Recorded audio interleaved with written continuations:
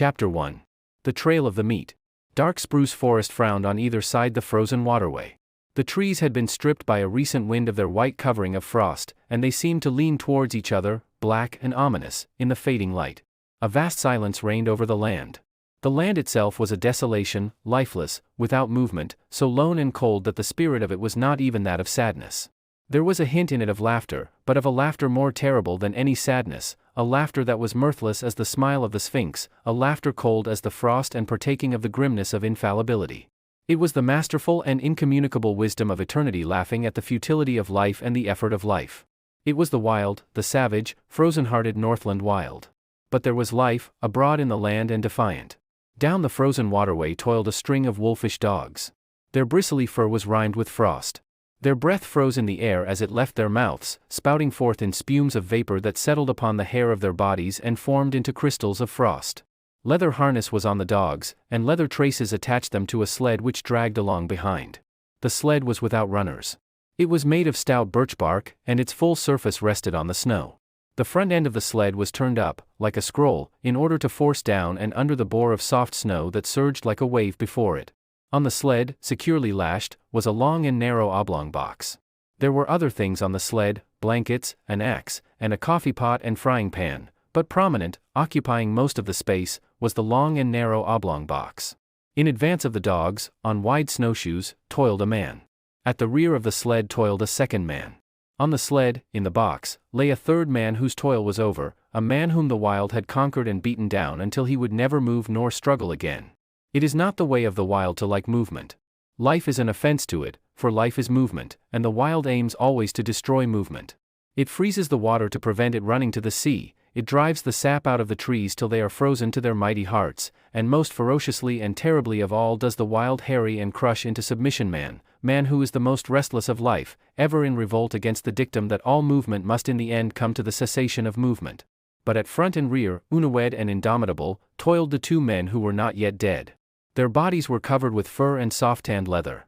Eyelashes and cheeks and lips were so coated with the crystals from their frozen breath that their faces were not discernible.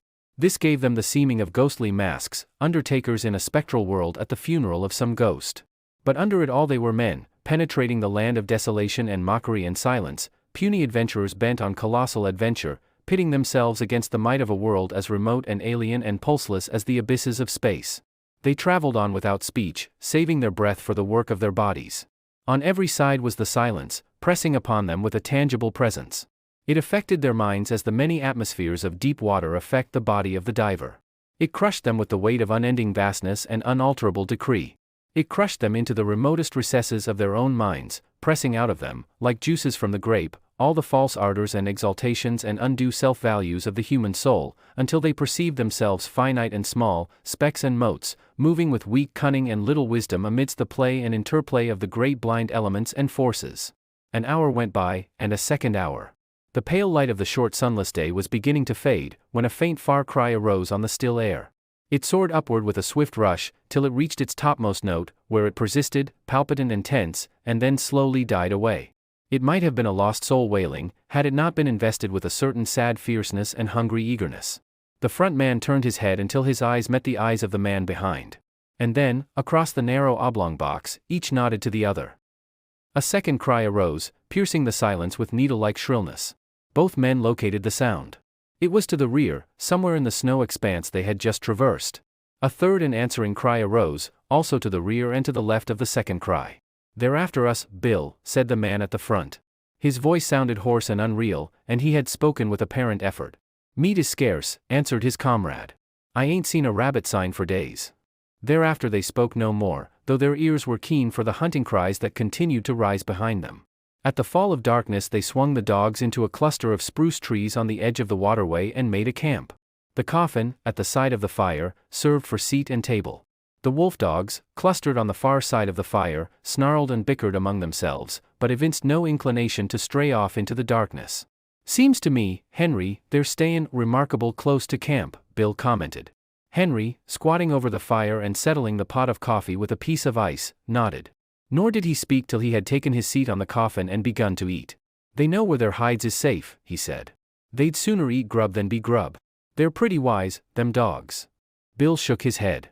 "Oh, I don't know. His comrade looked at him curiously. First time I ever heard you say anything about there not being wise. Henry, said the other, munching with deliberation the beans he was eating, did you happen to notice the way them dogs kicked up when I was feedin' 'em? They did cut up more'n usual, Henry acknowledged. How many dogs we got, Henry? 6. Well, Henry.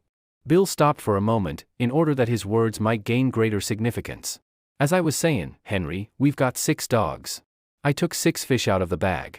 I gave 1 fish to each dog, and, Henry, I was 1 fish short. You counted wrong. We've got 6 dogs, the other reiterated dispassionately. I took out 6 fish. One ear didn't get no fish. I came back to the bag afterward and got his fish. We've only got 6 dogs, Henry said. Henry, Bill went on. I won't say they was all dogs, but there was 7 of 'em that got fish. Henry stopped eating to glance across the fire and count the dogs. There's only 6 now, he said. I saw the other one run off across the snow, Bill announced with cool positiveness. I saw 7. Henry looked at him commiseratingly, and said, I'll be almighty glad when this trip's over. What do you mean by that? Bill demanded. I mean that this load of ourn is gettin' on your nerves, and that you're beginnin' to see things. I thought of that, Bill answered gravely. And so, when I saw it run off across the snow, I looked in the snow and saw its tracks. Then I counted the dogs and there was still 6 of 'em. The tracks is there in the snow now. Do you want to look at 'em? I'll show 'em to you. Henry did not reply, but munched on in silence, until, the meal finished, he topped it with a final cup of coffee. He wiped his mouth with the back of his hand and said, Then you're thinkin' as it was. A long wailing cry, fiercely sad, from somewhere in the darkness, had interrupted him. He stopped to listen to it, then he finished his sentence with a wave of his hand toward the sound of the cry. One of them? Bill nodded. I'd a blame sight sooner think that than anything else. You noticed yourself the row the dogs made. Cry after cry, and answering cries, were turning the silence into a bedlam. From every side the cries arose, and the dogs betrayed their fear by huddling together and so close to the fire that their hair was scorched by the heat. Bill threw on more wood, before lighting his pipe. I'm thinking you're down in the mouth some, Henry said. Henry. He sucked meditatively at his pipe for some time before he went on. Henry, I was thinkin' what a blame sight luckier he is than you and me'll ever be. He indicated the third person by a downward thrust of the thumb to the box on which they sat. You and me, Henry, when we die, we'll be lucky if we get enough stones over our carcasses to keep the dogs off of us. But we ain't got people and money and all the rest, like him, Henry rejoined. Long-distance funerals is something you and me can't exactly afford. What gets me, Henry, is what a chap like this, that's a lord or something in his own country, and that's never had to bother about grub nor blankets, why he comes a-button round the godforsaken ends of the earth, that's what I can't exactly see. He might have lived to a ripe old age if he'd stayed at home, Henry agreed. Bill opened his mouth to speak, but changed his mind. Instead, he pointed towards the wall of darkness that pressed about them from every side. There was no suggestion of form in the utter blackness, only could be seen a pair of eyes gleaming like live coals. Henry indicated with his head a second pair, and a third. A circle of the gleaming eyes had drawn about their camp. Now and again a pair of eyes moved, or disappeared to appear again a moment later. The unrest of the dogs had been increasing, and they stampeded, in a surge of sudden fear, to the near side of the fire, cringing and crawling about the legs of the men. In the scramble one of the dogs had been overturned on the edge of the fire, and it had yelped with pain and fright as the smell of its singed coat possessed the air.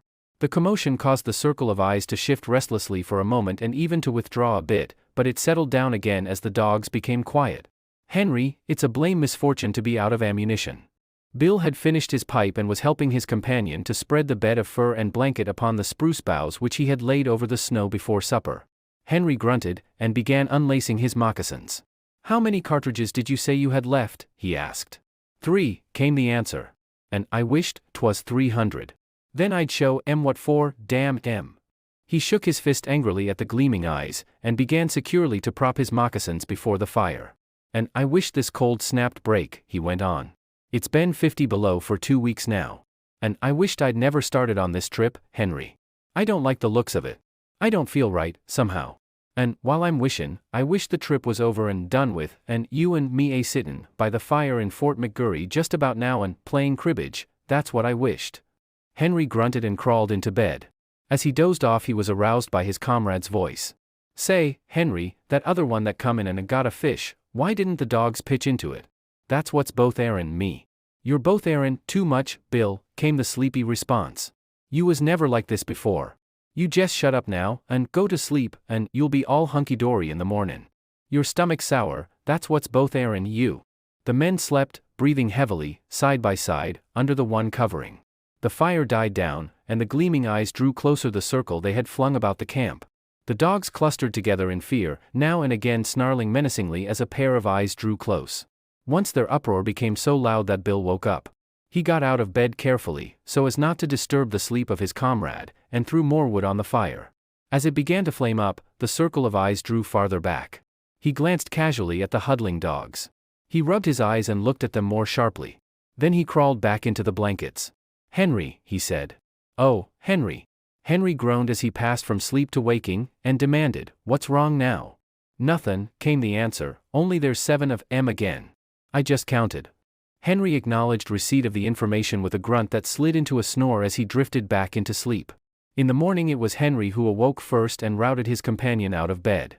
Daylight was yet 3 hours away, though it was already 6 o'clock, and in the darkness Henry went about preparing breakfast, while Bill rolled the blankets and made the sled ready for lashing. Say, Henry, he asked suddenly, how many dogs did you say we had? 6. Wrong, Bill proclaimed triumphantly. 7 again? Henry queried. No, 5, one's gone. The hell? Henry cried in wrath, leaving the cooking to come and count the dogs. You're right, Bill, he concluded. Fatty's gone. And he went like greased lightnin' once he got started. Couldn't ve seen 'em for smoke. No chance at all, Henry concluded. They just swallowed 'em alive. I bet he was yelping as he went down their throats, damn 'em. He always was a fool dog, said Bill. But no fool dog ought to be fool enough to go off and commit suicide that way. He looked over the remainder of the team with a speculative eye that summed up instantly the salient traits of each animal. I bet none of the others would do it. Couldn't drive 'em away from the fire with a club, Bill agreed. I always did think there was something wrong with Fatty anyway. And this was the epitaph of a dead dog on the Northland Trail, less scant than the epitaph of many another dog, of many a man. Chapter 2. The SHE Wolf. Breakfast eaten and the slim camp outfit lashed to the sled, the men turned their backs on the cheery fire and launched out into the darkness. At once began to rise the cries that were fiercely sad, cries that called through the darkness and called to one another and answered back. Conversation ceased. Daylight came at 9 o'clock. At midday the sky to the south warmed to rose color, and marked where the bulge of the earth intervened between the meridian sun and the northern world. But the rose color swiftly faded. The gray light of day that remained lasted until 3 o'clock, when it, too, faded, and the pall of the Arctic night descended upon the lone and silent land. As darkness came on, the hunting cries to right and left and rear drew closer, so close that more than once they sent surges of fear through the toiling dogs, throwing them into short-lived panics. At the conclusion of one such panic, when he and Henry had got the dogs back in the traces, Bill said, I wish they'd strike game somewheres, and go away and leave us alone. They do get on the nerves horrible, Henry sympathized. They spoke no more until camp was made. Henry was bending over and adding ice to the babbling pot of beans when he was startled by the sound of a blow, an exclamation from Bill, and a sharp snarling cry of pain from among the dogs. He straightened up in time to see a dim form disappearing across the snow into the shelter of the dark. Then he saw Bill, standing amid the dogs, half triumphant, half crestfallen, in one hand a stout club, in the other the tail and part of the body of a sun-cured salmon. It got half of it, he announced, but I got a whack at it just the same. D'ye hear it squeal? What did it look like? Henry asked. Couldn't see. But it had 4 legs and a mouth and hair and looked like any dog. Must be a tame wolf, I reckon. It's damn tame, whatever it is, comin' in here at feed-in time and gettin' its whack of fish. That night, when supper was finished and they sat on the oblong box and pulled at their pipes, the circle of gleaming eyes drew in even closer than before. I wish they'd spring up a bunch of moose or something, and go away and leave us alone, Bill said. Henry grunted with an intonation that was not all sympathy, and for a quarter of an hour they sat on in silence, Henry staring at the fire, and Bill at the circle of eyes that burned in the darkness just beyond the firelight. I wished we was pullin' into McGurry right now, he began again. Shut up your wishin' and your croakin', Henry burst out angrily. Your stomach's sour. That's what's ailing you. Swallow a spoonful of sody, and you'll sweeten up wonderful and be more pleasant company. In the morning Henry was aroused by fervid blasphemy that proceeded from the mouth of Bill. Henry propped himself up on an elbow and looked to see his comrade standing among the dogs beside the replenished fire, his arms raised in objurgation, his face distorted with passion. "Hello," Henry called. "What's up now?" "Frog's gone," came the answer. "No. I tell you yes." Henry leaped out of the blankets and to the dogs. He counted them with care, and then joined his partner in cursing the power of the wild that had robbed them of another dog. Frog was the strongest dog of the bunch, Bill pronounced finally. And he was no fool dog neither, Henry added. And so was recorded the second epitaph in 2 days. A gloomy breakfast was eaten, and the 4 remaining dogs were harnessed to the sled. The day was a repetition of the days that had gone before. The men toiled without speech across the face of the frozen world. The silence was unbroken save by the cries of their pursuers, that, unseen, hung upon their rear. With the coming of night in the mid-afternoon, the cries sounded closer as the pursuers drew in according to their custom, and the dogs grew excited and frightened, and were guilty of panics that tangled the traces and further depressed the 2 men. "There, that'll fix you fool critters," Bill said with satisfaction that night, standing erect at completion of his task. Henry left the cooking to come and see. Not only had his partner tied the dogs up, but he had tied them, after the Indian fashion, with sticks. About the neck of each dog he had fastened a leather thong. To this, and so close to the neck that the dog could not get his teeth to it, he had tied a stout stick 4 or 5 feet in length. The other end of the stick, in turn, was made fast to a stake in the ground by means of a leather thong. The dog was unable to gnaw through the leather at his own end of the stick. The stick prevented him from getting at the leather that fastened the other end. Henry nodded his head approvingly. "It's the only contraption that'll ever hold one ear," he said. "He can gnaw through leather as clean as a knife and Jess about half as quick. They all be here in the mornin', hunky-dory." "You just bet they will," Bill affirmed. "If one of 'em turns up missin', I'll go without my coffee." "They just know we ain't loaded to kill," Henry remarked at bedtime, indicating the gleaming circle that hemmed them in. "If we could put a couple of shots into 'em, they'd be more respectful. They come closer every night. Get the firelight out of your eyes and look hard, there. Did you see that one?" For some time the 2 men amused themselves with watching the movement of vague forms on the edge of the firelight. By looking closely and steadily at where a pair of eyes burned in the darkness, the form of the animal would slowly take shape. They could even see these forms move at times. A sound among the dogs attracted the men's attention. One ear was uttering quick, eager whines, lunging at the length of his stick toward the darkness, and desisting now and again in order to make frantic attacks on the stick with his teeth. "Look at that, Bill," Henry whispered. Full into the firelight, with a stealthy, sidelong movement, glided a dog-like animal. It moved with commingled mistrust and daring, cautiously observing the men, its attention fixed on the dogs. One ear strained the full length of the stick toward the intruder and whined with eagerness. "That fool one ear don't seem scared much," Bill said in a low tone. "It's a she-wolf," Henry whispered back, "and that accounts for Fatty and Frog. She's the decoy for the pack. She draws out the dog and then all the rest pitches in and eats 'em up." The fire crackled. A log fell apart with a loud spluttering noise. At the sound of it the strange animal leaped back into the darkness. "Henry, I'm thinkin'," Bill announced. "Thinkin' what?" "I'm thinkin' that was the one I lambasted with the club." "Ain't the slightest doubt in the world," was Henry's response. "And right here I want to remark," Bill went on, "that animal's familiarity with campfires is suspicious and immoral." "It knows for certain more'n a self-respectin' wolf ought to know," Henry agreed. "A wolf that knows enough to come in with the dogs at feed-in time has had experiences." Villain had a dog once that run away with the wolves," Bill cogitates aloud. "I ought to know. I shot it out of the pack in a moose pasture over on Little Stick." And Villain cried like a baby. "Hadn't seen it for 3 years," he said. "Been with the wolves all that time." "I reckon you've called the turn, Bill. That wolf's a dog, and it's eaten fish many's the time from the hand of man. And if I get a chance at it, that wolf that's a dog'll be just meat," Bill declared. "We can't afford to lose no more animals." "But you've only got 3 cartridges," Henry objected. "I'll wait for a dead sure shot," was the reply. In the morning Henry renewed the fire and cooked breakfast to the accompaniment of his partner's snoring. "You was sleepin' just too comfortable for anything," Henry told him, as he routed him out for breakfast. "I hadn't the heart to rouse you." Bill began to eat sleepily. He noticed that his cup was empty and started to reach for the pot.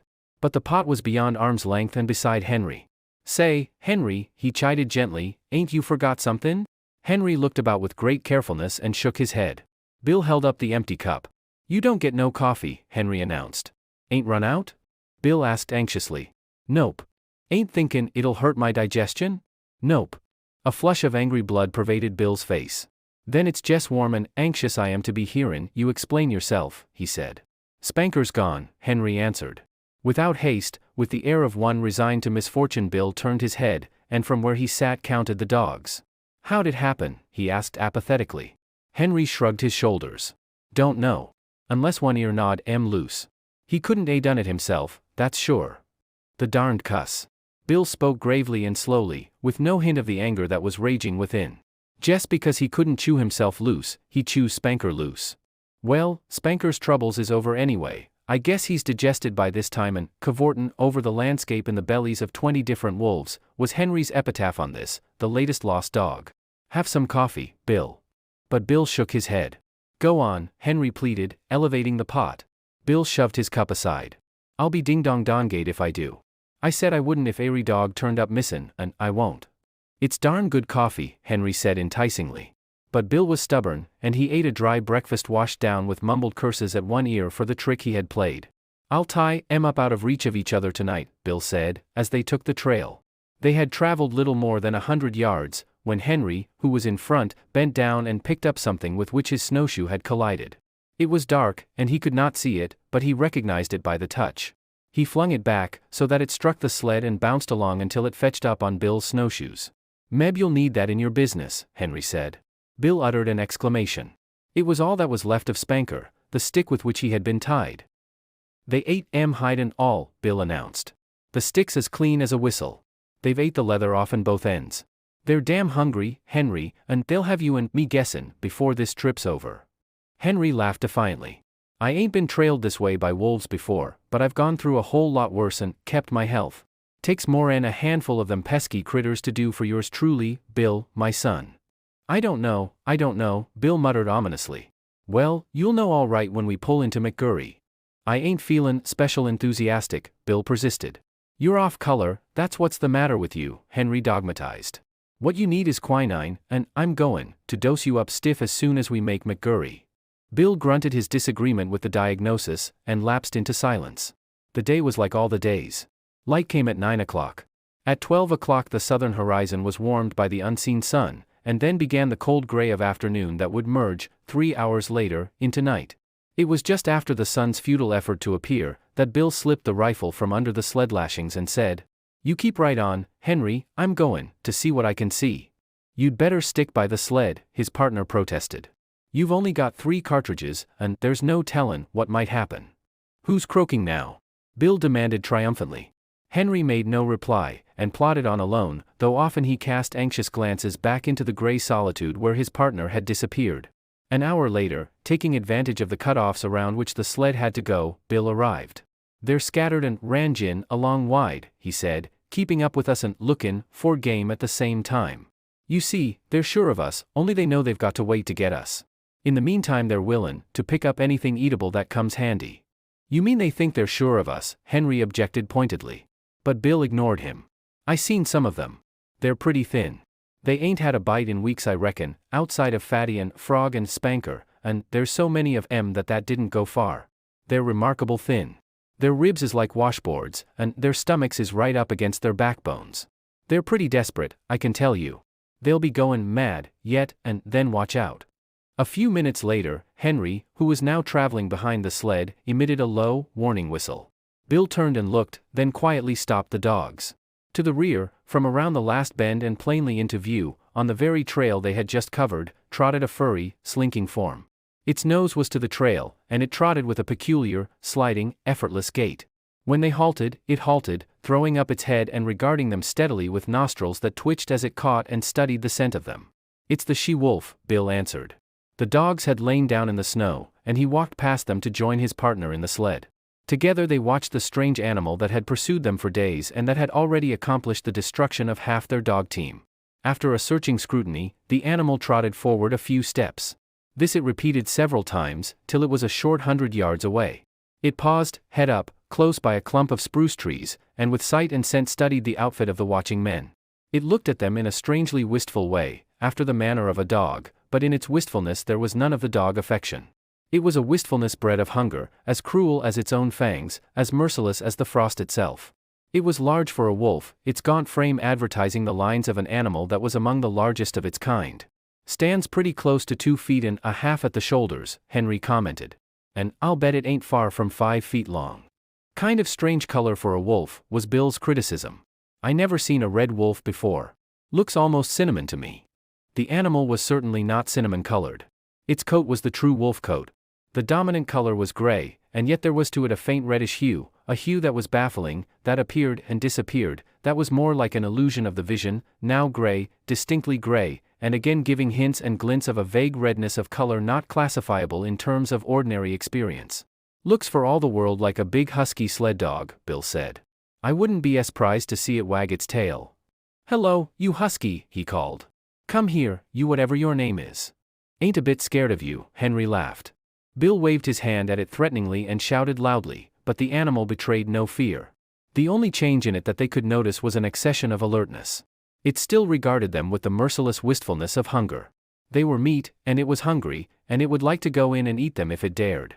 Look here, Henry, Bill said, unconsciously lowering his voice to a whisper because of what he imitated. We've got 3 cartridges. But it's a dead shot. Couldn't miss it. It's got away with 3 of our dogs, and we oughter put a stop to it. What d'ye say? Henry nodded his consent. Bill cautiously slipped the gun from under the sled lashing. The gun was on the way to his shoulder, but it never got there. For in that instant the she-wolf leaped sidewise from the trail into the clump of spruce trees and disappeared. The 2 men looked at each other. Henry whistled long and comprehendingly. I might have knowed it, Bill chided himself aloud as he replaced the gun.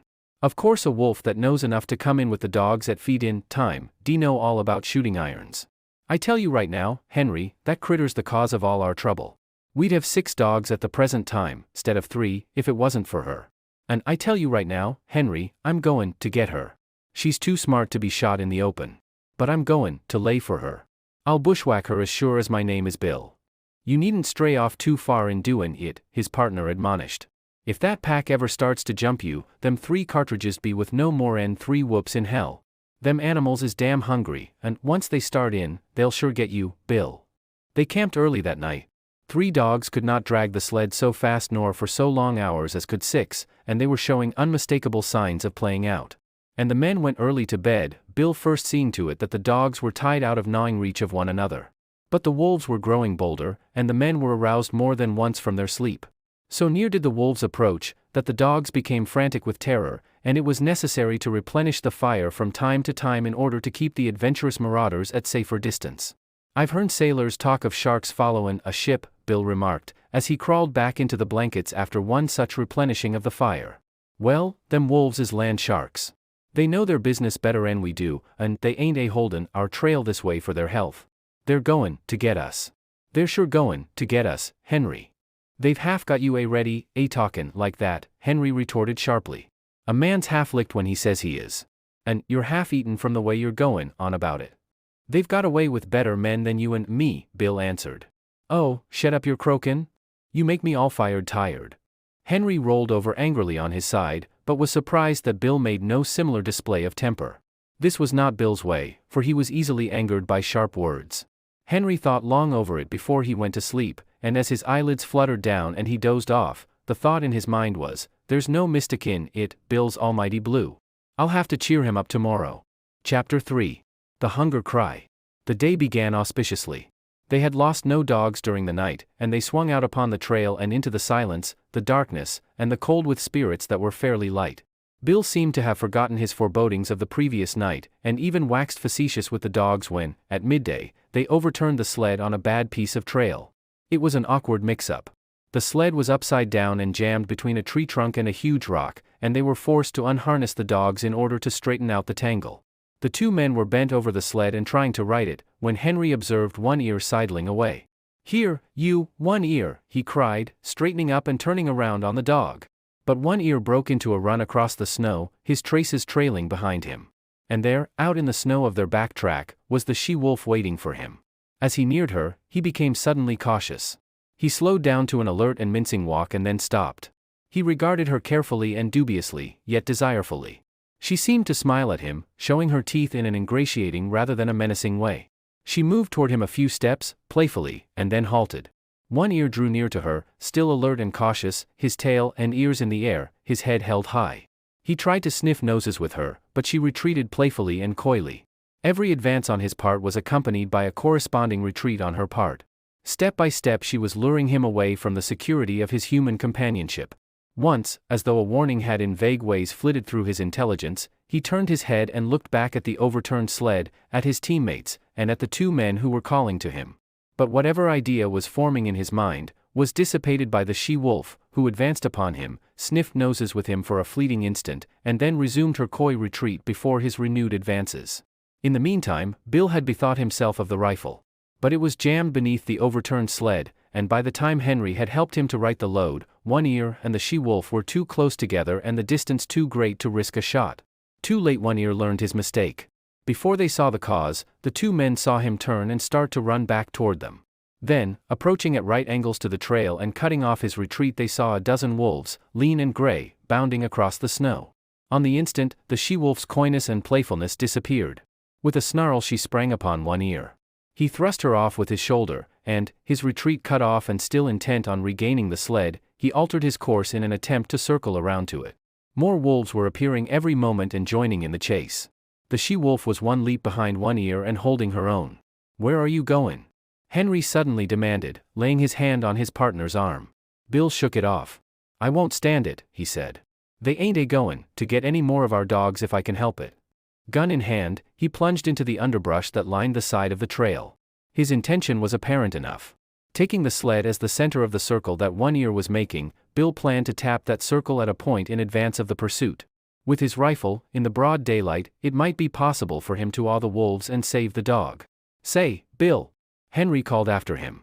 "Be careful. Don't take no chances." Henry sat down on the sled and watched.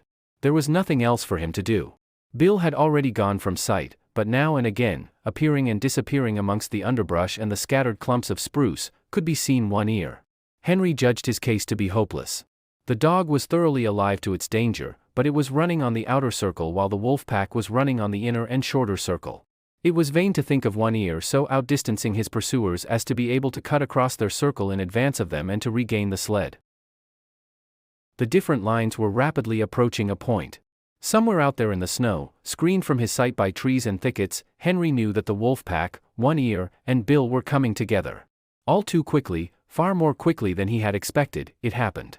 He heard a shot, then two shots, in rapid succession, and he knew that Bill's ammunition was gone. Then he heard a great outcry of snarls and yelps. He recognized One Ear's yell of pain and terror, and he heard a wolf cry that bespoke a stricken animal. And that was all. The snarls ceased. The yelping died away. Silence settled down again over the lonely land. He sat for a long while upon the sled. There was no need for him to go and see what had happened. He knew it as though it had taken place before his eyes. Once, he roused with a start and hastily got the axe out from underneath the lashings. But for some time longer he sat and brooded, the two remaining dogs crouching and trembling at his feet. At last he arose in a weary manner, as though all the resilience had gone out of his body, and proceeded to fasten the dogs to the sled. He passed a rope over his shoulder, a mantrace, and pulled with the dogs. He did not go far. At the first hint of darkness he hastened to make a camp, and he saw to it that he had a generous supply of firewood. He fed the dogs, cooked and ate his supper, and made his bed close to the fire. But he was not destined to enjoy that bed. Before his eyes closed the wolves had drawn too near for safety. It no longer required an effort of the vision to see them. They were all about him in the fire, in a narrow circle, and he could see them plainly in the firelight, lying down, sitting up, crawling forward on their bellies, or slinking back and forth. They even slept. Here and there he could see one curled up in the snow like a dog, taking the sleep that was now denied himself. He kept the fire brightly blazing, for he knew that it alone intervened between the flesh of his body and their hungry fangs. His two dogs stayed close by him, one on either side, leaning against him for protection, crying and whimpering, and at times snarling desperately when a wolf approached a little closer than usual. At such moments, when his dogs snarled, the whole circle would be agitated, the wolves coming to their feet and pressing tentatively forward, a chorus of snarls and eager yelps rising about him. Then the circle would lie down again, and here and there a wolf would resume its broken nap.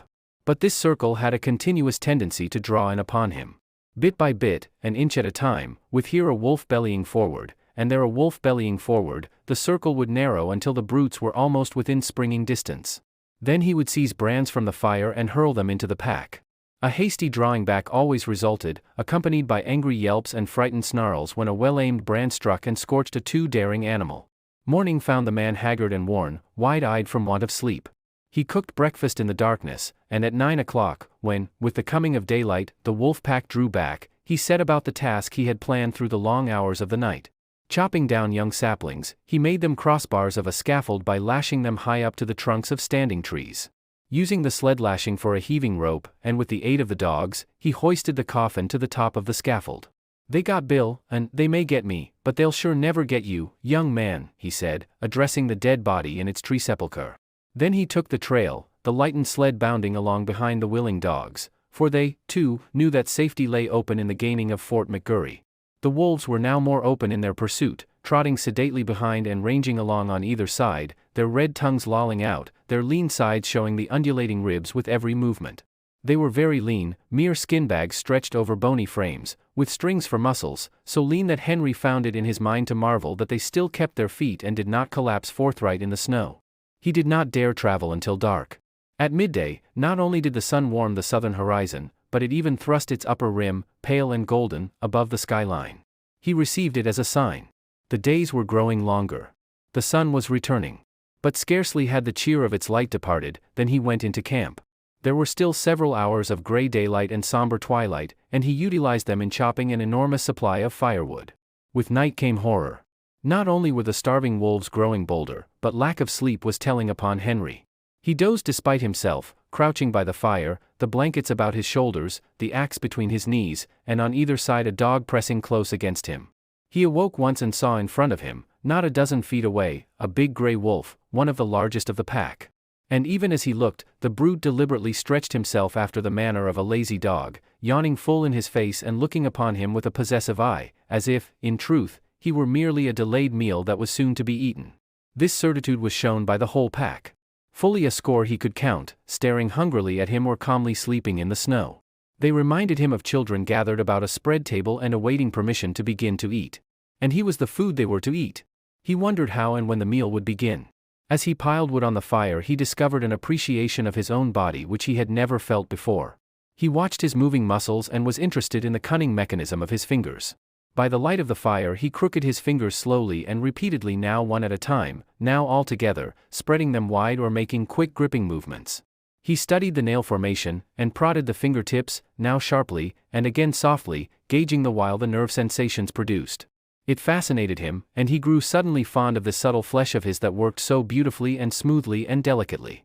Then he would cast a glance of fear at the wolf circle drawn expectantly about him, and like a blow the realization would strike him that this wonderful body of his, this living flesh, was no more than so much meat, a quest of ravenous animals, to be torn and slashed by their hungry fangs, to be sustenance to them as the moose and the rabbit had often been sustenance to him.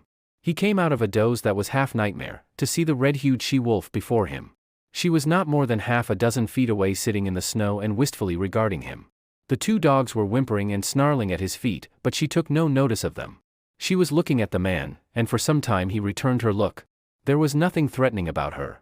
She looked at him merely with a great wistfulness, but he knew it to be the wistfulness of an equally great hunger. He was the food, and the sight of him excited in her the gustatory sensations.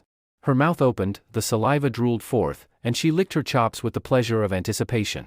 A spasm of fear went through him. He reached hastily for a brand to throw at her. But even as he reached, and before his fingers had closed on the missile, she sprang back into safety, and he knew that she was used to having things thrown at her. She had snarled as she sprang away, baring her white fangs to their roots, all her wistfulness vanishing, being replaced by a carnivorous malignity that made him shudder. He glanced at the hand that held the brand, noticing the cunning delicacy of the fingers that gripped it, how they adjusted themselves to all the inequalities of the surface, curling over and under and about the rough wood, and one little finger, too close to the burning portion of the brand, sensitively and automatically writhing back from the hurtful heat to a cooler gripping place, and in the same instant he seemed to see a vision of those same sensitive and delicate fingers being crushed and torn by the white teeth of the she-wolf. Never had he been so fond of this body of his as now, when his tenure of it was so precarious. All night, with burning brands, he fought off the hungry pack. When he dozed despite himself, the whimpering and snarling of the dogs aroused him. Morning came, but for the first time the light of day failed to scatter the wolves. The man waited in vain for them to go. They remained in a circle about him and his fire, displaying an arrogance of possession that shook his courage born of the morning light. He made one desperate attempt to pull out on the trail. But the moment he left the protection of the fire, the boldest wolf leaped for him, but leaped short. He saved himself by springing back, the jaws snapping together a scant 6 inches from his thigh. The rest of the pack was now up and surging upon him, and a throwing of firebrands right and left was necessary to drive them back to a respectful distance. Even in the daylight he did not dare leave the fire to chop fresh wood. 20 feet away towered a huge dead spruce. He spent half the day extending his campfire to the tree, at any moment a half-dozen burning faggots ready at hand to fling at his enemies. Once at the tree, he studied the surrounding forest in order to fell the tree in the direction of the most firewood. The night was a repetition of the night before, save that the need for sleep was becoming overpowering. The snarling of his dogs was losing its efficacy. Besides, they were snarling all the time, and his benumbed and drowsy senses no longer took note of changing pitch and intensity. He awoke with a start. The she-wolf was less than a yard from him. Mechanically, at short range, without letting go of it, he thrust a brand full into her open and snarling mouth. She sprang away, yelling with pain, and while he took delight in the smell of burning flesh and hair, he watched her shaking her head and growling wrathfully a score of feet away. But this time, before he dozed again, he tied a burning pine knot to his right hand. His eyes were closed but few minutes when the burn of the flame on his flesh awakened him. For several hours he adhered to this program. Every time he was thus awakened he drove back the wolves with flying brands, replenished the fire, and rearranged the pine knot on his hand. All worked well, but there came a time when he fastened the pine knot insecurely. As his eyes closed it fell away from his hand. He dreamed. It seemed to him that he was in Fort McGurry. It was warm and comfortable, and he was playing cribbage with the factor. Also, it seemed to him that the fort was besieged by wolves. They were howling at the very gates, and sometimes he and the factor paused from the game to listen and laugh at the futile efforts of the wolves to get in. And then, so strange was the dream, there was a crash. The door was burst open. He could see the wolves flooding into the big living room of the fort. They were leaping straight for him and the factor. With the bursting open of the door, the noise of their howling had increased tremendously. This howling now bothered him. His dream was merging into something else, he knew not what, but through it all, following him, persisted the howling. And then he awoke to find the howling real. There was a great snarling and yelping.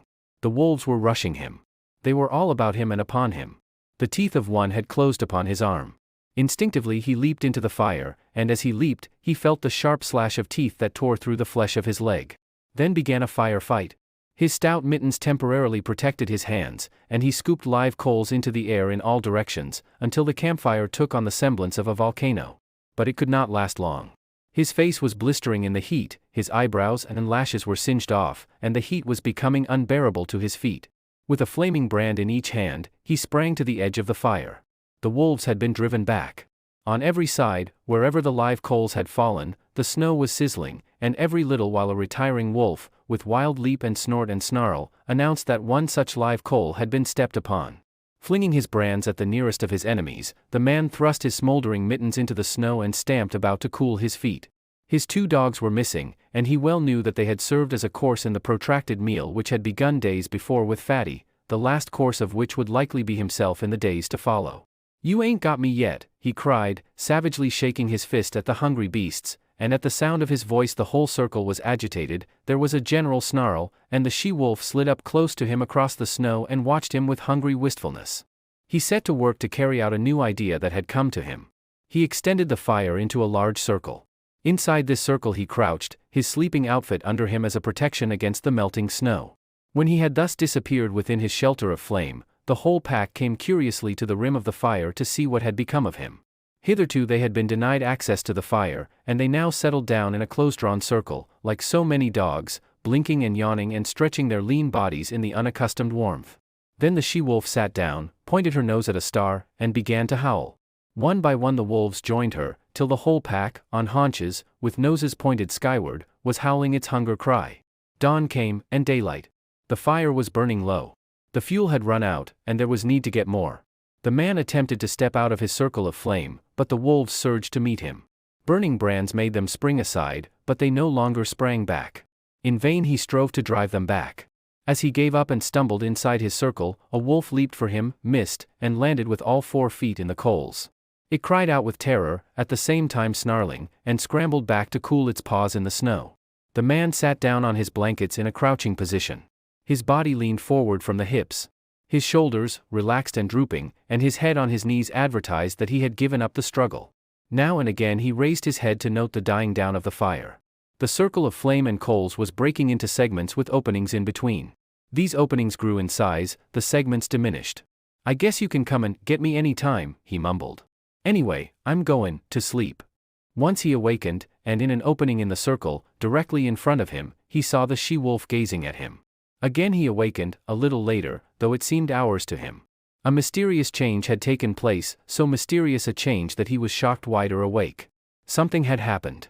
He could not understand at first. Then he discovered it. The wolves were gone. Remained only the trampled snow to show how closely they had pressed him.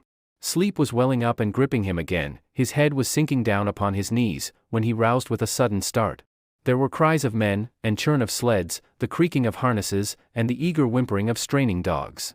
For sleds pulled in from the river bed to the camp among the trees. Half a dozen men were about the man who crouched in the center of the dying fire. They were shaking and prodding him into consciousness. He looked at them like a drunken man and maundered in strange, sleepy speech. "Red she-wolf. Come in with the dogs at feed-in time." First she ate the dog food.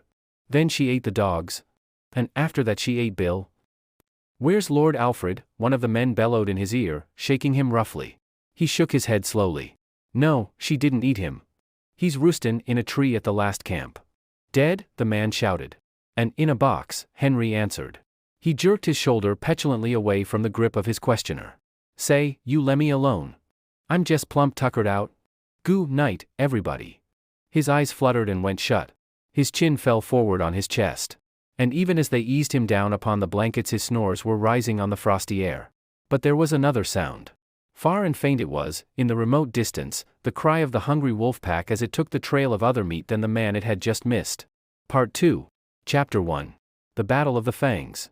It was the she-wolf who had first caught the sound of men's voices and the whining of the sled dogs, and it was the she-wolf who was first to spring away from the cornered man in his circle of dying flame. The pack had been loath to forego the kill it had hunted down, and it lingered for several minutes, making sure of the sounds, and then it, too, sprang away on the trail made by the she-wolf. Running at the forefront of the pack was a large gray wolf, one of its several leaders. It was he who directed the pack's course on the heels of the she-wolf. It was he who snarled warningly at the younger members of the pack or slashed at them with his fangs when they ambitiously tried to pass him. And it was he who increased the pace when he sighted the she-wolf, now trotting slowly across the snow. She dropped in alongside by him, as though it were her appointed position, and took the pace of the pack. He did not snarl at her, nor show his teeth, when any leap of hers chanced to put her in advance of him. On the contrary, he seemed kindly disposed toward her, too kindly to suit her, for he was prone to run near to her, and when he ran too near it was she who snarled and showed her teeth. Nor was she above slashing his shoulder sharply on occasion. At such times he betrayed no anger. He merely sprang to the side and ran stiffly ahead for several awkward leaps, in carriage and conduct resembling an abashed country swain. This was his one trouble in the running of the pack, but she had other troubles. On her other side ran a gaunt old wolf, grizzled and marked with the scars of many battles. He ran always on her right side. The fact that he had but one eye, and that the left eye, might account for this. He, also, was addicted to crowding her, to veering toward her till his scarred muzzle touched her body, or shoulder, or neck. As with the running mate on the left, she repelled these attentions with her teeth, but when both bestowed their attentions at the same time she was roughly jostled, being compelled, with quick snaps to either side, to drive both lovers away and at the same time to maintain her forward leap with the pack and see the way of her feet before her. At such times her running mates flashed their teeth and growled threateningly across at each other. They might have fought, but even wooing and its rivalry waited upon the more pressing hunger need of the pack. After each repulse, when the old wolf sheered abruptly away from the sharp-toothed object of his desire, he shouldered against a young 3-year-old that ran on his blind right side. This young wolf had attained his full size, and, considering the weak and famished condition of the pack, he possessed more than the average vigor and spirit. Nevertheless, he ran with his head even with the shoulder of his one-eyed elder. When he ventured to run abreast of the older wolf, which was seldom, a snarl and a snap sent him back even with the shoulder again. Sometimes, however, he dropped cautiously and slowly behind and edged in between the old leader and the she-wolf. This was doubly resented, even triply resented. When she snarled her displeasure, the old leader would whirl on the 3-year-old. Sometimes she whirled with him. And sometimes the young leader on the left whirled, too. At such times, confronted by 3 sets of savage teeth, the young wolf stopped precipitately, throwing himself back on his haunches, with forelegs stiff, mouth menacing, and mane bristling. This confusion in the front of the moving pack always caused confusion in the rear. The wolves behind collided with the young wolf and expressed their displeasure by administering sharp nips on his hind legs and flanks. He was laying up trouble for himself, for lack of food and short tempers went together, but with the boundless faith of youth he persisted in repeating the maneuver every little while, though it never succeeded in gaining anything for him but discomfiture. Had there been food, lovemaking and fighting would have gone on apace, and the pack formation would have been broken up. But the situation of the pack was desperate. It was lean with long-standing hunger. It ran below its ordinary speed. At the rear limped the weak members, the very young and the very old. At the front were the strongest. Yet all were more like skeletons than full-bodied wolves. Nevertheless, with the exception of the ones that limped, the movements of the animals were effortless and tireless. Their stringy muscles seemed founts of inexhaustible energy. Behind every steel-like contraction of a muscle, lay another steel-like contraction, and another, apparently without end. They ran many miles that day. They ran through the night. And the next day found them still running. They were running over the surface of a world frozen and dead. No life stirred. They alone moved through the vast inertness. They alone were alive, and they sought for other things that were alive in order that they might devour them and continue to live. They crossed low divides and ranged a dozen small streams in a lower-lying country before their quest was rewarded. Then they came upon moose. It was a big bull they first found. Here was meat and life, and it was guarded by no mysterious fires nor flying missiles of flame. Splay hoofs and palmate antlers they knew, and they flung their customary patience and caution to the wind. It was a brief fight and fierce. The big bull was beset on every side.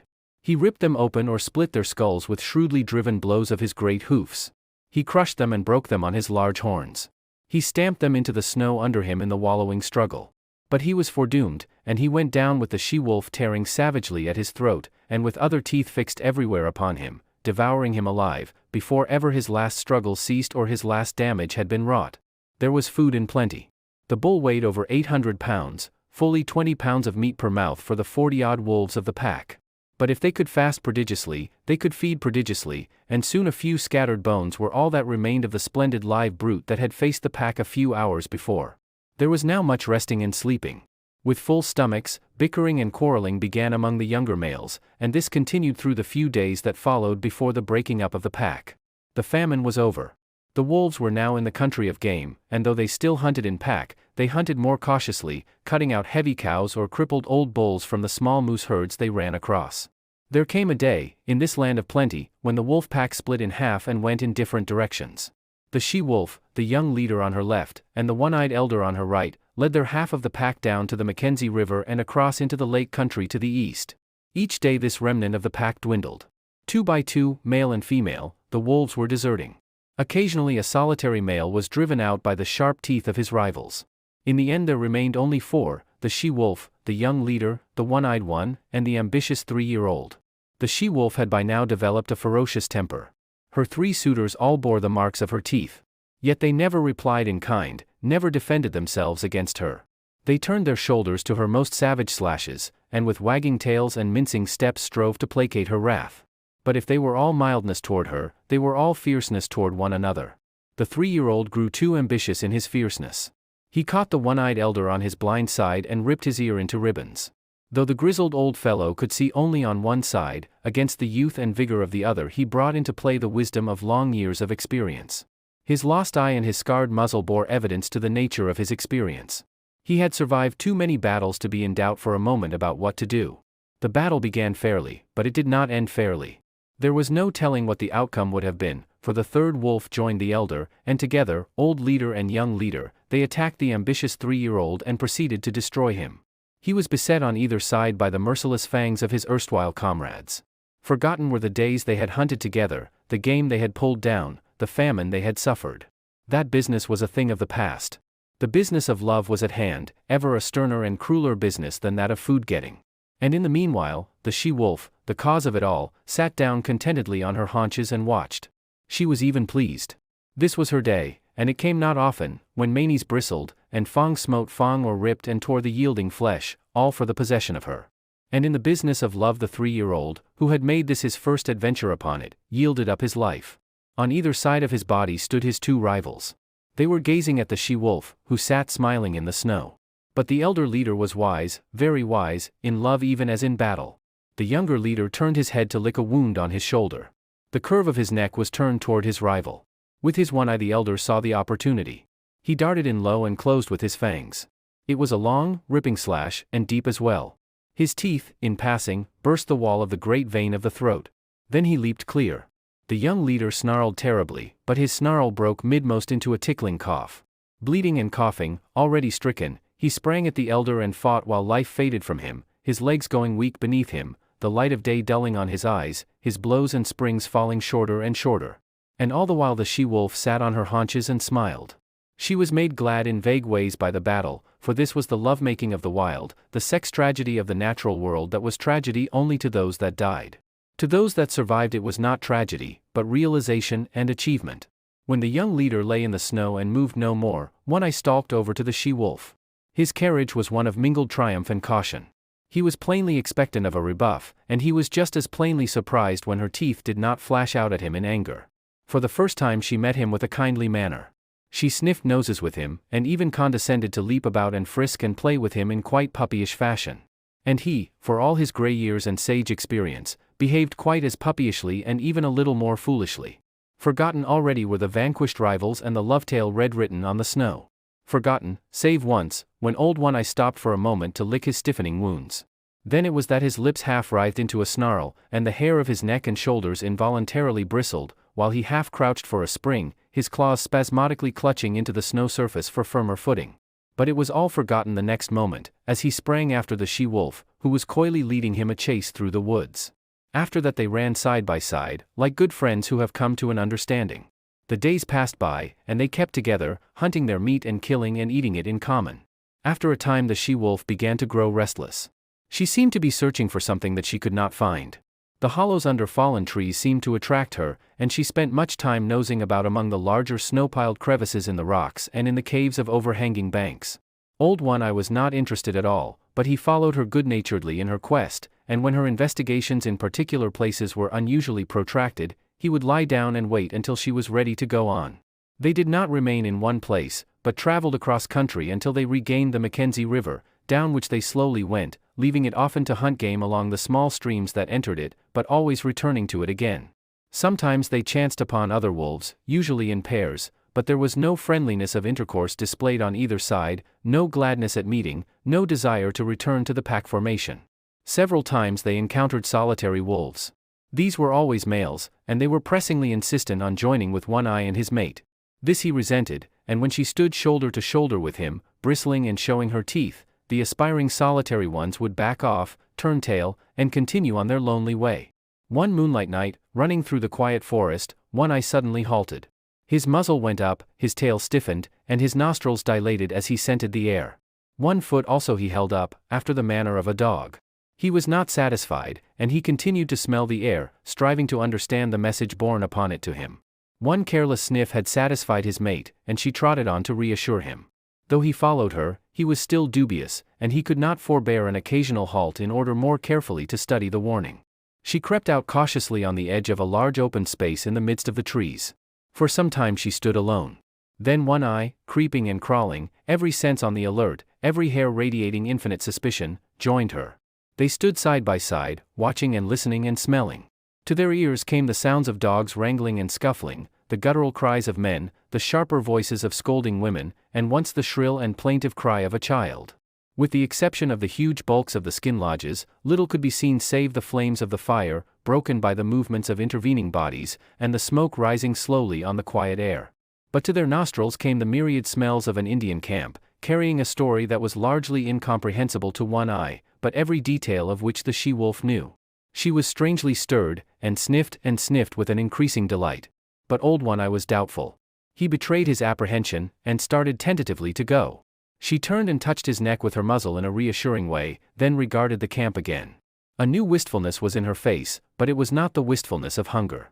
She was thrilling to a desire that urged her to go forward, to be in closer to that fire, to be squabbling with the dogs, and to be avoiding and dodging the stumbling feet of men. One Eye moved impatiently beside her, her unrest came back upon her, and she knew again her pressing need to find the thing for which she searched. She turned and trotted back into the forest, to the great relief of One Eye, who trotted a little to the fore until they were well within the shelter of the trees. As they slid along, noiseless as shadows, in the moonlight, they came upon a runway. Both noses went down to the footprints in the snow. These footprints were very fresh. One Eye ran ahead cautiously, his mate at his heels. The broad pads of their feet were spread wide and in contact with the snow were like velvet. One Eye caught sight of a dim movement of white in the midst of the white. His sliding gait had been deceptively swift, but it was as nothing to the speed at which he now ran. Before him was bounding the faint patch of white he had discovered. They were running along a narrow alley flanked on either side by a growth of young spruce. Through the trees the mouth of the alley could be seen, opening out on a moonlit glade. Old One Eye was rapidly overhauling the fleeing shape of white. Bound by bound he gained. Now he was upon it. One leap more and his teeth would be sinking into it. But that leap was never made. High in the air, and straight up, soared the shape of white, now a struggling snowshoe rabbit that leaped and bounded, executing a fantastic dance there above him in the air and never once returning to earth. One Eye sprang back with a snort of sudden fright, then shrank down to the snow and crouched, snarling threats at this thing of fear he did not understand. But the she-wolf coolly thrust past him. She poised for a moment, then sprang for the dancing rabbit. She, too, soared high, but not so high as the quarry, and her teeth clipped emptily together with a metallic snap. She made another leap, and another. Her mate had slowly relaxed from his crouch and was watching her. He now evinced displeasure at her repeated failures, and himself made a mighty spring upward. His teeth closed upon the rabbit, and he bore it back to earth with him. But at the same time there was a suspicious crackling movement beside him, and his astonished eye saw a young spruce sapling bending down above him to strike him. His jaws let go their grip, and he leaped backward to escape this strange danger, his lips drawn back from his fangs, his throat snarling, every hair bristling with rage and fright.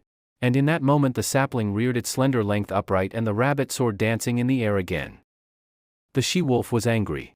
She sank her fangs into her mate's shoulder in reproof, and he, frightened, unaware of what constituted this new onslaught, struck back ferociously and in still greater fright, ripping down the side of the she-wolf's muzzle. For him to resent such reproof was equally unexpected to her, and she sprang upon him in snarling indignation. Then he discovered his mistake and tried to placate her. But she proceeded to punish him roundly, until he gave over all attempts at placation, and whirled in a circle, his head away from her, his shoulders receiving the punishment of her teeth. In the meantime the rabbit danced above them in the air. The she-wolf sat down in the snow, and Old One Eye, now more in fear of his mate than of the mysterious sapling, again sprang for the rabbit.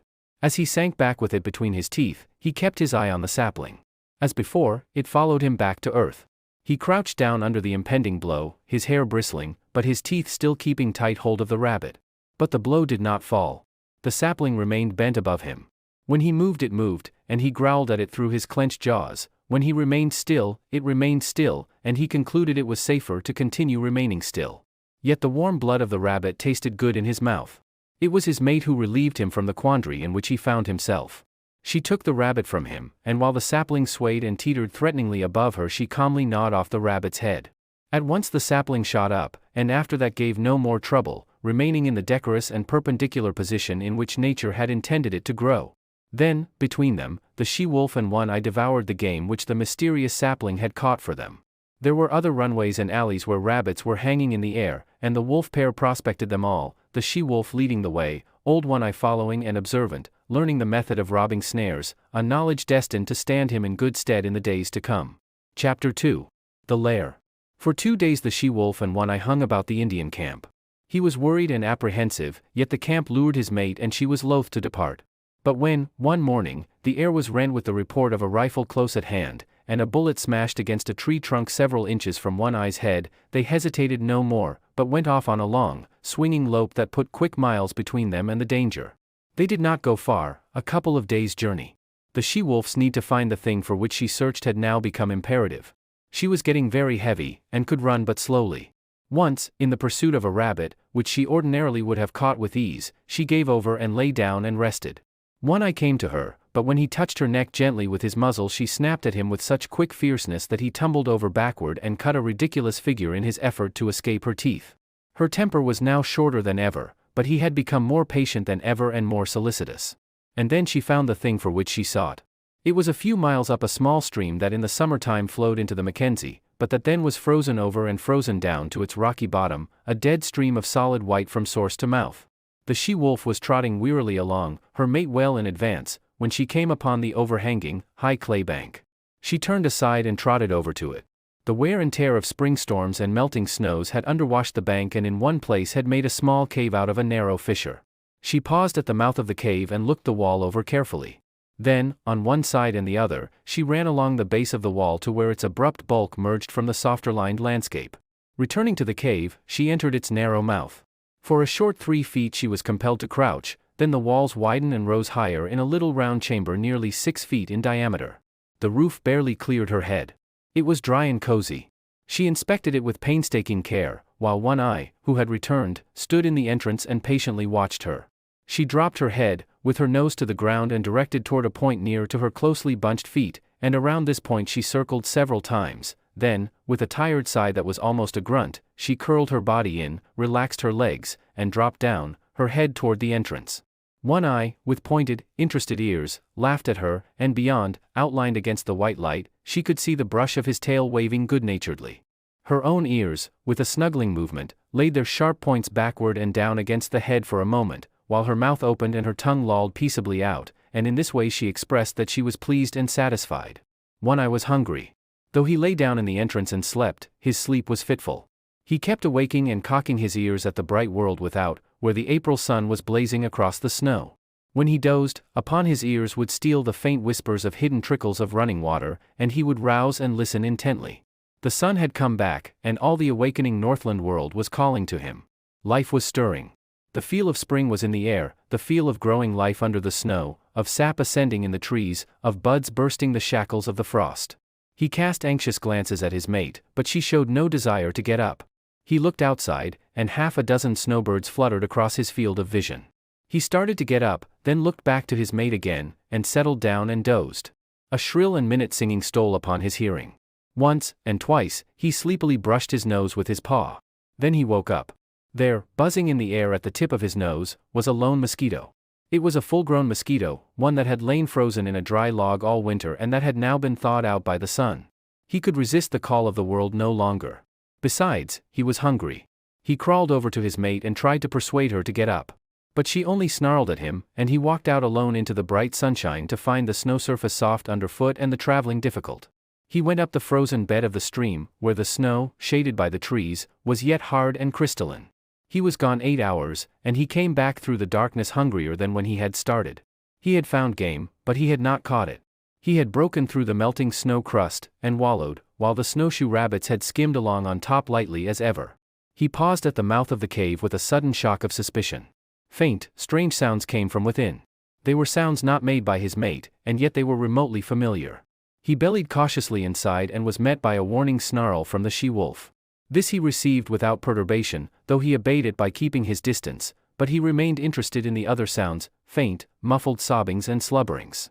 His mate warned him irritably away, and he curled up and slept in the entrance. When morning came and a dim light pervaded the lair, he again sought after the source of the remotely familiar sounds. There was a new note in his mate's warning snarl. It was a jealous note, and he was very careful in keeping a respectful distance.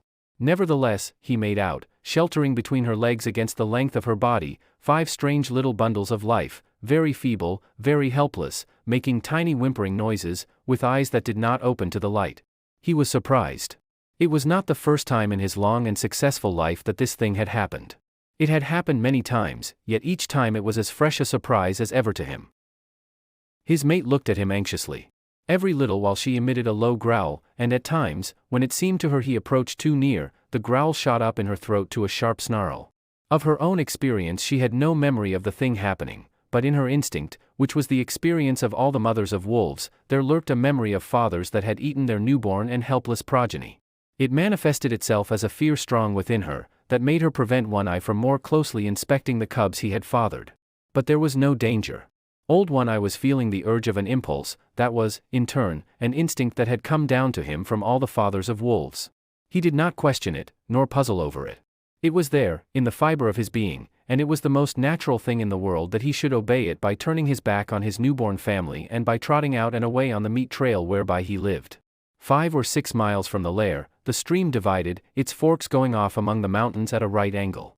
Here, leading up the left fork, he came upon a fresh track. He smelled it and found it so recent that he crouched swiftly, and looked in the direction in which it disappeared. Then he turned deliberately and took the right fork. The footprint was much larger than the one his own feet made, and he knew that in the wake of such a trail there was little meat for him. Half a mile up the right fork, his quick ears caught the sound of gnawing teeth. He stalked the quarry and found it to be a porcupine, standing upright against a tree and trying his teeth on the bark.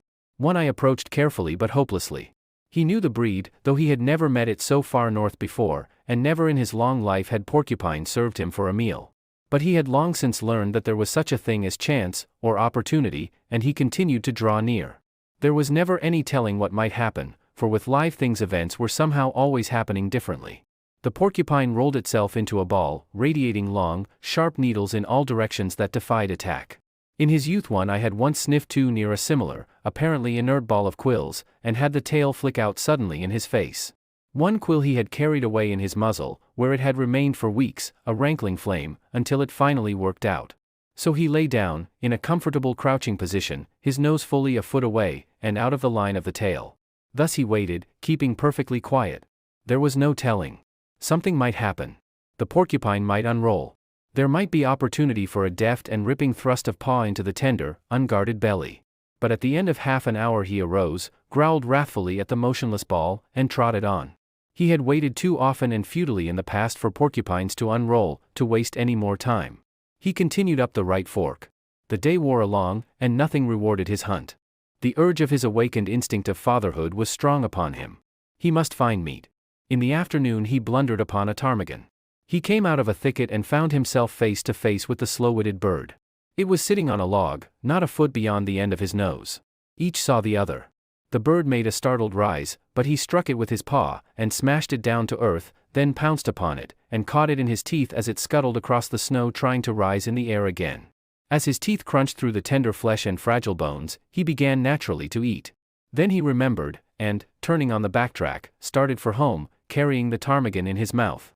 A mile above the forks, running velvet-footed as was his custom, a gliding shadow that cautiously prospected each new vista of the trail, he came upon later imprints of the large tracks he had discovered in the early morning. As the track led his way, he followed, prepared to meet the maker of it at every turn of the stream. He slid his head around a corner of rock, where began an unusually large bend in the stream, and his quick eyes made out something that sent him crouching swiftly down. It was the maker of the track, a large female lynx. She was crouching as he had crouched once that day, in front of her the tight-rolled ball of quills. If he had been a gliding shadow before, he now became the ghost of such a shadow, as he crept and circled around, and came up well to leeward of the silent, motionless pair. He lay down in the snow, depositing the ptarmigan beside him, and with eyes peering through the needles of a low-growing spruce he watched the play of life before him, the waiting lynx and the waiting porcupine, each intent on life, and, such was the curiousness of the game, the way of life for one lay in the eating of the other, and the way of life for the other lay in being not eaten. While Old One Eye, the wolf crouching in the covert, played his part, too, in the game, waiting for some strange freak of chance, that might help him on the meat trail which was his way of life. Half an hour passed, an hour, and nothing happened. The ball of quills might have been a stone for all it moved, the lynx might have been frozen to marble, and Old One Eye might have been dead. Yet all three animals were keyed to a tenseness of living that was almost painful, and scarcely ever would it come to them to be more alive than they were then in their seeming petrifaction. One Eye moved slightly and peered forth with increased eagerness. Something was happening. The porcupine had at last decided that its enemy had gone away. Slowly, cautiously, it was unrolling its ball of impregnable armor. It was agitated by no tremor of anticipation. Slowly, slowly, the bristling ball straightened out and lengthened. One Eye, watching, felt a sudden moistness in his mouth and a drooling of saliva, involuntary, excited by the living meat that was spreading itself like a repast before him. Not quite entirely had the porcupine unrolled when it discovered its enemy. In that instant the lynx struck. The blow was like a flash of light. The paw, with rigid claws curving like talons, shot under the tender belly and came back with a swift ripping movement. Had the porcupine been entirely unrolled, or had it not discovered its enemy a fraction of a second before the blow was struck, the paw would have escaped unscathed, but a side flick of the tail sank sharp quills into it as it was withdrawn. Everything had happened at once, the blow, the counterblow, the squeal of agony from the porcupine, the big cat's squall of sudden hurt and astonishment. One Eye half arose in his excitement, his ears up, his tail straight out and quivering behind him. The lynx's bad temper got the best of her. She sprang savagely at the thing that had hurt her. But the porcupine, squealing and grunting, with disrupted anatomy trying feebly to roll up into its ball protection, flicked out its tail again, and again the big cat squalled with hurt and astonishment. Then she fell to backing away and sneezing, her nose bristling with quills like a monstrous pincushion. She brushed her nose with her paws, trying to dislodge the fiery darts, thrust it into the snow, and rubbed it against twigs and branches, and all the time leaping about, ahead, sidewise, up and down, in a frenzy of pain and fright. She sneezed continually, and her stub of a tail was doing its best toward lashing about by giving quick, violent jerks. She quit her antics, and quieted down for a long minute. One Eye watched. And even he could not repress a start and an involuntary bristling of hair along his back when she suddenly leaped, without warning, straight up in the air, at the same time emitting a long and most terrible squall. Then she sprang away, up the trail, squalling with every leap she made. It was not until her racket had faded away in the distance and died out that One Eye ventured forth. He walked as delicately as though all the snow were carpeted with porcupine quills, erect and ready to pierce the soft pads of his feet. The porcupine met his approach with a furious squealing and a clashing of its long teeth. It had managed to roll up in a ball again, but it was not quite the old compact ball. Its muscles were too much torn for that. It had been ripped almost in half, and was still bleeding profusely. One Eye scooped out mouthfuls of the blood-soaked snow, and chewed and tasted and swallowed. This served as a relish, and his hunger increased mightily, but he was too old in the world to forget his caution. He waited. He lay down and waited, while the porcupine grated its teeth and uttered grunts and sobs and occasional sharp little squeals. In a little while, One Eye noticed that the quills were drooping and that a great quivering had set up. The quivering came to an end suddenly. There was a final defiant clash of the long teeth. Then all the quills drooped quite down, and the body relaxed and moved no more. With a nervous, shrinking paw, One Eye stretched out the porcupine to its full length and turned it over on its back. Nothing had happened. It was surely dead. He studied it intently for a moment, then took a careful grip with his teeth and started off down the stream, partly carrying, partly dragging the porcupine, with head turned to the side so as to avoid stepping on the prickly mass. He recollected something, dropped the burden, and trotted back to where he had left the ptarmigan. He did not hesitate a moment. He knew clearly what was to be done, and this he did by promptly eating the ptarmigan. Then he returned and took up his burden. When he dragged the result of his day's hunt into the cave, the she-wolf inspected it, turned her muzzle to him, and lightly licked him on the neck. But the next instant she was warning him away from the cubs with a snarl that was less harsh than usual and that was more apologetic than menacing. Her instinctive fear of the father of her progeny was toning down. He was behaving as a wolf father should, and manifesting no unholy desire to devour the young lives she had brought into the world. Chapter 3. The Gray Cub. He was different from his brothers and sisters. Their hair already betrayed the reddish hue inherited from their mother, the she-wolf, while he alone, in this particular, took after his father. He was the one little gray cub of the litter. He had bred true to the straight wolf stock. In fact, he had bred true to old One Eye himself, physically, with but a single exception, and that was he had 2 eyes to his father's 1. The gray cub's eyes had not been open long, yet already he could see with steady clearness. And while his eyes were still closed, he had felt, tasted, and smelled. He knew his 2 brothers and his 2 sisters very well. He had begun to romp with them in a feeble, awkward way, and even to squabble, his little throat vibrating with a queer rasping noise, the forerunner of the growl, as he worked himself into a passion. And long before his eyes had opened he had learned by touch, taste, and smell to know his mother, a fount of warmth and liquid food and tenderness. She possessed a gentle, caressing tongue that soothed him when it passed over his soft little body, and that impelled him to snuggle close against her and to doze off to sleep. Most of the first month of his life had been passed thus in sleeping, but now he could see quite well, and he stayed awake for longer periods of time, and he was coming to learn his world quite well.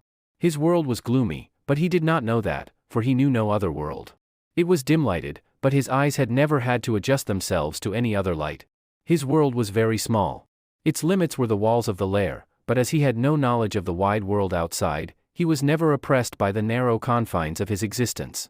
But he had early discovered that one wall of his world was different from the rest. This was the mouth of the cave and the source of light. He had discovered that it was different from the other walls long before he had any thoughts of his own, any conscious volitions.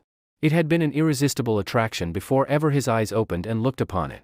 The light from it had beat upon his sealed lids, and the eyes and the optic nerves had pulsated to little, spark-like flashes, warm-colored and strangely pleasing. The life of his body, and of every fiber of his body, the life that was the very substance of his body and that was apart from his own personal life, had yearned toward this light and urged his body toward it in the same way that the cunning chemistry of a plant urges it toward the sun. Always, in the beginning, before his conscious life dawned, he had crawled toward the mouth of the cave. And in this his brothers and sisters were one with him. Never, in that period, did any of them crawl toward the dark corners of the back wall. The light drew them as if they were plants, The chemistry of the life that composed them demanded the light as a necessity of being, and their little puppet bodies crawled blindly and chemically, like the tendrils of a vine. Later on, when each developed individuality and became personally conscious of impulsions and desires, the attraction of the light increased.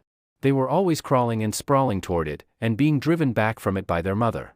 It was in this way that the gray cub learned other attributes of his mother than the soft, soothing tongue.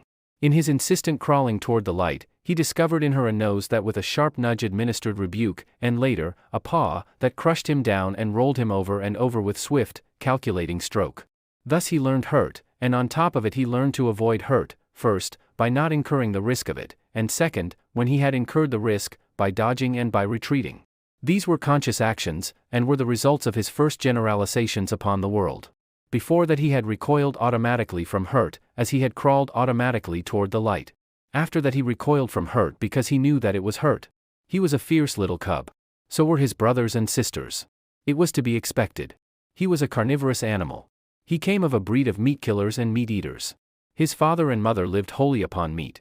The milk he had sucked with his first flickering life was milk transformed directly from meat, and now, at a month old, when his eyes had been open for but a week, he was beginning himself to eat meat, meat half digested by the she-wolf and disgorged for the 5 growing cubs that already made too great demand upon her breast.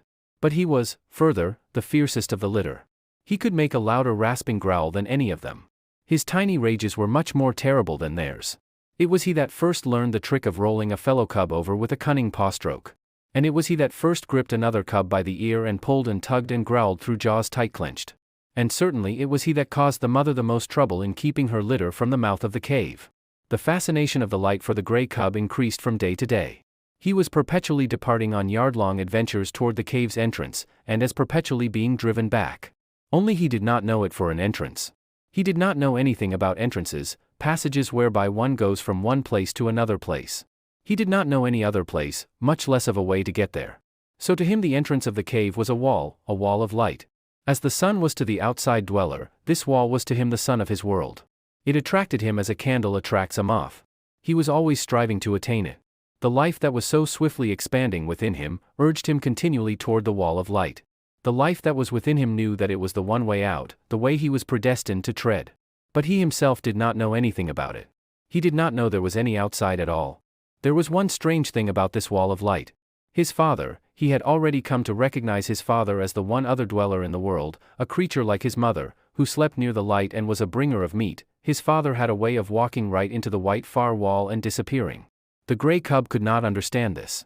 Though never permitted by his mother to approach that wall, he had approached the other walls, and encountered hard obstruction on the end of his tender nose. This hurt. And after several such adventures, he left the walls alone. Without thinking about it, he accepted this disappearing into the wall as a peculiarity of his father, as milk and half-digested meat were peculiarities of his mother. In fact, the gray cub was not given to thinking, at least, to the kind of thinking customary of men. His brain worked in dim ways. Yet his conclusions were as sharp and distinct as those achieved by men. He had a method of accepting things, without questioning the why and wherefore. In reality, this was the act of classification. He was never disturbed over why a thing happened. How it happened was sufficient for him. Thus, when he had bumped his nose on the back wall a few times, he accepted that he would not disappear into walls. In the same way he accepted that his father could disappear into walls. But he was not in the least disturbed by desire to find out the reason for the difference between his father and himself. Logic and physics were no part of his mental makeup. Like most creatures of the wild, he early experienced famine. There came a time when not only did the meat supply cease, but the milk no longer came from his mother's breast. At first, the cubs whimpered and cried, but for the most part they slept. It was not long before they were reduced to a coma of hunger. There were no more spats and squabbles, no more tiny rages nor attempts at growling, while the adventures toward the far white wall ceased altogether. The cubs slept, while the life that was in them flickered and died down. One Eye was desperate. He ranged far and wide, and slept but little in the lair that had now become cheerless and miserable. The she-wolf, too, left her litter and went out in search of meat. In the first days after the birth of the cubs, One Eye had journeyed several times back to the Indian camp and robbed the rabbit snares, but, with the melting of the snow and the opening of the streams, the Indian camp had moved away, and that source of supply was closed to him. When the gray cub came back to life and again took interest in the far white wall, he found that the population of his world had been reduced. Only one sister remained to him. the rest were gone. As he grew stronger, he found himself compelled to play alone, for the sister no longer lifted her head nor moved about. His little body rounded out with the meat he now ate, but the food had come too late for her. She slept continuously, a tiny skeleton flung round with skin in which the flame flickered lower and lower and at last went out. Then there came a time when the gray cub no longer saw his father appearing and disappearing in the wall nor lying down asleep in the entrance. This had happened at the end of a second and less severe famine. The she-wolf knew why One Eye never came back, but there was no way by which she could tell what she had seen to the gray cub. Hunting herself for meat, up the left fork of the stream where lived the lynx, she had followed a day-old trail of One Eye. And she had found him, or what remained of him, at the end of the trail. There were many signs of the battle that had been fought, and of the lynx's withdrawal to her lair after having won the victory. Before she went away, the she-wolf had found this lair, but the signs told her that the lynx was inside, and she had not dared to venture in. After that, the she-wolf in her hunting avoided the left fork. For she knew that in the lynx's lair was a litter of kittens, and she knew the lynx for a fierce, bad-tempered creature and a terrible fighter. It was all very well for half a dozen wolves to drive a lynx, spitting and bristling, up a tree, but it was quite a different matter for a lone wolf to encounter a lynx, especially when the lynx was known to have a litter of hungry kittens at her back. But the wild is the wild, and motherhood is motherhood, at all times fiercely protective whether in the wild or out of it, and the time was to come when the she-wolf, for her gray cub's sake, would venture the left fork, and the lair in the rocks, and the lynx's wrath. Chapter 4. The Wall of the World. By the time his mother began leaving the cave on hunting expeditions, the cub had learned well the law that forbade his approaching the entrance. Not only had this law been forcibly and many times impressed on him by his mother's nose and paw, but in him the instinct of fear was developing. Never, in his brief cave life, had he encountered anything of which to be afraid. Yet fear was in him. It had come down to him from a remote ancestry through 1,000 lives. It was a heritage he had received directly from One Eye and the she-wolf, but to them, in turn, it had been passed down through all the generations of wolves that had gone before. Fear, that legacy of the wild which no animal may escape nor exchange for pottage. So the gray cub knew fear, though he knew not the stuff of which fear was made. Possibly he accepted it as one of the restrictions of life. For he had already learned that there were such restrictions. Hunger he had known, and when he could not appease his hunger he had felt restriction. The hard obstruction of the cave wall, the sharp nudge of his mother's nose, the smashing stroke of her paw, the hunger unappeased of several famines, had borne in upon him that all was not freedom in the world, that to life there was limitations and restraints. These limitations and restraints were laws. To be obedient to them was to escape hurt and make for happiness. He did not reason the question out in this man fashion. He merely classified the things that hurt and the things that did not hurt.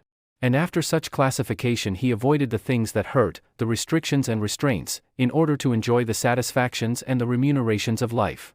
Thus it was that in obedience to the law laid down by his mother, and in obedience to the law of that unknown and nameless thing, fear, he kept away from the mouth of the cave. It remained to him a white wall of light. When his mother was absent, he slept most of the time, while during the intervals that he was awake he kept very quiet, suppressing the whimpering cries that tickled in his throat and strove for noise. Once, lying awake, he heard a strange sound in the white wall. He did not know that it was a wolverine, standing outside, all a-trembling with its own daring, and cautiously scenting out the contents of the cave. The cub knew only that the sniff was strange, a something unclassified, therefore unknown and terrible, for the unknown was one of the chief elements that went into the making of fear. The hair bristled upon the gray cub's back, but it bristled silently. How was he to know that this thing that sniffed was a thing at which to bristle? It was not born of any knowledge of his, yet it was the visible expression of the fear that was in him, and for which, in his own life, there was no accounting. But fear was accompanied by another instinct, that of concealment. The cub was in a frenzy of terror, yet he lay without movement or sound, frozen, petrified into immobility, to all appearances dead. His mother, coming home, growled as she smelt the wolverine's track, and bounded into the cave and licked and nozzled him with undue vehemence of affection. And the cub felt that somehow he had escaped a great hurt. But there were other forces at work in the cub, the greatest of which was growth. Instinct and law demanded of him obedience. But growth demanded disobedience. His mother and fear impelled him to keep away from the white wall. Growth is life, and life is forever destined to make for light. So there was no damming up the tide of life that was rising within him, rising with every mouthful of meat he swallowed, with every breath he drew. In the end, one day, fear and obedience were swept away by the rush of life, and the cub straddled and sprawled toward the entrance. Unlike any other wall with which he had had experience, this wall seemed to recede from him as he approached. No hard surface collided with the tender little nose he thrust out tentatively before him. The substance of the wall seemed as permeable and yielding as light. And as condition, in his eyes, had the seeming of form, so he entered into what had been wall to him and bathed in the substance that composed it. It was bewildering. He was sprawling through solidity. And ever the light grew brighter. Fear urged him to go back, but growth drove him on. Suddenly he found himself at the mouth of the cave. The wall, inside which he had thought himself, as suddenly leaped back before him to an immeasurable distance. The light had become painfully bright. He was dazzled by it. Likewise he was made dizzy by this abrupt and tremendous extension of space. Automatically, his eyes were adjusting themselves to the brightness, focusing themselves to meet the increased distance of objects. At first, the wall had leaped beyond his vision. He now saw it again, but it had taken upon itself a remarkable remoteness. Also, its appearance had changed. It was now a variegated wall, composed of the trees that fringed the stream, the opposing mountain that towered above the trees, and the sky that outtowered the mountain. A great fear came upon him. This was more of the terrible unknown. He crouched down on the lip of the cave and gazed out on the world. He was very much afraid. Because it was unknown, it was hostile to him. Therefore the hair stood up on end along his back and his lips wrinkled weakly in an attempt at a ferocious and intimidating snarl. Out of his puniness and fright he challenged and menaced the whole wide world. Nothing happened. He continued to gaze, and in his interest he forgot to snarl. Also, he forgot to be afraid. For the time, fear had been routed by growth, while growth had assumed the guise of curiosity. He began to notice near objects, an open portion of the stream that flashed in the sun, the blasted pine tree that stood at the base of the slope, and the slope itself, that ran right up to him and ceased 2 feet beneath the lip of the cave on which he crouched. Now the gray cub had lived all his days on a level floor. He had never experienced the hurt of a fall. He did not know what a fall was. So he stepped boldly out upon the air. His hind legs still rested on the cave lip, so he fell forward head downward. The earth struck him a harsh blow on the nose that made him yelp. Then he began rolling down the slope, over and over. He was in a panic of terror. The unknown had caught him at last. It had gripped savagely hold of him and was about to wreak upon him some terrific hurt. Growth was now routed by fear, and he keyed like any frightened puppy. The unknown bore him on he knew not to what frightful hurt, and he yelped and keyed unceasingly. This was a different proposition from crouching in frozen fear while the unknown lurked just alongside. Now the unknown had caught tight hold of him. Silence would do no good. Besides, it was not fear, but terror, that convulsed him. But the slope grew more gradual, and its base was grass-covered. Here the cub lost momentum. When at last he came to a stop, he gave one last agonized yell and then a long, whimpering wail. Also, and quite as a matter of course, as though in his life he had already made 1,000 toilets, he proceeded to lick away the dry clay that soiled him. After that he sat up and gazed about him, as might the first man of the earth who landed upon Mars. The cub had broken through the wall of the world, the unknown had let go its hold of him, and here he was without hurt. But the first man on Mars would have experienced less unfamiliarity than did he. Without any antecedent knowledge, without any warning whatever that such existed, he found himself an explorer in a totally new world. Now that the terrible unknown had let go of him, he forgot that the unknown had any terrors. He was aware only of curiosity in all the things about him. He inspected the grass beneath him, the mossberry plant just beyond, and the dead trunk of the blasted pine that stood on the edge of an open space among the trees. A squirrel, running around the base of the trunk, came full upon him, and gave him a great fright. He cowered down and snarled. But the squirrel was as badly scared. It ran up the tree, and from a point of safety chattered back savagely. This helped the cub's courage, and though the woodpecker he next encountered gave him a start, he proceeded confidently on his way. Such was his confidence, that when a moose bird impudently hopped up to him, he reached out at it with a playful paw. The result was a sharp peck on the end of his nose that made him cower down and kee. The noise he made was too much for the moose bird, who sought safety in flight. But the cub was learning. His misty little mind had already made an unconscious classification. There were live things and things not alive. Also, he must watch out for the live things. The things not alive remained always in one place, but the live things moved about, and there was no telling what they might do. The thing to expect of them was the unexpected, and for this he must be prepared. He traveled very clumsily. He ran into sticks and things. A twig that he thought a long way off, would the next instant hit him on the nose or rake along his ribs. There were inequalities of surface. Sometimes he overstepped and stubbed his nose. Quite as often he understepped and stubbed his feet. Then there were the pebbles and stones that turned under him when he trod upon them, and from them he came to know that the things not alive were not all in the same state of stable equilibrium as was his cave, Also, that small things not alive were more liable than large things to fall down or turn over. But with every mishap he was learning. The longer he walked, the better he walked. He was adjusting himself.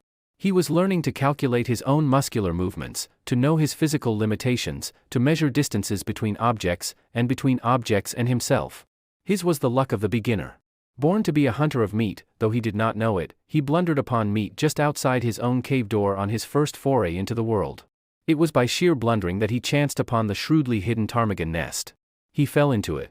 He had essayed to walk along the trunk of a fallen pine. The rotten bark gave way under his feet, and with a despairing yelp he pitched down the rounded crescent, smashed through the leafage and stalks of a small bush, and in the heart of the bush, on the ground, fetched up in the midst of 7 ptarmigan chicks. They made noises, and at first he was frightened at them. Then he perceived that they were very little, and he became bolder. They moved. He placed his paw on one, and its movements were accelerated. This was a source of enjoyment to him. He smelled it. He picked it up in his mouth. It struggled and tickled his tongue. At the same time he was made aware of a sensation of hunger. His jaws closed together. There was a crunching of fragile bones, and warm blood ran in his mouth. The taste of it was good. This was meat, the same as his mother gave him, only it was alive between his teeth and therefore better. So he ate the ptarmigan. Nor did he stop till he had devoured the whole brood. Then he licked his chops in quite the same way his mother did, and began to crawl out of the bush. He encountered a feathered whirlwind. He was confused and blinded by the rush of it and the beat of angry wings. He hid his head between his paws and yelped. The blows increased. The mother ptarmigan was in a fury. Then he became angry. He rose up, snarling, striking out with his paws. He sank his tiny teeth into one of the wings and pulled and tugged sturdily. The ptarmigan struggled against him, showering blows upon him with her free wing. It was his first battle. He was elated. He forgot all about the unknown. He no longer was afraid of anything. He was fighting, tearing at a live thing that was striking at him. Also, this live thing was meat. The lust to kill was on him. He had just destroyed little live things. He would now destroy a big live thing. He was too busy and happy to know that he was happy. He was thrilling and exulting in ways new to him and greater to him than any he had known before. He held onto the wing and growled between his tight-clenched teeth. The ptarmigan dragged him out of the bush. When she turned and tried to drag him back into the bush's shelter, he pulled her away from it and on into the open. And all the time she was making outcry and striking with her free wing, while feathers were flying like a snowfall. The pitch to which he was aroused was tremendous. All the fighting blood of his breed was up in him and surging through him. This was living, though he did not know it. He was realizing his own meaning in the world. He was doing that for which he was made, killing meat and battling to kill it. He was justifying his existence, than which life can do no greater, for life achieves its summit when it does to the uttermost that which it was equipped to do. After a time, the ptarmigan ceased her struggling. He still held her by the wing, and they lay on the ground and looked at each other. He tried to growl threateningly, ferociously. She pecked on his nose, which by now, what of previous adventures, was sore. He winced but held on. She pecked him again and again. From wincing he went to whimpering. He tried to back away from her, oblivious to the fact that by his hold on her he dragged her after him. A rain of pecks fell on his ill-used nose. The flood of fight ebbed down in him, and, releasing his prey, he turned tail and scampered on across the open in inglorious retreat. He lay down to rest on the other side of the open, near the edge of the bushes, his tongue lolling out, his chest heaving and panting, his nose still hurting him and causing him to continue his whimper. But as he lay there, suddenly there came to him a feeling as of something terrible impending. The unknown with all its terrors rushed upon him, and he shrank back instinctively into the shelter of the bush. As he did so, a draught of air fanned him, and a large, winged body swept ominously and silently past. A hawk, driving down out of the blue, had barely missed him. While he lay in the bush, recovering from his fright and peering fearfully out, the mother ptarmigan on the other side of the open space fluttered out of the ravaged nest. It was because of her loss that she paid no attention to the winged bolt of the sky. But the cub saw, and it was a warning and a lesson to him, the swift downward swoop of the hawk, the short skim of its body just above the ground, the strike of its talons in the body of the ptarmigan's squawk of agony and fright, and the hawk's rush upward into the blue, carrying the ptarmigan away with it. It was a long time before the cub left its shelter. He had learned much. Live things were meat. They were good to eat. Also, live things when they were large enough, could give hurt. It was better to eat small live things like ptarmigan chicks, and to let alone large live things like ptarmigan hens. Nevertheless he felt a little prick of ambition, a sneaking desire to have another battle with that ptarmigan hen, only the hawk had carried her away. Maybe there were other ptarmigan hens. He would go and see. He came down a shelving bank to the stream. He had never seen water before. The footing looked good. There were no inequalities of surface. He stepped boldly out on it, and went down, crying with fear, into the embrace of the unknown. It was cold, and he gasped, breathing quickly. The water rushed into his lungs instead of the air that had always accompanied his act of breathing. The suffocation he experienced was like the pang of death. To him it signified death. He had no conscious knowledge of death, but like every animal of the wild, he possessed the instinct of death. To him it stood as the greatest of hurts. It was the very essence of the unknown, it was the sum of the terrors of the unknown, the one culminating and unthinkable catastrophe that could happen to him, about which he knew nothing and about which he feared everything. He came to the surface, and the sweet air rushed into his open mouth. He did not go down again. Quite as though it had been a long-established custom of his, he struck out with all his legs and began to swim. The near bank was a yard away, but he had come up with his back to it, and the first thing his eyes rested upon was the opposite bank, toward which he immediately began to swim. The stream was a small one, but in the pool it widened out to a score of feet. Midway in the passage, the current picked up the cub and swept him downstream. He was caught in the miniature rapid at the bottom of the pool. Here was little chance for swimming. The quiet water had become suddenly angry. Sometimes he was under, sometimes on top. At all times he was in violent motion, now being turned over or around, and again, being smashed against a rock.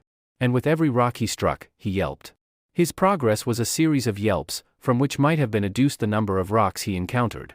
Below the rapid was a second pool, and here, captured by the eddy, he was gently borne to the bank, and as gently deposited on a bed of gravel. He crawled frantically clear of the water and lay down. He had learned some more about the world. Water was not alive. Yet it moved. Also, it looked as solid as the earth, but was without any solidity at all. His conclusion was that things were not always what they appeared to be. The cub's fear of the unknown was an inherited distrust, and it had now been strengthened by experience. Thenceforth, in the nature of things, he would possess an abiding distrust of appearances. He would have to learn the reality of a thing before he could put his faith into it. One other adventure was destined for him that day. He had recollected that there was such a thing in the world as his mother. And then there came to him a feeling that he wanted her more than all the rest of the things in the world. Not only was his body tired with the adventures it had undergone, but his little brain was equally tired. In all the days he had lived it had not worked so hard as on this one day. Furthermore, he was sleepy. So he started out to look for the cave and his mother, feeling at the same time an overwhelming rush of loneliness and helplessness. He was sprawling along between some bushes, when he heard a sharp intimidating cry. There was a flash of yellow before his eyes. He saw a weasel leaping swiftly away from him. It was a small live thing, and he had no fear. Then, before him, at his feet, he saw an extremely small live thing, only several inches long, a young weasel, that, like himself, had disobediently gone out adventuring. It tried to retreat before him. He turned it over with his paw. It made a queer, grating noise. The next moment the flash of yellow reappeared before his eyes. He heard again the intimidating cry, and at the same instant received a sharp blow on the side of the neck and felt the sharp teeth of the mother weasel cut into his flesh. While he yelped and kee-eed and scrambled backward, he saw the mother weasel leap upon her young one and disappear with it into the neighboring thicket. The cut of her teeth in his neck still hurt, but his feelings were hurt more grievously, and he sat down and weakly whimpered. This mother weasel was so small and so savage. He was yet to learn that for size and weight the weasel was the most ferocious, vindictive, and terrible of all the killers of the wild. But a portion of this knowledge was quickly to be his. He was still whimpering when the mother weasel reappeared. She did not rush him, now that her young one was safe. She approached more cautiously, and the cub had full opportunity to observe her lean, snake-like body, and her head, erect, eager, and snake-like itself. Her sharp, menacing cry sent the hair bristling along his back, and he snarled warningly at her. She came closer and closer. There was a leap, swifter than his unpracticed sight, and the lean, yellow body disappeared for a moment out of the field of his vision. The next moment she was at his throat, her teeth buried in his hair and flesh. At first he snarled and tried to fight, but he was very young, and this was only his first day in the world, and his snarl became a whimper, his fight a struggle to escape. The weasel never relaxed her hold. She hung on, striving to press down with her teeth to the great vein where his lifeblood bubbled. The weasel was a drinker of blood, and it was ever her preference to drink from the throat of life itself. The gray cub would have died, and there would have been no story to write about him, had not the she-wolf come bounding through the bushes. The weasel let go the cub and flashed at the she-wolf's throat, missing, but getting a hold on the jaw instead. The she-wolf flirted her head like the snap of a whip, breaking the weasel's hold and flinging it high in the air. And, still in the air, the she-wolf's jaws closed on the lean, yellow body, and the weasel knew death between the crunching teeth. The cub experienced another access of affection on the part of his mother. Her joy at finding him seemed even greater than his joy at being found. She nozzled him and caressed him and licked the cuts made in him by the weasel's teeth. Then, between them, mother and cub, they ate the blood drinker, and after that went back to the cave and slept. Chapter 5. The Law of Meat. The cub's development was rapid. He rested for 2 days, and then ventured forth from the cave again. It was on this adventure that he found the young weasel whose mother he had helped eat, and he saw to it that the young weasel went the way of its mother. But on this trip he did not get lost. When he grew tired, he found his way back to the cave and slept. And every day thereafter found him out and ranging a wider area. He began to get accurate measurement of his strength and his weakness, and to know when to be bold and when to be cautious.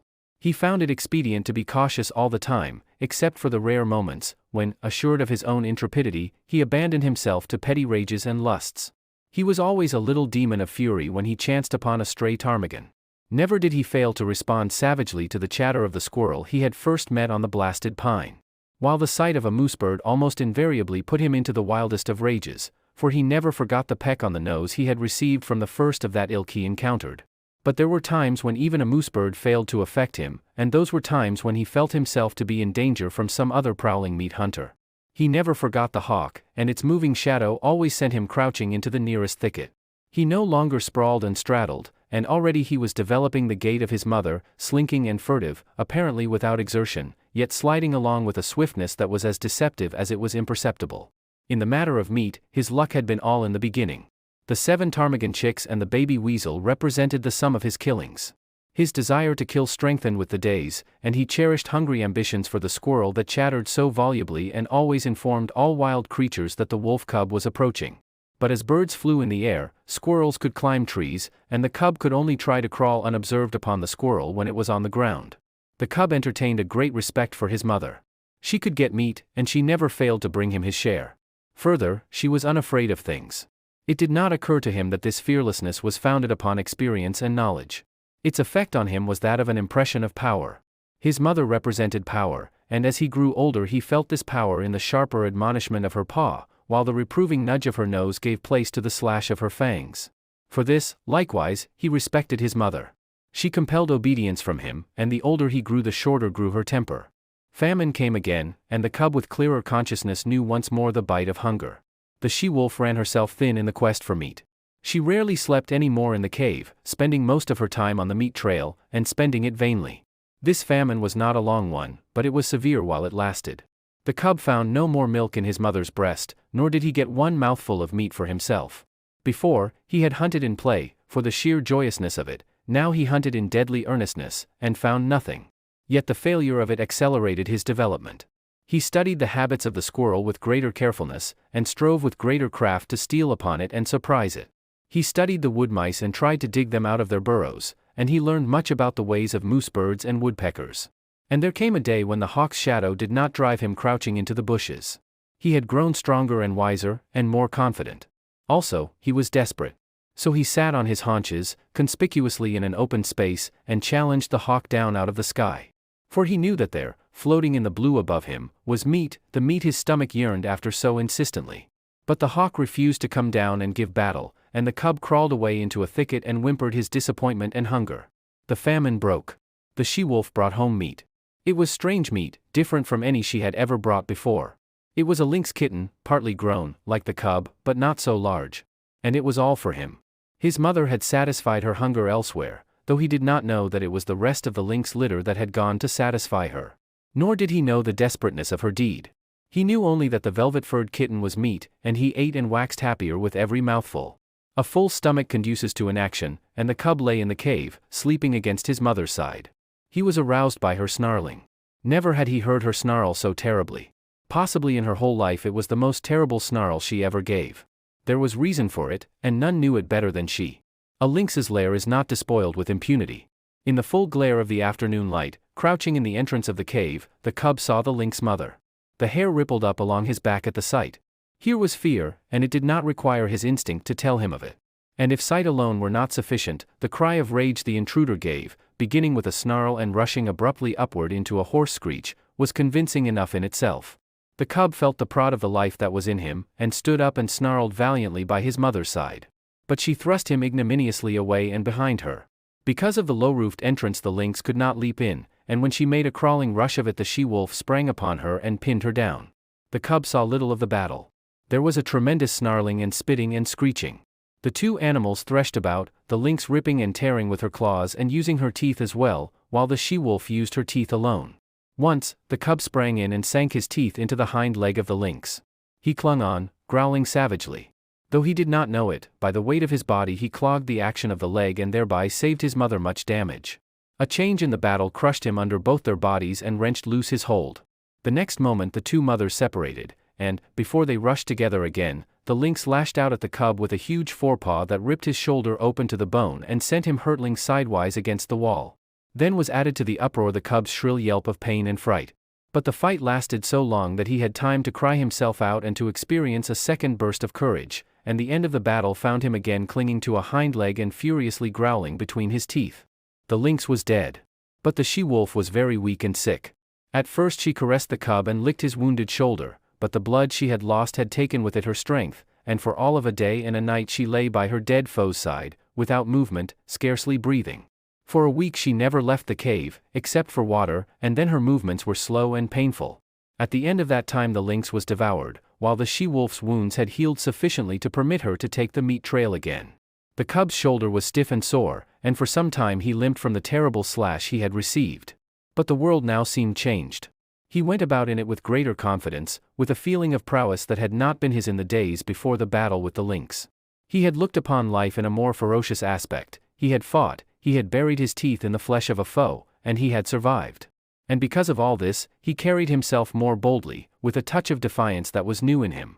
He was no longer afraid of minor things, and much of his timidity had vanished, though the unknown never ceased to press upon him with its mysteries and terrors, intangible and ever menacing. He began to accompany his mother on the meat trail, and he saw much of the killing of meat and began to play his part in it. And in his own dim way he learned the law of meat. There were two kinds of life, his own kind and the other kind. His own kind included his mother and himself. The other kind included all live things that moved.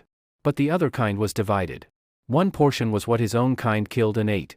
This portion was composed of the non-killers and the small killers. The other portion killed and ate his own kind, or was killed and eaten by his own kind. And out of this classification arose the law. The aim of life was meat. Life itself was meat. Life lived on life. There were the eaters and the eaten. The law was, eat or be eaten. He did not formulate the law in clear, set terms and moralize about it. He did not even think the law, he merely lived the law without thinking about it at all. He saw the law operating around him on every side. He had eaten the ptarmigan chicks. The hawk had eaten the ptarmigan mother. The hawk would also have eaten him.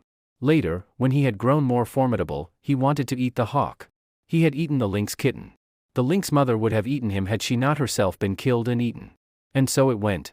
The law was being lived about him by all live things, and he himself was part and parcel of the law. He was a killer. His only food was meat, live meat, that ran away swiftly before him, or flew into the air, or climbed trees, or hid in the ground, or faced him and fought with him, or turned the tables and ran after him. Had the cub thought in man fashion, he might have epitomized life as a voracious appetite and the world as a place wherein ranged a multitude of appetites, pursuing and being pursued, hunting and being hunted, eating and being eaten, all in blindness and confusion, with violence and disorder, a chaos of gluttony and slaughter, ruled over by chance, merciless, planless, endless. But the cub did not think in man fashion. He did not look at things with wide vision. He was single-purposed, and entertained but one thought or desire at a time. Besides the law of meat, there were a myriad other and lesser laws for him to learn and obey. The world was filled with surprise. The stir of the life that was in him, the play of his muscles, was an unending happiness. To run down meat was to experience thrills and elations. His rages and battles were pleasures. Terror itself, and the mystery of the unknown, led to his living. And there were easements and satisfactions. To have a full stomach, to doze lazily in the sunshine, such things were remuneration in full for his ardors and toils, while his ardors and toils were in themselves self-remunerative. They were expressions of life, and life is always happy when it is expressing itself. So the cub had no quarrel with his hostile environment. He was very much alive, very happy, and very proud of himself. Part 3. Chapter 1. The Makers of Fire. The cub came upon it suddenly. It was his own fault. He had been careless. He had left the cave and run down to the stream to drink. It might have been that he took no notice because he was heavy with sleep. He had been out all night on the meat trail, and had but just then awakened. And his carelessness might have been due to the familiarity of the trail to the pool. He had traveled it often, and nothing had ever happened on it. He went down past the blasted pine, crossed the open space, and trotted in amongst the trees. Then, at the same instant, he saw and smelt. Before him, sitting silently on their haunches, were 5 live things, the like of which he had never seen before. It was his first glimpse of mankind. But at the sight of him the 5 men did not spring to their feet, nor show their teeth, nor snarl. They did not move, but sat there, silent and ominous. Nor did the cub move. Every instinct of his nature would have impelled him to dash wildly away, had there not suddenly and for the first time arisen in him another and counter instinct. A great awe descended upon him. He was beaten down to movelessness by an overwhelming sense of his own weakness and littleness. Here was mastery and power, something far and away beyond him. The cub had never seen man, yet the instinct concerning man was his. In dim ways he recognized in man the animal that had fought itself to primacy over the other animals of the wild. Not alone out of his own eyes, but out of the eyes of all his ancestors was the cub now looking upon man, out of eyes that had circled in the darkness around countless winter campfires, that had peered from safe distances and from the hearts of thickets at the strange, 2-legged animal that was lord over living things. The spell of the cub's heritage was upon him, the fear and the respect born of the centuries of struggle and the accumulated experience of the generations. The heritage was too compelling for a wolf that was only a cub. Had he been full-grown, he would have run away. As it was, he cowered down in a paralysis of fear, already half proffering the submission that his kind had proffered from the first time a wolf came in to sit by man's fire and be made warm. One of the Indians arose and walked over to him and stooped above him. The cub cowered closer to the ground. It was the unknown, objectified at last, in concrete flesh and blood, bending over him and reaching down to seize hold of him. His hair bristled involuntarily, his lips writhed back and his little fangs were bared. The hand, poised like doom above him, hesitated, and the man spoke laughing, "Wabam wabiska ip pit ta." "Look! The white fangs!" The other Indians laughed loudly, and urged the man on to pick up the cub. As the hand descended closer and closer, there raged within the cub a battle of the instincts. He experienced 2 great impulsions, to yield and to fight. The resulting action was a compromise. He did both. He yielded till the hand almost touched him. Then he fought, his teeth flashing in a snap that sank them into the hand. The next moment he received a clout alongside the head that knocked him over on his side. Then all fight fled out of him. His puppyhood and the instinct of submission took charge of him. He sat up on his haunches and keyed. But the man whose hand he had bitten was angry. The cub received a clout on the other side of his head. Whereupon he sat up and keyed louder than ever. The 4 Indians laughed more loudly, while even the man who had been bitten began to laugh. They surrounded the cub and laughed at him, while he wailed out his terror and his hurt. In the midst of it, he heard something. The Indians heard it too. But the cub knew what it was, and with a last, long wail that had in it more of triumph than grief, he ceased his noise and waited for the coming of his mother, of his ferocious and indomitable mother who fought and killed all things and was never afraid. She was snarling as she ran. She had heard the cry of her cub and was dashing to save him. She bounded in amongst them, her anxious and militant motherhood making her anything but a pretty sight. But to the cub the spectacle of her protective rage was pleasing. He uttered a glad little cry and bounded to meet her, while the man-animals went back hastily several steps. The she-wolf stood over against her cub, facing the men, with bristling hair, a snarl rumbling deep in her throat. Her face was distorted and malignant with menace, even the bridge of the nose wrinkling from tip to eyes, so prodigious was her snarl. Then it was that a cry went up from one of the men. "Kitch," was what he uttered. It was an exclamation of surprise. The cub felt his mother wilting at the sound. "Kitch," the man cried again, this time with sharpness and authority. And then the cub saw his mother, the she-wolf, the fearless one, crouching down till her belly touched the ground, whimpering, wagging her tail, making peace signs. The cub could not understand. He was appalled. The awe of man rushed over him again. His instinct had been true. His mother verified it. She, too, rendered submission to the man-animals. The man who had spoken came over to her. He put his hand upon her head, and she only crouched closer. She did not snap, nor threaten to snap. The other men came up, and surrounded her, and felt her, and pawed her, which actions she made no attempt to resent. They were greatly excited, and made many noises with their mouths. These noises were not indication of danger, the cub decided, as he crouched near his mother, still bristling from time to time but doing his best to submit. "It is not strange," an Indian was saying. "Her father was a wolf. It is true, her mother was a dog, but did not my brother tie her out in the woods all of 3 nights in the mating season? Therefore was the father of Kitch a wolf.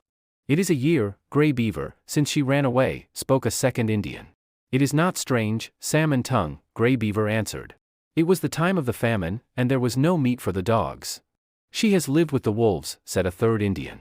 So it would seem, 3 eagles, Gray Beaver answered, laying his hand on the cub, and this be the sign of it. The cub snarled a little at the touch of the hand, and the hand flew back to administer a clout. Whereupon the cub covered its fangs, and sank down submissively, while the hand, returning, rubbed behind his ears, and up and down his back. This be the sign of it, Gray Beaver went on. It is plain that his mother is Kitch. But his father was a wolf. Wherefore is there in him little dog and much wolf? His fangs be white, and white Fang shall be his name. I have spoken. He is my dog.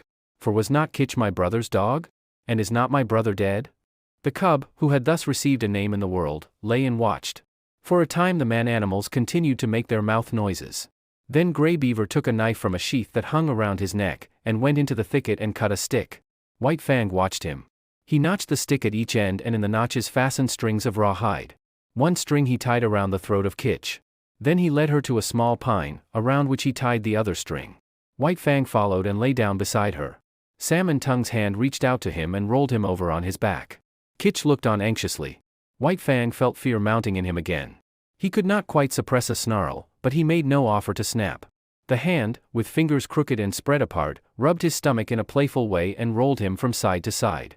It was ridiculous and ungainly, lying there on his back with legs sprawling in the air. Besides, it was a position of such utter helplessness that White Fang's whole nature revolted against it. He could do nothing to defend himself. If this man-animal intended harm, White Fang knew that he could not escape it. How could he spring away with his 4 legs in the air above him? Yet submission made him master his fear, and he only growled softly. This growl he could not suppress, nor did the man-animal resent it by giving him a blow on the head. And furthermore, such was the strangeness of it, White Fang experienced an unaccountable sensation of pleasure as the hand rubbed back and forth. When he was rolled on his side he ceased to growl, when the fingers pressed and prodded at the base of his ears the pleasurable sensation increased, and when, with a final rub and scratch, the man left him alone and went away, all fear had died out of White Fang. He was to know fear many times in his dealing with man, yet it was a token of the fearless companionship with man that was ultimately to be his. After a time, White Fang heard strange noises approaching. He was quick in his classification, for he knew them at once for man-animal noises. A few minutes later the remainder of the tribe, strung out as it was on the march, trailed in. There were more men and many women and children, 40 souls of them, and all heavily burdened with camp equipage and outfit.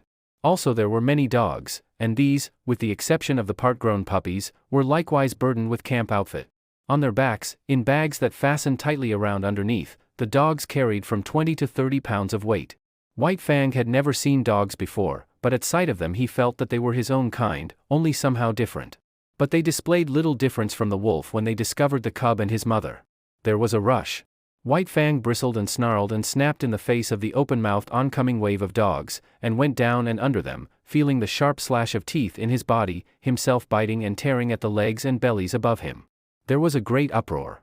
He could hear the snarl of Kitch as she fought for him, and he could hear the cries of the man-animals, the sound of clubs striking upon bodies, and the yelps of pain from the dogs so struck.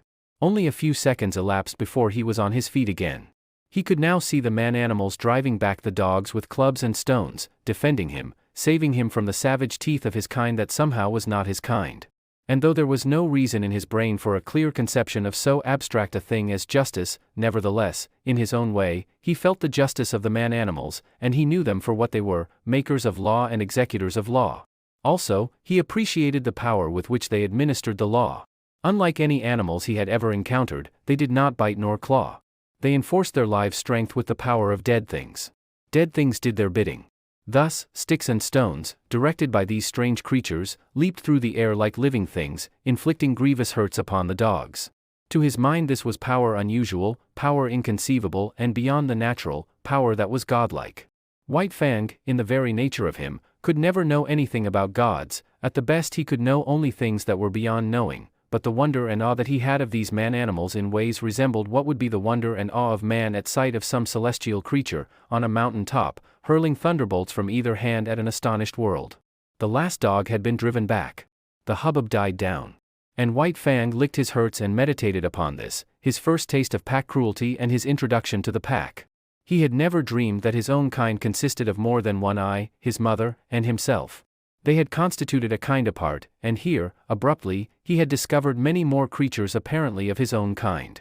And there was a subconscious resentment that these, his kind, at first sight had pitched upon him and tried to destroy him. In the same way he resented his mother being tied with a stick, even though it was done by the superior man-animals. It savored of the trap, of bondage. Yet of the trap and of bondage he knew nothing. Freedom to roam and run and lie down at will had been his heritage, and here it was being infringed upon. His mother's movements were restricted to the length of a stick, and by the length of that same stick was he restricted, for he had not yet got beyond the need of his mother's side. He did not like it. Nor did he like it when the man-animals arose and went on with their march, for a tiny man-animal took the other end of the stick and led Kitch captive behind him, and behind Kitch followed White Fang, greatly perturbed and worried by this new adventure he had entered upon. They went down the valley of the stream, far beyond White Fang's widest ranging, until they came to the end of the valley, where the stream ran into the Mackenzie River. Here, where canoes were cached on poles high in the air and where stood fish racks for the drying of fish, camp was made, and White Fang looked on with wondering eyes. The superiority of these man-animals increased with every moment. There was their mastery over all these sharp-fanged dogs. It breathed of power. But greater than that, to the wolf cub, was their mastery over things not alive, their capacity to communicate motion to unmoving things, their capacity to change the very face of the world. It was this last that especially affected him. The elevation of frames of poles caught his eye, yet this in itself was not so remarkable, being done by the same creatures that flung sticks and stones to great distances. But when the frames of poles were made into teepees by being covered with cloth and skins, White Fang was astounded. It was the colossal bulk of them that impressed him. They arose around him, on every side, like some monstrous quick-growing form of life. They occupied nearly the whole circumference of his field of vision. He was afraid of them. They loomed ominously above him, and when the breeze stirred them into huge movements, he cowered down in fear, keeping his eyes warily upon them, and prepared to spring away if they attempted to precipitate themselves upon him. But in a short while his fear of the teepees passed away. He saw the women and children passing in and out of them without harm, and he saw the dogs trying often to get into them, and being driven away with sharp words and flying stones. After a time, he left Kitch's side and crawled cautiously toward the wall of the nearest teepee.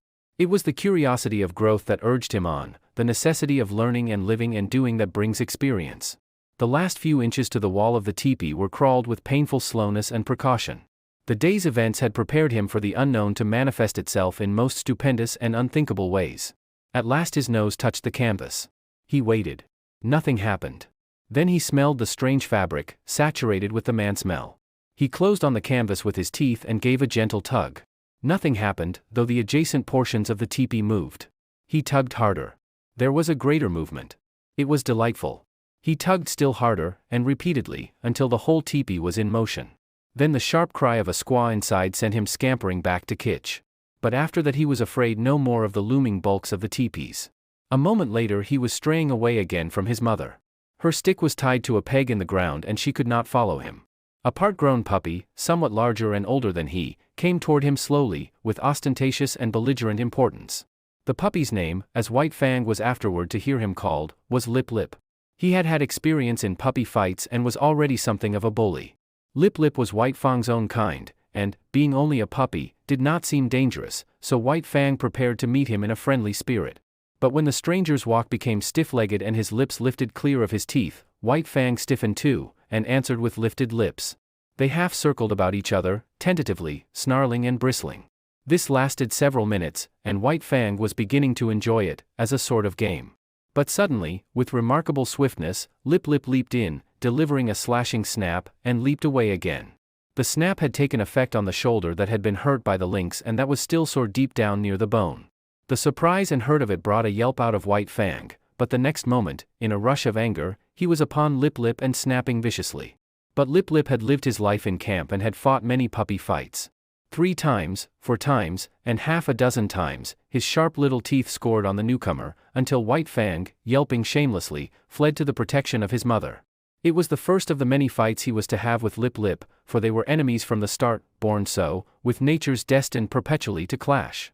Kitch licked White Fang soothingly with her tongue, and tried to prevail upon him to remain with her.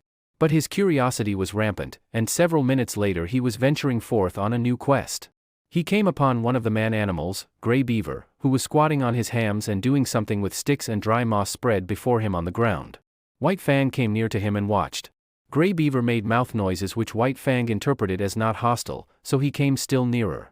Women and children were carrying more sticks and branches to Gray Beaver. It was evidently an affair of moment.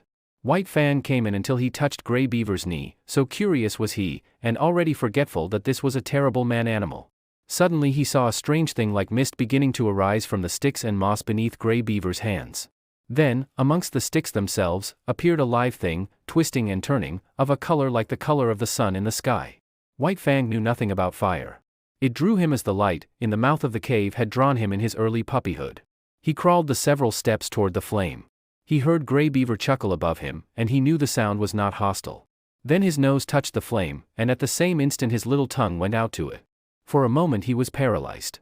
The unknown, lurking in the midst of the sticks and moss, was savagely clutching him by the nose. He scrambled backward, bursting out in an astonished explosion of keys. At the sound, Kitch leaped snarling to the end of her stick, and there raged terribly because she could not come to his aid. But Gray Beaver laughed loudly, and slapped his thighs, and told the happening to all the rest of the camp, till everybody was laughing uproariously. But White Fang sat on his haunches and keyed, a forlorn and pitiable little figure in the midst of the man-animals. It was the worst hurt he had ever known. Both nose and tongue had been scorched by the live thing, sun-colored, that had grown up under Gray Beaver's hands. He cried and cried interminably, and every fresh wail was greeted by bursts of laughter on the part of the man-animals. He tried to soothe his nose with his tongue, but the tongue was burnt too, and the two hurts coming together produced greater hurt, whereupon he cried more hopelessly and helplessly than ever. And then shame came to him. He knew laughter and the meaning of it. It is not given us to know how some animals know laughter, and know when they are being laughed at, but it was this same way that White Fang knew it. And he felt shame that the man-animals should be laughing at him. He turned and fled away, not from the hurt of the fire, but from the laughter that sank even deeper, and hurt in the spirit of him. And he fled to Kitch, raging at the end of her stick like an animal gone mad, to Kitch, the one creature in the world who was not laughing at him. Twilight drew down and night came on, and White Fang lay by his mother's side. His nose and tongue still hurt, but he was perplexed by a greater trouble. He was homesick. He felt a vacancy in him, a need for the hush and quietude of the stream and the cave in the cliff. Life had become too populous. There were so many of the man-animals, men, women, and children, all making noises and irritations. And there were the dogs, ever squabbling and bickering, bursting into uproars and creating confusions. The restful loneliness of the only life he had known was gone. Here the very air was palpitant with life. It hummed and buzzed unceasingly. Continually changing its intensity and abruptly variant in pitch, it impinged on his nerves and senses, made him nervous and restless and worried him with a perpetual imminence of happening. He watched the man-animals coming and going and moving about the camp. In fashion distantly resembling the way men look upon the gods they create, so looked White Fang upon the man-animals before him. They were superior creatures, of a verity, gods. To his dim comprehension they were as much wonder-workers as gods are to men. They were creatures of mastery, possessing all manner of unknown and impossible potencies, overlords of the alive and the not alive, making obey that which moved, imparting movement to that which did not move, and making life, sun-colored and biting life, to grow out of dead moss and wood. They were fire-makers. They were gods. Chapter 2. The Bondage. The days were thronged with experience for White Fang. During the time that Kitch was tied by the stick, he ran about over all the camp, inquiring, investigating, learning. He quickly came to know much of the ways of the man-animals, but familiarity did not breed contempt. The more he came to know them, the more they vindicated their superiority, the more they displayed their mysterious powers, the greater loomed their godlikeness. To man has been given the grief, often, of seeing his gods overthrown and his altars crumbling, but to the wolf and the wild dog that have come in to crouch at man's feet, this grief has never come. Unlike man, whose gods are of the unseen and the overguessed, vapors and mists of fancy eluding the garmenture of reality, wandering wraiths of desired goodness and power, intangible outcroppings of self into the realm of spirit, unlike man, the wolf and the wild dog that have come into the fire find their gods in the living flesh, solid to the touch, occupying earth space and requiring time for the accomplishment of their ends and their existence. No effort of faith is necessary to believe in such a God, no effort of will can possibly induce disbelief in such a God. There is no getting away from it. There it stands, on its two hind legs, club in hand, immensely potential, passionate and wrathful and loving, God and mystery and power all wrapped up and around by flesh that bleeds when it is torn and that is good to eat like any flesh. And so it was with White Fang. The man-animals were gods unmistakable and unescapable. As his mother, Kitch, had rendered her allegiance to them at the first cry of her name, so he was beginning to render his allegiance. He gave them the trail as a privilege indubitably theirs. When they walked, he got out of their way. When they called, he came. When they threatened, he cowered down. When they commanded him to go, he went away hurriedly. For behind any wish of theirs was power to enforce that wish, power that hurt, power that expressed itself in clouts and clubs, in flying stones and stinging lashes of whips. He belonged to them as all dogs belong to them. His actions were theirs to command. His body was theirs to maul, to stamp upon, to tolerate. Such was the lesson that was quickly borne in upon him. It came hard, going as it did, counter to much that was strong and dominant in his own nature, and, while he disliked it in the learning of it, unknown to himself he was learning to like it. It was a placing of his destiny in another's hands, a shifting of the responsibilities of existence. This in itself was compensation, for it is always easier to lean upon another than to stand alone. But it did not all happen in a day, this giving over of himself, body and soul, to the man-animals. He could not immediately forego his wild heritage and his memories of the wild. There were days when he crept to the edge of the forest and stood and listened to something calling him far and away. And always he returned, restless and uncomfortable, to whimper softly and wistfully at Kitch's side and to lick her face with eager, questioning tongue. White Fang learned rapidly the ways of the camp. He knew the injustice and greediness of the older dogs when meat or fish was thrown out to be eaten. He came to know that men were more just, children more cruel, and women more kindly and more likely to toss him a bit of meat or bone. And after 2 or 3 painful adventures with the mothers of part-grown puppies, he came into the knowledge that it was always good policy to let such mothers alone, to keep away from them as far as possible, and to avoid them when he saw them coming. But the bane of his life was Lip Lip. Larger, older, and stronger, Lip Lip had selected White Fang for his special object of persecution. White Fang fought willingly enough, but he was outclassed. His enemy was too big. Lip Lip became a nightmare to him. Whenever he ventured away from his mother, the bully was sure to appear, trailing at his heels, snarling at him, picking upon him, and watchful of an opportunity, when no man-animal was near, to spring upon him and force a fight. As Lip Lip invariably won, he enjoyed it hugely. It became his chief delight in life, as it became White Fang's chief torment. But the effect upon White Fang was not to cow him. Though he suffered most of the damage and was always defeated, his spirit remained unsubdued. Yet a bad effect was produced. He became malignant and morose. His temper had been savage by birth, but it became more savage under this unending persecution. The genial, playful, puppyish side of him found little expression. He never played and gambled about with the other puppies of the camp. Lip Lip would not permit it. The moment White Fang appeared near them, Lip Lip was upon him, bullying and hectoring him, or fighting with him until he had driven him away. The effect of all this was to rob White Fang of much of his puppyhood and to make him in his comportment older than his age. Denied the outlet, through play, of his energies, he recoiled upon himself and developed his mental processes. He became cunning, he had idle time in which to devote himself to thoughts of trickery. Prevented from obtaining his share of meat and fish when a general feed was given to the camp dogs, he became a clever thief. He had to forage for himself, and he foraged well, though he was ofttimes a plague to the squaws in consequence. He learned to sneak about camp, to be crafty, to know what was going on everywhere, to see and to hear everything and to reason accordingly, and successfully to devise ways and means of avoiding his implacable persecutor.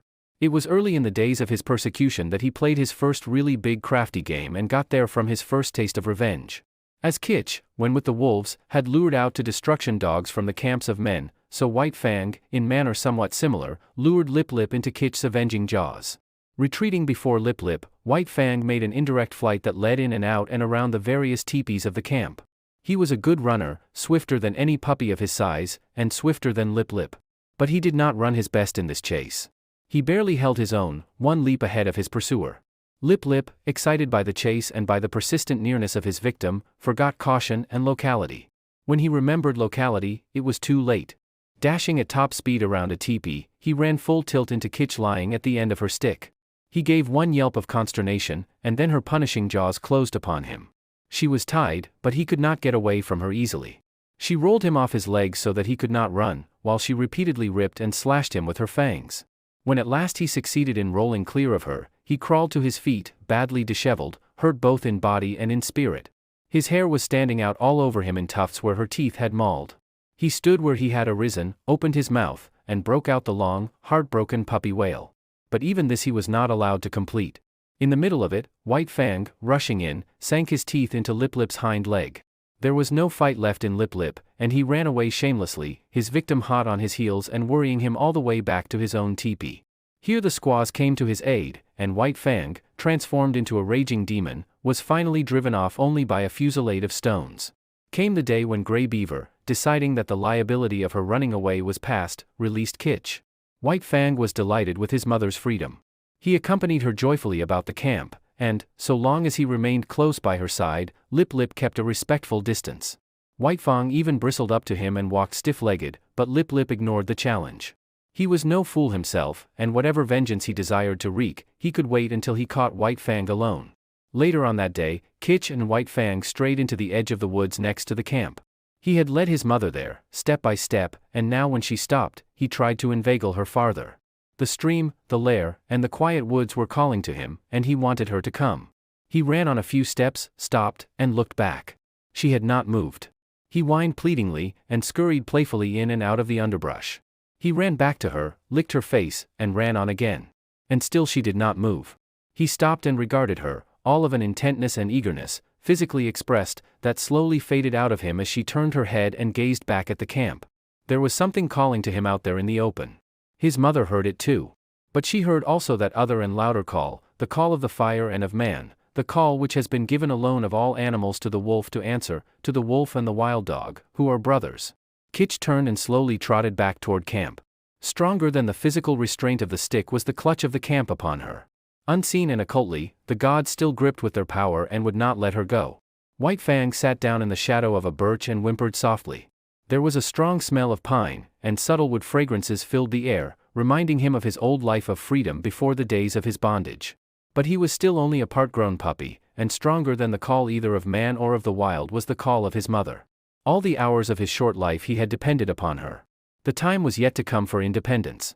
So he arose and trotted forlornly back to camp, pausing once, and twice, to sit down and whimper and to listen to the call that still sounded in the depths of the forest. In the wild the time of a mother with her young is short, but under the dominion of man it is sometimes even shorter. Thus it was with White Fang. Grey Beaver was in the dead of 3 Eagles. 3 Eagles was going away on a trip up the Mackenzie to the Great Slave Lake. A strip of scarlet cloth, a bearskin, 20 cartridges, and Kitch went to pay the debt. White Fang saw his mother taken aboard 3 Eagles' canoe, and tried to follow her. A blow from 3 Eagles knocked him backward to the land. The canoe shoved off. He sprang into the water and swam after it, deaf to the sharp cries of Grey Beaver to return. Even a man-animal, a god, White Fang ignored, such was the terror he was in of losing his mother. But gods are accustomed to being obeyed, and Grey Beaver wrathfully launched a canoe in pursuit.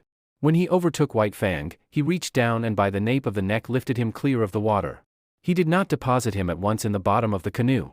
Holding him suspended with one hand, with the other hand he proceeded to give him a beating. And it was a beating. His hand was heavy.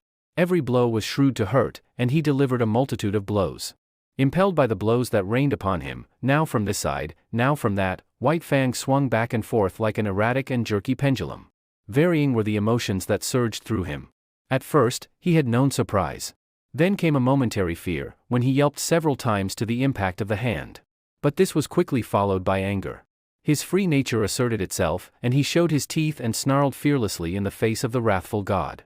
This but served to make the god more wrathful. The blows came faster, heavier, more shrewd to hurt. Grey Beaver continued to beat, White Fang continued to snarl. But this could not last forever. One or the other must give over, and that one was White Fang. Fear surged through him again. For the first time he was being really manhandled. The occasional blows of sticks and stones he had previously experienced were as caresses compared with this. He broke down and began to cry and yelp. For a time each blow brought a yelp from him, but fear passed into terror, until finally his yelps were voiced in unbroken succession, unconnected with the rhythm of the punishment. At last Grey Beaver withheld his hand. White Fang, hanging limply, continued to cry. This seemed to satisfy his master, who flung him down roughly in the bottom of the canoe. In the meantime the canoe had drifted down the stream. Grey Beaver picked up the paddle. White Fang was in his way. He spurned him savagely with his foot. In that moment White Fang's free nature flashed forth again, and he sank his teeth into the moccasin foot. The beating that had gone before was as nothing compared with the beating he now received. Grey Beaver's wrath was terrible, likewise was White Fang's fright. Not only the hand, but the hard wooden paddle was used upon him, and he was bruised and sore in all his small body when he was again flung down in the canoe. Again, and this time with purpose, did Grey Beaver kick him. White Fang did not repeat his attack on the foot. He had learned another lesson of his bondage. Never, no matter what the circumstance, must he dare to bite the god who was Lord and Master over him. The body of the Lord and Master was sacred, not to be defiled by the teeth of such as he. That was evidently the crime of crimes, the one offense there was no condoning nor overlooking. When the canoe touched the shore, White Fang lay whimpering and motionless, waiting the will of Grey Beaver. It was Grey Beaver's will that he should go ashore, for ashore he was flung, striking heavily on his side and hurting his bruises afresh. He crawled tremblingly to his feet and stood whimpering. Lip Lip, who had watched the whole proceeding from the bank, now rushed upon him, knocking him over and sinking his teeth into him. White Fang was too helpless to defend himself, and it would have gone hard with him had not Grey Beaver's foot shot out, lifting Lip Lip into the air with its violence so that he smashed down to earth a dozen feet away. This was the man-animal's justice, and even then, in his own pitiable plight, White Fang experienced a little grateful thrill. At Grey Beaver's heels he limped obediently through the village to the teepee. And so it came that White Fang learned that the right to punish was something the gods reserved for themselves and denied to the lesser creatures under them. That night, when all was still, White Fang remembered his mother and sorrowed for her. He sorrowed too loudly and woke up Grey Beaver, who beat him. After that he mourned gently when the gods were around. But sometimes, straying off to the edge of the woods by himself, he gave vent to his grief, and cried it out with loud whimperings and wailings. It was during this period that he might have hearkened to the memories of the lair and the stream and run back to the wild. But the memory of his mother held him. As the hunting man-animals went out and came back, so she would come back to the village sometime. So he remained in his bondage waiting for her. But it was not altogether an unhappy bondage. There was much to interest him. Something was always happening. There was no end to the strange things these gods did, and he was always curious to see. Besides, he was learning how to get along with Grey Beaver. Obedience, rigid, undeviating obedience, was what was exacted of him, and in return he escaped beatings and his existence was tolerated. Nay, Grey Beaver himself sometimes tossed him a piece of meat, and defended him against the other dogs in the eating of it. And such a piece of meat was of value. It was worth more, in some strange way, than a dozen pieces of meat from the hand of a squaw. Grey Beaver never petted nor caressed. Perhaps it was the weight of his hand, perhaps his justice, perhaps the sheer power of him, and perhaps it was all these things that influenced White Fang, for a certain tie of attachment was forming between him and his surly lord. Insidiously, and by remote ways, as well as by the power of stick and stone and cloud of hand, were the shackles of White Fang's bondage being riveted upon him. The qualities in his kind that in the beginning made it possible for them to come into the fires of men, were qualities capable of development. They were developing in him, and the camp life, replete with misery as it was secretly endearing itself to him all the time. But White Fang was unaware of it. He knew only grief for the loss of Kitch, hope for her return, and a hungry yearning for the free life that had been his. Chapter 3. The Outcast. Lip Lip continued so to darken his days that White Fang became wickeder and more ferocious than it was his natural right to be. Savageness was a part of his make-up, but the savageness thus developed exceeded his make-up. He acquired a reputation for wickedness amongst the man-animals themselves. Wherever there was trouble and uproar in camp, fighting and squabbling or the outcry of a squaw over a bit of stolen meat, they were sure to find White Fang mixed up in it and usually at the bottom of it. They did not bother to look after the causes of his conduct. They saw only the effects, and the effects were bad. He was a sneak and a thief, a mischief-maker, a fomenter of trouble, and irate squaws told him to his face, the while he eyed them alert and ready to dodge any quick-flung missile, that he was a wolf and worthless and bound to come to an evil end. He found himself an outcast in the midst of the populous camp. All the young dogs followed Lip Lip's lead. There was a difference between White Fang and them. Perhaps they sensed his wildwood breed, and instinctively felt for him the enmity that the domestic dog feels for the wolf. But be that as it may, they joined with Lip Lip in the persecution. And, once declared against him, they found good reason to continue declared against him. One and all, from time to time, they felt his teeth, and to his credit, he gave more than he received. Many of them he could whip in single fight, but single fight was denied him. The beginning of such a fight was a signal for all the young dogs in camp to come running and pitch upon him. Out of this pack persecution he learned two important things: how to take care of himself in a mass fight against him, and how, on a single dog, to inflict the greatest amount of damage in the briefest space of time. To keep one's feet in the midst of the hostile mass meant life, and this he learnt well. He became cat-like in his ability to stay on his feet. Even grown dogs might hurtle him backward or sideways with the impact of their heavy bodies, and backward or sideways he would go, in the air or sliding on the ground, but always with his legs under him and his feet downward to the Mother Earth. When dogs fight, there are usually preliminaries to the actual combat, snarlings and bristlings and stiff-legged struttings. But White Fang learned to omit these preliminaries. Delay meant the coming against him of all the young dogs. He must do his work quickly and get away. So he learned to give no warning of his intention. He rushed in and snapped and slashed on the instant, without notice, before his foe could prepare to meet him. Thus he learned how to inflict quick and severe damage. Also he learned the value of surprise. A dog, taken off its guard, its shoulder slashed open or its ear ripped in ribbons before it knew what was happening, was a dog half-whipped. Furthermore, it was remarkably easy to overthrow a dog taken by surprise, while a dog, thus overthrown, invariably exposed for a moment the soft underside of its neck, the vulnerable point at which to strike for its life. White Fang knew this point. It was a knowledge bequeathed to him directly from the hunting generation of wolves. So it was that White Fang's method when he took the offensive, was, first to find a young dog alone, second, to surprise it and knock it off its feet, and third, to drive in with his teeth at the soft throat. Being but partly grown, his jaws had not yet become large enough nor strong enough to make his throat attack deadly, but many a young dog went around camp with a lacerated throat in token of White Fang's intention. And one day, catching one of his enemies alone on the edge of the woods, he managed, by repeatedly overthrowing him and attacking the throat, to cut the great vein and let out the life. There was a great row that night.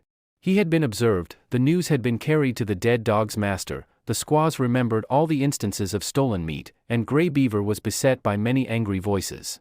But he resolutely held the door of his tepee, inside which he had placed the culprit, and refused to permit the vengeance for which his tribespeople clamored. White Fang became hated by man and dog. During this period of his development he never knew a moment's security. The tooth of every dog was against him, the hand of every man. He was greeted with snarls by his kind, with curses and stones by his gods. He lived tensely. He was always keyed up, alert for attack, wary of being attacked, with an eye for sudden and unexpected missiles, prepared to act precipitately and coolly, to leap in with a flash of teeth, or to leap away with a menacing snarl. As for snarling, he could snarl more terribly than any dog, young or old, in camp. The intent of the snarl is to warn or frighten, and judgment is required to know when it should be used. White Fang knew how to make it and when to make it. Into his snarl he incorporated all that was vicious, malignant, and horrible. With nose serrated by continuous spasms, hair bristling in recurrent waves, tongue whipping out like a red snake and whipping back again, ears flattened down, eyes gleaming hatred, lips wrinkled back, and fangs exposed and dripping, he could compel a pause on the part of almost any assailant. A temporary pause, when taken off his guard, gave him the vital moment in which to think and determine his action. But often a pause so gained lengthened out until it evolved into a complete cessation from the attack. And before more than one of the grown dogs, White Fang's snarl enabled him to beat an honorable retreat. An outcast himself from the pack of the part-grown dogs, his sanguinary methods and remarkable efficiency made the pack pay for its persecution of him. Not permitted himself to run with the pack, the curious state of affairs obtained that no member of the pack could run outside the pack. White Fang would not permit it. What of his bushwhacking and waylaying tactics, the young dogs were afraid to run by themselves. With the exception of Lip Lip, they were compelled to hunch together for mutual protection against the terrible enemy they had made. A puppy alone by the river bank meant a puppy dead or a puppy that aroused the camp with its shrill pain and terror as it fled back from the wolf cub that had waylaid it. But White Fang's reprisals did not cease, even when the young dogs had learned thoroughly that they must stay together. He attacked them when he caught them alone, and they attacked him when they were bunched. The sight of him was sufficient to start them rushing after him, at which times his swiftness usually carried him into safety. But woe the dog that outran his fellows in such pursuit! White Fang had learned to turn suddenly upon the pursuer that was ahead of the pack and thoroughly to rip him up before the pack could arrive. This occurred with great frequency, for, once in full cry, the dogs were prone to forget themselves in the excitement of the chase, while White Fang never forgot himself. Stealing backward glances as he ran, he was always ready to whirl around and down the overzealous pursuer that outran his fellows. Young dogs are bound to play, and out of the exigencies of the situation they realized their play in this mimic warfare. Thus it was that the hunt of White Fang became their chief game, a deadly game, withal, and at all times a serious game. He, on the other hand, being the fastest-footed, was unafraid to venture anywhere. During the period that he waited vainly for his mother to come back, he led the pack many a wild chase through the adjacent woods. But the pack invariably lost him. Its noise and outcry warned him of its presence, while he ran alone, velvet-footed, silently, a moving shadow among the trees after the manner of his father and mother before him. Further, he was more directly connected with the wild than they, and he knew more of its secrets and stratagems. A favorite trick of his was to lose his trail in running water and then lie quietly in a nearby thicket while their baffled cries arose around him. Hated by his kind and by mankind, indomitable, perpetually warred upon and himself waging perpetual war, his development was rapid and one-sided.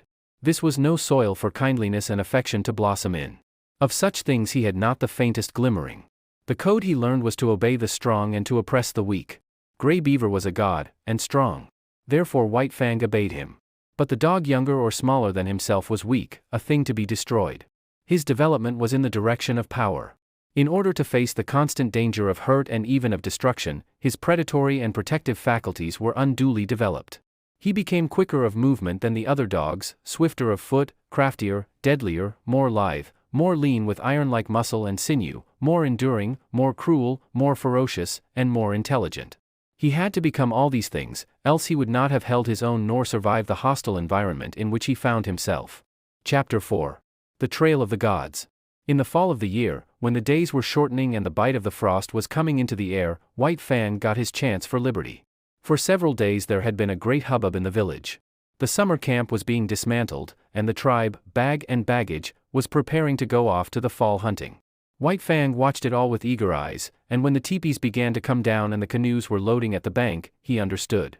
Already the canoes were departing, and some had disappeared down the river. Quite deliberately he determined to stay behind. He waited his opportunity to slink out of camp to the woods. Here, in the running stream where ice was beginning to form, he hid his trail. Then he crawled into the heart of a dense thicket and waited. The time passed by, and he slept intermittently for hours. Then he was aroused by Grey Beaver's voice calling him by name. There were other voices. White Fang could hear Grey Beaver's squaw taking part in the search, and Mit saw, who was Grey Beaver's son. White Fang trembled with fear, and though the impulse came to crawl out of his hiding place, he resisted it. After a time the voices died away, and some time after that he crept out to enjoy the success of his undertaking. Darkness was coming on, and for a while he played about among the trees, pleasuring in his freedom. Then, and quite suddenly, he became aware of loneliness. He sat down to consider, listening to the silence of the forest and perturbed by it. That nothing moved nor sounded, seemed ominous. He felt the lurking of danger, unseen and unguessed. He was suspicious of the looming bulks of the trees and of the dark shadows that might conceal all manner of perilous things. Then it was cold. Here was no warm side of a teepee against which to snuggle. The frost was in his feet, and he kept lifting first one forefoot and then the other. He curved his bushy tail around to cover them, and at the same time he saw a vision. There was nothing strange about it. Upon his inward sight was impressed a succession of memory pictures. He saw the camp again, the teepees, and the blaze of the fires. He heard the shrill voices of the women, the gruff basses of the men, and the snarling of the dogs. He was hungry, and he remembered pieces of meat and fish that had been thrown him. Here was no meat, nothing but a threatening and inedible silence. His bondage had softened him. Irresponsibility had weakened him. He had forgotten how to shift for himself. The night yawned about him. His senses, accustomed to the hum and bustle of the camp, used to the continuous impact of sights and sounds, were now left idle. There was nothing to do, nothing to see nor hear. They strained to catch some interruption of the silence and immobility of nature. They were appalled by inaction and by the feel of something terrible impending. He gave a great start of fright. A colossal and formless something was rushing across the field of his vision. It was a tree shadow flung by the moon, from whose face the clouds had been brushed away. Reassured, he whimpered softly, then he suppressed the whimper for fear that it might attract the attention of the lurking dangers. A tree, contracting in the cool of the night, made a loud noise. It was directly above him. He yelped in his fright. A panic seized him, and he ran madly toward the village. He knew an overpowering desire for the protection and companionship of man. In his nostrils was the smell of the camp smoke. In his ears the camp sounds and cries were ringing loud. He passed out of the forest and into the moonlit open where were no shadows nor darknesses. But no village greeted his eyes. He had forgotten. The village had gone away. His wild flight ceased abruptly. There was no place to which to flee. He slunk forlornly through the deserted camp, smelling the rubbish heaps and the discarded rags and tags of the gods. He would have been glad for the rattle of stones about him, flung by an angry squaw, glad for the hand of Grey Beaver descending upon him in wrath, while he would have welcomed with delight Lip Lip and the whole snarling, cowardly pack. He came to where Gray Beaver's teepee had stood. In the center of the space it had occupied, he sat down. He pointed his nose at the moon. His throat was afflicted by rigid spasms, his mouth opened, and in a heartbroken cry bubbled up his loneliness and fear, his grief for Kitch, all his past sorrows and miseries as well as his apprehension of sufferings and dangers to come. It was the long wolf howl, full-throated and mournful, the first howl he had ever uttered. The coming of daylight dispelled his fears but increased his loneliness. The naked earth, which so shortly before had been so populous, thrust his loneliness more forcibly upon him. It did not take him long to make up his mind. He plunged into the forest and followed the river bank down the stream. All day he ran. He did not rest. He seemed made to run on forever. His iron-like body ignored fatigue. And even after fatigue came, his heritage of endurance braced him to endless endeavor and enabled him to drive his complaining body onward. Where the river swung in against precipitous bluffs, he climbed the high mountains behind. Rivers and streams that entered the main river he forded or swam. Often he took to the rim ice that was beginning to form, and more than once he crashed through and struggled for life in the icy current. Always he was on the lookout for the trail of the gods where it might leave the river and proceed inland. White Fang was intelligent beyond the average of his kind, yet his mental vision was not wide enough to embrace the other bank of the Mackenzie. What if the trail of the gods led out on that side? It never entered his head. Later on, when he had traveled more and grown older and wiser and come to know more of trails and rivers, it might be that he could grasp and apprehend such a possibility. But that mental power was yet in the future. Just now he ran blindly, his own bank of the Mackenzie alone entering into his calculations. All night he ran, blundering in the darkness into mishaps and obstacles that delayed but did not daunt.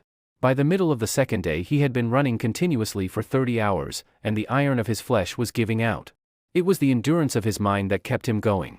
He had not eaten in 40 hours, and he was weak with hunger. The repeated drenchings in the icy water had likewise had their effect on him.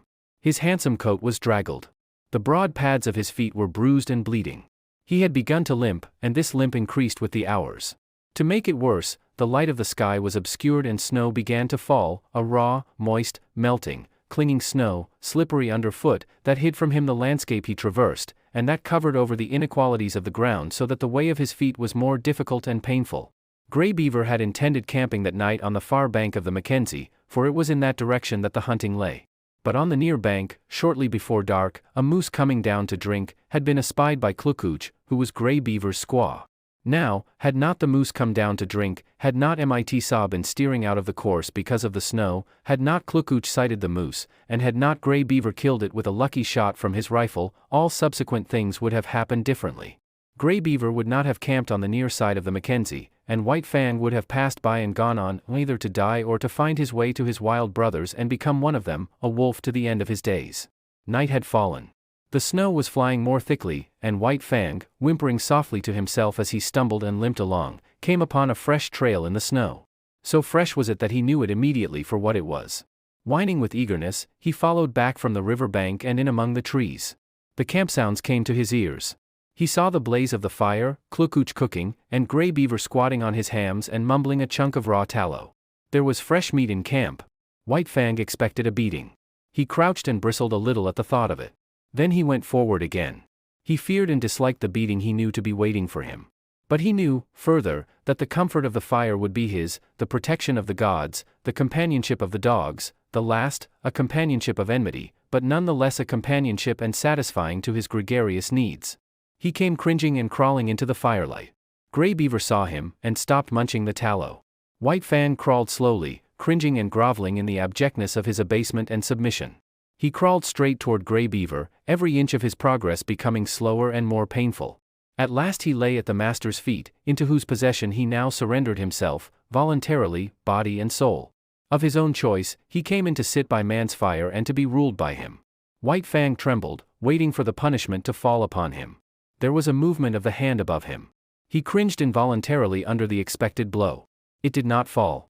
He stole a glance upward. Gray Beaver was breaking the lump of tallow in half. Gray Beaver was offering him one piece of the tallow. Very gently and somewhat suspiciously, he first smelled the tallow and then proceeded to eat it. Gray Beaver ordered meat to be brought to him, and guarded him from the other dogs while he ate. After that, grateful and content, White Fang lay at Gray Beaver's feet, gazing at the fire that warmed him, blinking and dozing, secure in the knowledge that the morrow would find him, not wandering forlorn through bleak forest stretches, but in the camp of the man-animals, with the gods to whom he had given himself and upon whom he was now dependent. Chapter 5. The Covenant. When December was well along, Grey Beaver went on a journey up the Mackenzie. Mit-Sa and Klukooch went with him. One sled he drove himself, drawn by dogs he had traded for or borrowed. A second and smaller sled was driven by Mit-Sa, and to this was harnessed a team of puppies. It was more of a toy affair than anything else, yet it was the delight of Mit-Sa, who felt that he was beginning to do a man's work in the world. Also, he was learning to drive dogs and to train dogs, while the puppies themselves were being broken into the harness. Furthermore, the sled was of some service, for it carried nearly 200 pounds of outfit and food. White Fang had seen the camp dogs toiling in the harness, so that he did not resent overmuch the first placing of the harness upon himself. About his neck was put a moss-stuffed collar, which was connected by 2 pulling traces to a strap that passed around his chest and over his back. It was to this that was fastened the long rope by which he pulled at the sled. There were 7 puppies in the team. The others had been born earlier in the year and were 9 and 10 months old, while White Fang was only 8 months old. Each dog was fastened to the sled by a single rope. No 2 ropes were of the same length, while the difference in length between any 2 ropes was at least that of a dog's body. Every rope was brought to a ring at the front end of the sled. The sled itself was without runners, being a birch bark toboggan, with upturned forward end to keep it from plowing under the snow. This construction enabled the weight of the sled and load to be distributed over the largest snow surface, for the snow was crystal powder and very soft. Observing the same principle of widest distribution of weight, the dogs at the ends of their ropes radiated fan fashion from the nose of the sled, so that no dog trod in another's footsteps. There was, furthermore, another virtue in the fan formation. The ropes of varying length prevented the dogs attacking from the rear those that ran in front of them. For a dog to attack another, it would have to turn upon one at a shorter rope. In which case it would find itself face to face with the dog attacked, and also it would find itself facing the whip of the driver. But the most peculiar virtue of all lay in the fact that the dog that strove to attack one in front of him must pull the sled faster, and that the faster the sled traveled, the faster could the dog attacked run away. Thus, the dog behind could never catch up with the one in front.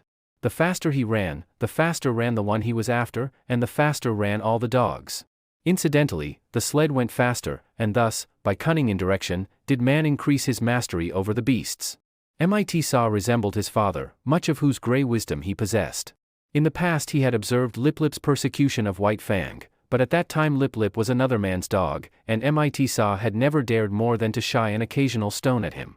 But now Lip Lip was his dog, and he proceeded to wreak his vengeance on him by putting him at the end of the longest rope. This made Lip Lip the leader, and was apparently an honor. But in reality it took away from him all honor, and instead of being bully and master of the pack, he now found himself hated and persecuted by the pack. Because he ran at the end of the longest rope, the dogs had always the view of him running away before them. All that they saw of him was his bushy tail and fleeing hind legs, a view far less ferocious and intimidating than his bristling mane and gleaming fangs. Also, dogs being so constituted in their mental ways, the sight of him running away gave desire to run after him and a feeling that he ran away from them. The moment the sled started, the team took after Lip Lip in a chase that extended throughout the day. At first he had been prone to turn upon his pursuers, jealous of his dignity and wrathful, but at such times Mit-Sa would throw the stinging lash of the 30-foot caribou gut whip into his face and compel him to turn tail and run on. Lip Lip might face the pack, but he could not face that whip, and all that was left him to do was to keep his long rope taut and his flanks ahead of the teeth of his mates. But a still greater cunning lurked in the recesses of the Indian mind. To give point to unending pursuit of the leader, Mit-Sa favored him over the other dogs. These favors aroused in them jealousy and hatred. In their presence Mit-Sa would give him meat and would give it to him only. This was maddening to them. They would rage around just outside the throwing distance of the whip, while Lip Lip devoured the meat and Mit-Sa protected him. And when there was no meat to give, Mit-Sa would keep the team at a distance and make believe to give meat to Lip Lip. White Fang took kindly to the work. He had traveled a greater distance than the other dogs in the yielding of himself to the rule of the gods, and he had learned more thoroughly the futility of opposing their will. In addition, the persecution he had suffered from the pack had made the pack less to him in the scheme of things, and man more. He had not learned to be dependent on his kind for companionship. Besides, kitsch was well nigh forgotten, and the chief outlet of expression that remained to him was in the allegiance he tendered the gods he had accepted as masters. So he worked hard, learned discipline, and was obedient. Faithfulness and willingness characterized his toil. These are essential traits of the wolf and the wild dog when they have become domesticated, and these traits White Fang possessed in unusual measure. A companionship did exist between White Fang and the other dogs, but it was one of warfare and enmity. He had never learned to play with them. He knew only how to fight, and fight with them he did, returning to them 100-fold the snaps and slashes they had given him in the days when Lip Lip was leader of the pack. But Lip Lip was no longer leader, except when he fled away before his mates at the end of his rope, the sled bounding along behind. In camp he kept close to Mit Sa or Grey Beaver or Klukuch. He did not dare venture away from the gods, for now the fangs of all dogs were against him, and he tasted to the dregs the persecution that had been White Fang's. With the overthrow of Lip Lip, White Fang could have become leader of the pack. But he was too morose and solitary for that. He merely thrashed his teammates. Otherwise he ignored them.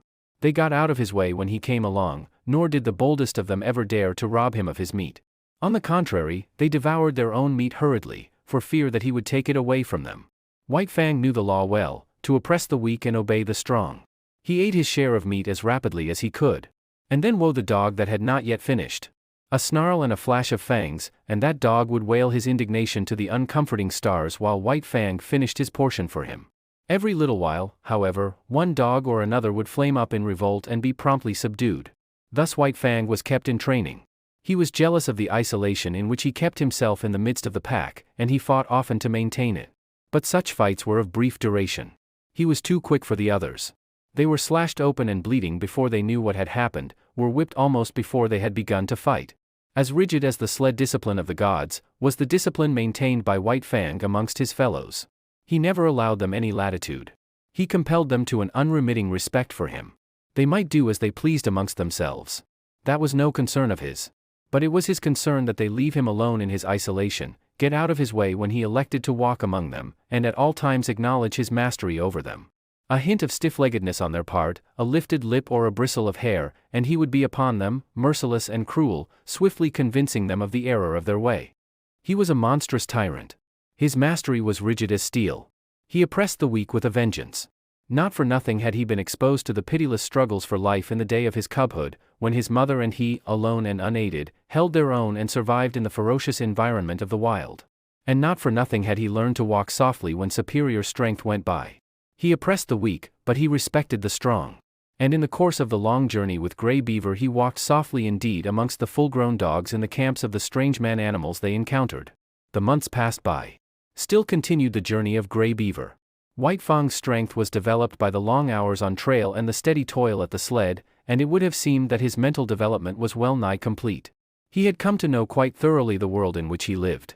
His outlook was bleak and materialistic. The world as he saw it was a fierce and brutal world, a world without warmth, a world in which caresses and affection and the bright sweetnesses of the spirit did not exist. He had no affection for Grey Beaver. True, he was a god, but a most savage god. White Fang was glad to acknowledge his lordship, but it was a lordship based upon superior intelligence and brute strength. There was something in the fiber of White Fang's being that made his lordship a thing to be desired, else he would not have come back from the wild when he did to tender his allegiance. There were deeps in his nature which had never been sounded. A kind word, a caressing touch of the hand, on the part of Grey Beaver, might have sounded these deeps, but Grey Beaver did not caress, nor speak kind words. It was not his way. His primacy was savage, and savagely he ruled, administering justice with a club, punishing transgression with the pain of a blow, and rewarding merit, not by kindness, but by withholding a blow. So White Fang knew nothing of the heaven a man's hand might contain for him. Besides, he did not like the hands of the man-animals. He was suspicious of them. It was true that they sometimes gave meat, but more often they gave hurt. Hands were things to keep away from. They hurled stones, wielded sticks and clubs and whips, administered slaps and clouts, and, when they touched him, were cunning to hurt with pinch and twist and wrench. In strange villages he had encountered the hands of the children and learned that they were cruel to hurt.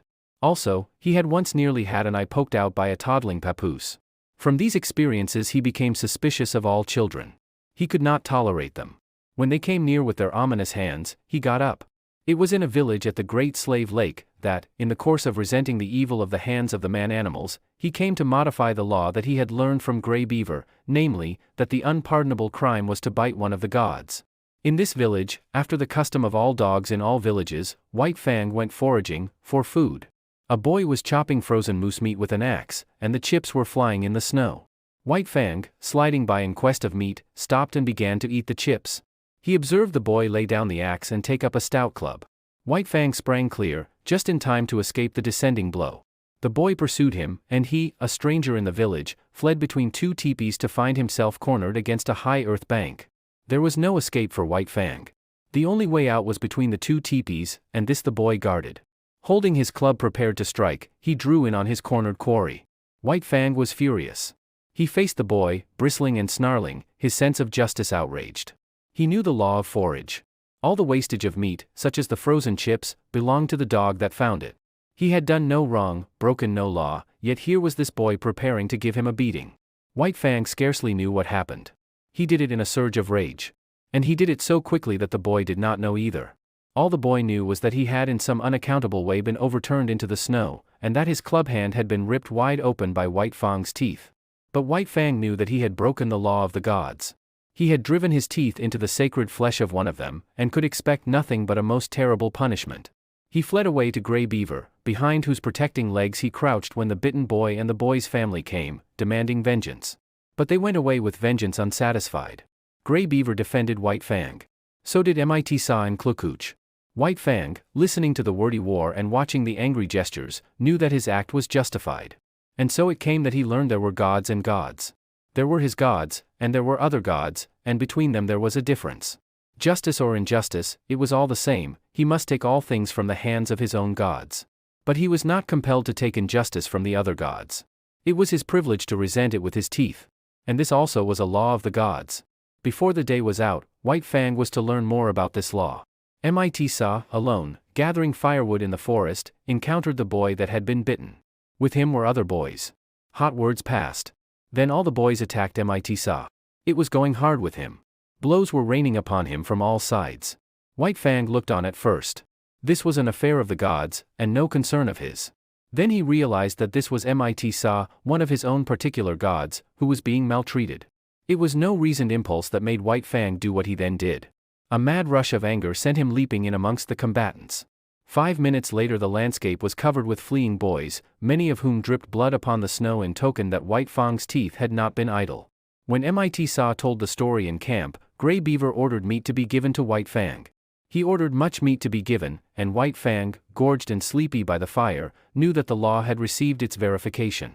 It was in line with these experiences that White Fang came to learn the law of property and the duty of the defense of property. From the protection of his god's body to the protection of his god's possessions was a step, and this step he made. What was his god's was to be defended against all the world, even to the extent of biting other gods. Not only was such an act sacrilegious in its nature, but it was fraught with peril. The gods were all-powerful, and a dog was no match against them, yet White Fang learned to face them, fiercely belligerent and unafraid. Duty rose above fear, and thieving gods learned to leave Grey Beaver's property alone.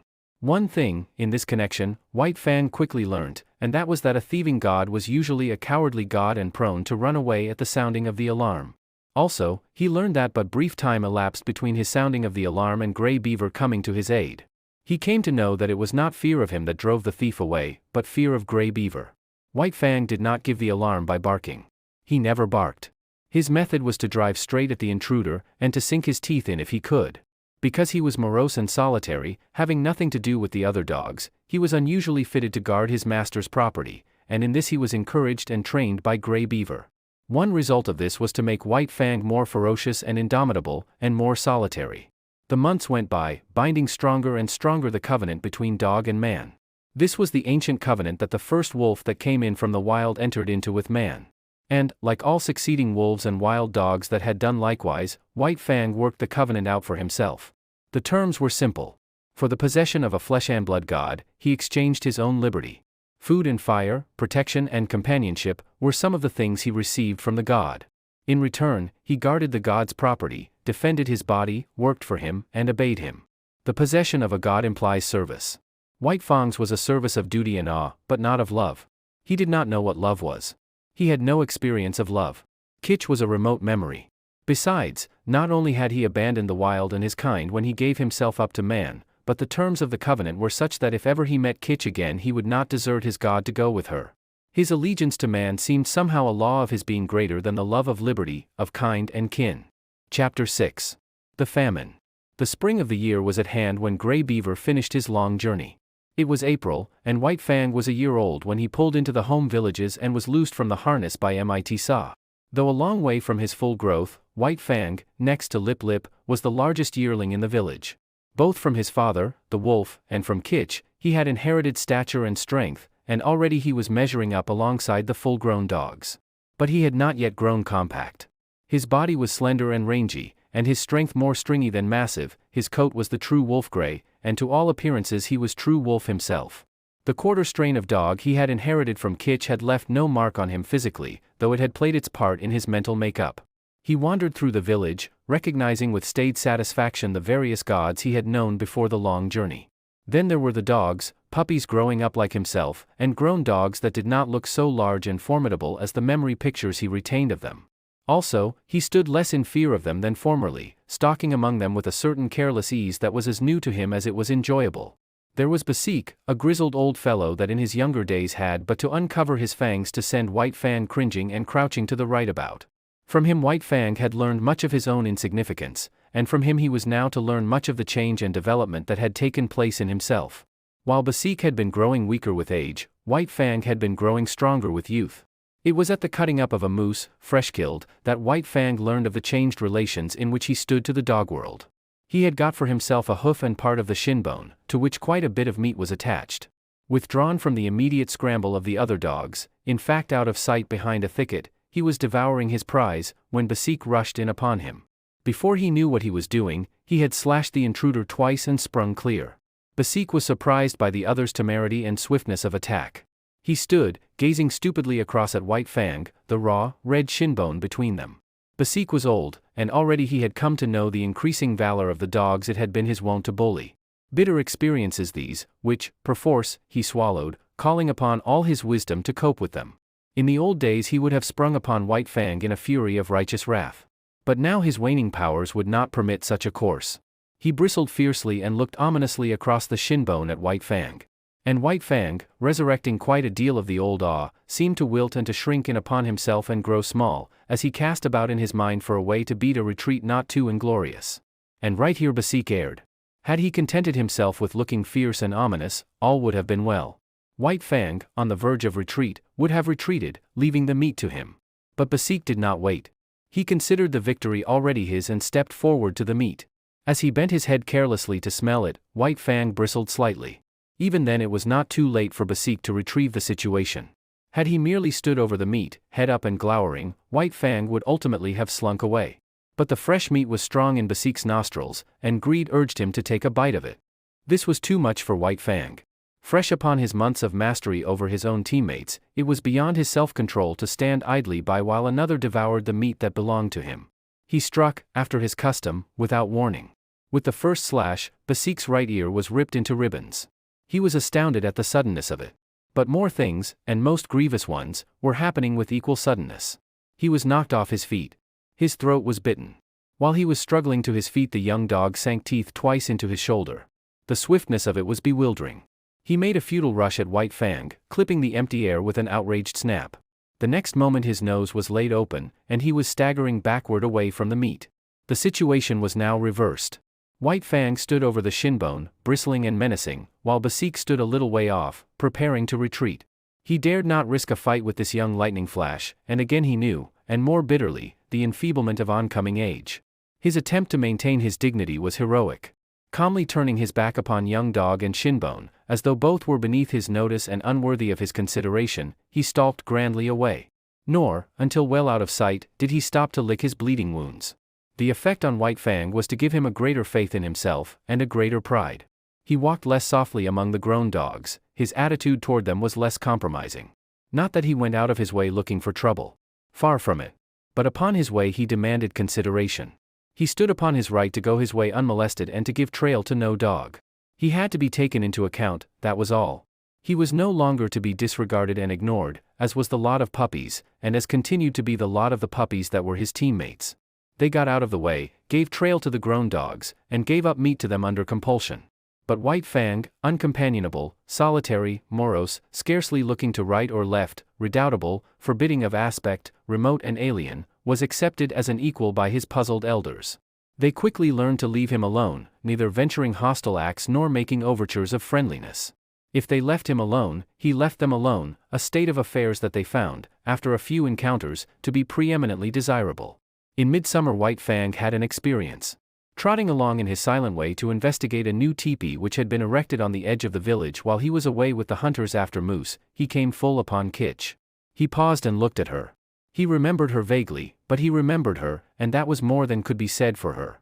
She lifted her lip at him in the old snarl of menace, and his memory became clear. His forgotten cubhood, all that was associated with that familiar snarl, rushed back to him. Before he had known the gods, she had been to him the centerpin of the universe. The old familiar feelings of that time came back upon him, surged up within him. He bounded towards her joyously, and she met him with shrewd fangs that laid his cheek open to the bone. He did not understand. He backed away, bewildered and puzzled. But it was not Kitch's fault. A wolf mother was not made to remember her cubs of a year or so before. So she did not remember White Fang. He was a strange animal, an intruder, and her present litter of puppies gave her the right to resent such intrusion. One of the puppies sprawled up to White Fang. They were half-brothers, only they did not know it. White Fang sniffed the puppy curiously, whereupon Kitch rushed upon him, gashing his face a second time. He backed farther away.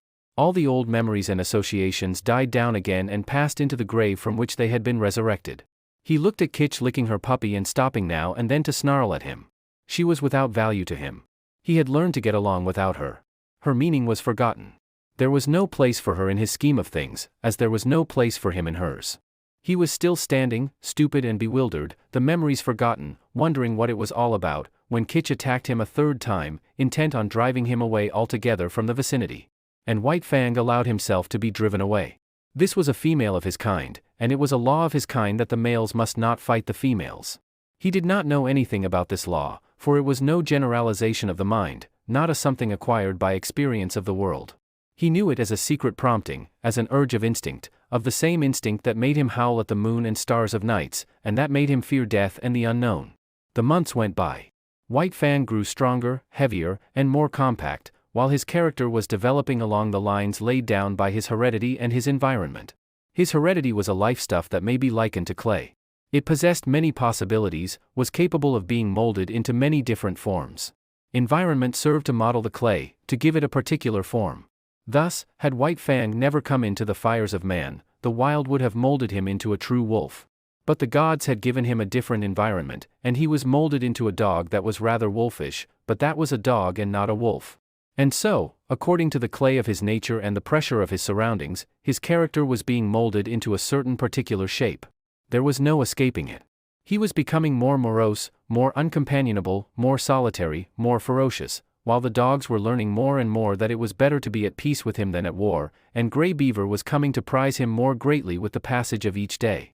White Fang, seeming to sum up strength in all his qualities, nevertheless suffered from one besetting weakness. He could not stand being laughed at.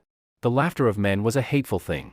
They might laugh among themselves about anything they pleased except himself, and he did not mind. But the moment laughter was turned upon him he would fly into a most terrible rage. Grave, dignified, somber, a laugh made him frantic to ridiculousness.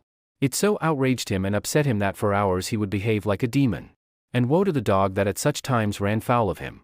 He knew the law too well to take it out on Grey Beaver. Behind Grey Beaver were a club and Godhead. But behind the dogs there was nothing but space, and into this space they flew when White Fang came on the scene, made mad by laughter. In the third year of his life there came a great famine to the Mackenzie Indians. In the summer the fish failed. In the winter the caribou forsook their accustomed track. Moose were scarce, the rabbits almost disappeared, hunting and preying animals perished. Denied their usual food supply, weakened by hunger, they fell upon and devoured one another. Only the strong survived. White Fang's gods were always hunting animals. The old and the weak of them died of hunger. There was wailing in the village, where the women and children went without in order that what little they had might go into the bellies of the lean and hollow-eyed hunters who trod the forest in the vain pursuit of meat. To such extremity were the gods driven that they ate the soft-tanned leather of their moccasins and mittens, while the dogs ate the harnesses off their backs and the very whip-lashes. Also, the dogs ate one another, and also the gods ate the dogs. The weakest and the more worthless were eaten first. The dogs that still lived, looked on and understood. A few of the boldest and wisest forsook the fires of the gods, which had now become a shambles, and fled into the forest, where, in the end, they starved to death or were eaten by wolves. In this time of misery, White Fang, too, stole away into the woods. He was better fitted for the life than the other dogs, for he had the training of his cubhood to guide him. Especially adept did he become in stalking small living things. He would lie concealed for hours, following every movement of a cautious tree squirrel, waiting, with a patience as huge as the hunger he suffered from, until the squirrel ventured out upon the ground. Even then, White Fang was not premature. He waited until he was sure of striking before the squirrel could gain a tree refuge. Then, and not until then, would he flash from his hiding place, a gray projectile, incredibly swift, never failing its mark, the fleeing squirrel that fled not fast enough. Successful as he was with squirrels, there was one difficulty that prevented him from living and growing fat on them. There were not enough squirrels. So he was driven to hunt still smaller things. So acute did his hunger become at times that he was not above rooting out wood mice from their burrows in the ground. Nor did he scorn to do battle with a weasel as hungry as himself and many times more ferocious. In the worst pinches of the famine he stole back to the fires of the gods. But he did not go into the fires. He lurked in the forest, avoiding discovery and robbing the snares at the rare intervals when game was caught. He even robbed Gray Beaver's snare of a rabbit at a time when Gray Beaver staggered and tottered through the forest, sitting down often to rest, what of weakness and of shortness of breath. One day White Fang encountered a young wolf, gaunt and scrawny, loose-jointed with famine. Had he not been hungry himself, White Fang might have gone with him and eventually found his way into the pack amongst his wild brethren. As it was, he ran the young wolf down and killed and ate him. Fortune seemed to favor him. Always, when hardest pressed for food, he found something to kill. Again, when he was weak, it was his luck that none of the larger preying animals chanced upon him. Thus, he was strong from the 2 days eating a lynx had afforded him when the hungry wolf pack ran full tilt upon him. It was a long, cruel chase, but he was better nourished than they, and in the end outran them. And not only did he outrun them, but, circling widely back on his track, he gathered in one of his exhausted pursuers. After that he left that part of the country and journeyed over to the valley wherein he had been born. Here, in the old lair, he encountered Kitch. Up to her old tricks, she, too, had fled the inhospitable fires of the gods and gone back to her old refuge to give birth to her young. Of this litter but one remained alive when White Fang came upon the scene, and this one was not destined to live long. Young life had little chance in such a famine. Kitch's greeting of her grown son was anything but affectionate. But White Fang did not mind. He had outgrown his mother. So he turned tail philosophically and trotted on up the stream. At the forks he took the turning to the left, where he found the lair of the lynx with whom his mother and he had fought long before. Here, in the abandoned lair, he settled down and rested for a day. During the early summer, in the last days of the famine, he met Lip Lip, who had likewise taken to the woods, where he had eked out a miserable existence. White Fang came upon him unexpectedly. Trotting in opposite directions along the base of a high bluff, they rounded a corner of rock and found themselves face to face. They paused with instant alarm, and looked at each other suspiciously. White Fang was in splendid condition. His hunting had been good, and for a week he had eaten his fill. He was even gorged from his latest kill. But in the moment he looked at Lip Lip his hair rose on end all along his back. It was an involuntary bristling on his part, the physical state that in the past had always accompanied the mental state produced in him by Lip Lip's bullying and persecution. As in the past he had bristled and snarled at sight of Lip Lip, so now, and automatically, he bristled and snarled. He did not waste any time. The thing was done thoroughly and with dispatch. Lip Lip essayed to back away, but White Fang struck him hard, shoulder to shoulder. Lip Lip was overthrown and rolled upon his back. White Fang's teeth drove into the scrawny throat. There was a death struggle, during which White Fang walked around, stiff-legged and observant. Then he resumed his course and trotted on along the base of the bluff. One day, not long after, he came to the edge of the forest, where a narrow stretch of open land sloped down to the Mackenzie. He had been over this ground before, when it was bare, but now a village occupied it. Still hidden amongst the trees, he paused to study the situation. Sights and sounds and scents were familiar to him. It was the old village changed to a new place. But sights and sounds and smells were different from those he had last had when he fled away from it. There was no whimpering nor wailing. Contented sounds saluted his ear, and when he heard the angry voice of a woman he knew it to be the anger that proceeds from a full stomach. And there was a smell in the air of fish. There was food. The famine was gone. He came out boldly from the forest and trotted into camp straight to Gray Beaver's teepee. Gray Beaver was not there, but Klukooch welcomed him with glad cries and the whole of a fresh-caught fish, and he lay down to wait Gray Beaver's coming. Part 4. Chapter 1. The Enemy of His Kind. Had there been in White Fang's nature any possibility, no matter how remote, of his ever coming to fraternize with his kind, such possibility was irretrievably destroyed when he was made leader of the sled team. For now the dogs hated him for the extra meat bestowed upon him by Mit Sa, hated him for all the real and fancied favors he received, hated him for that he fled always at the head of the team, his waving brush of a tail and his perpetually retreating hindquarters forever maddening their eyes. And White Fang just as bitterly hated them back. Being sled leader was anything but gratifying to him.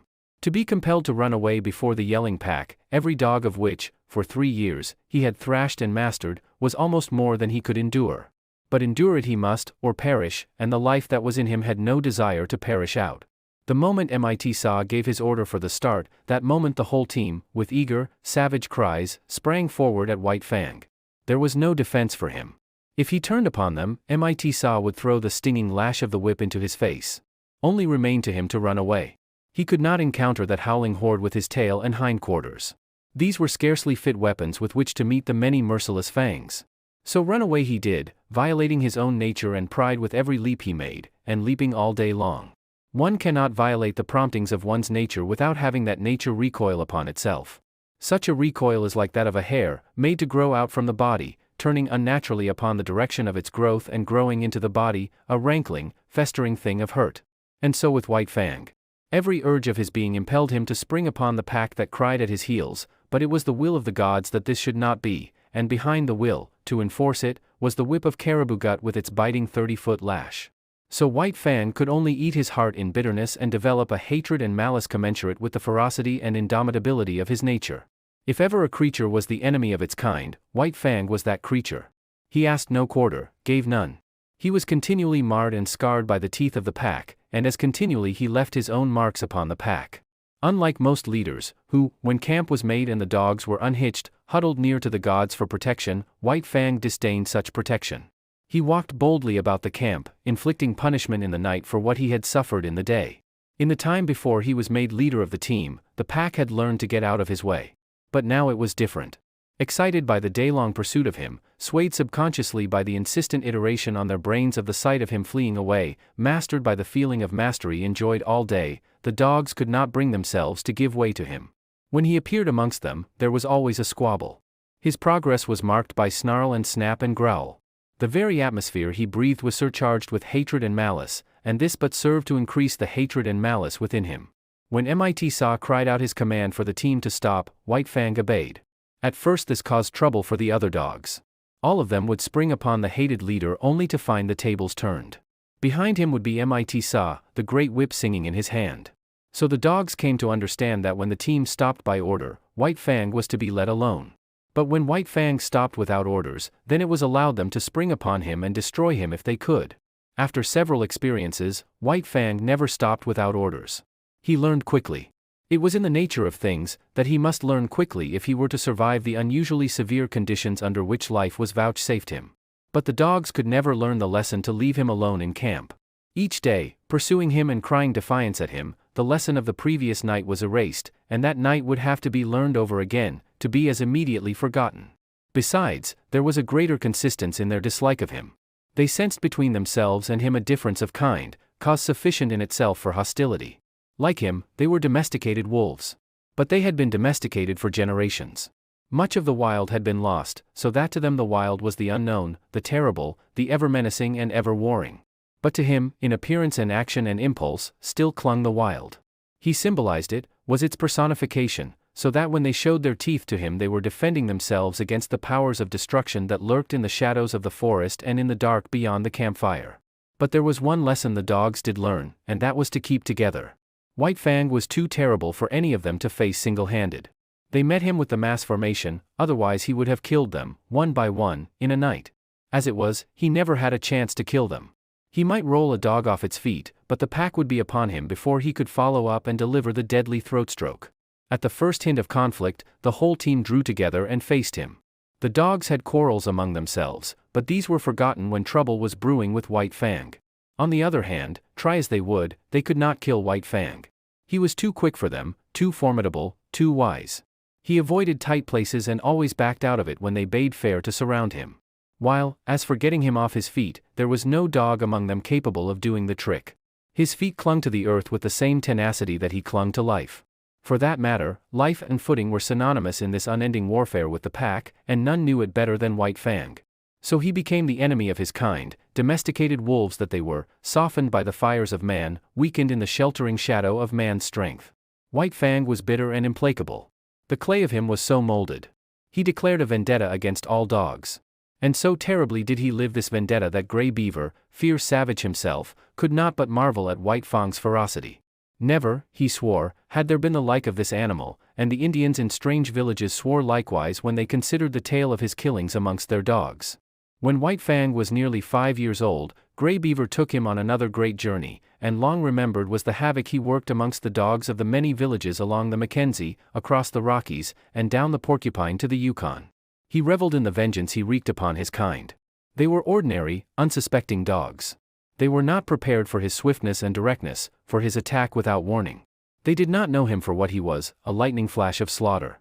They bristled up to him, stiff-legged and challenging, while he, wasting no time on elaborate preliminaries, snapping into action like a steel spring, was at their throats and destroying them before they knew what was happening and while they were yet in the throes of surprise.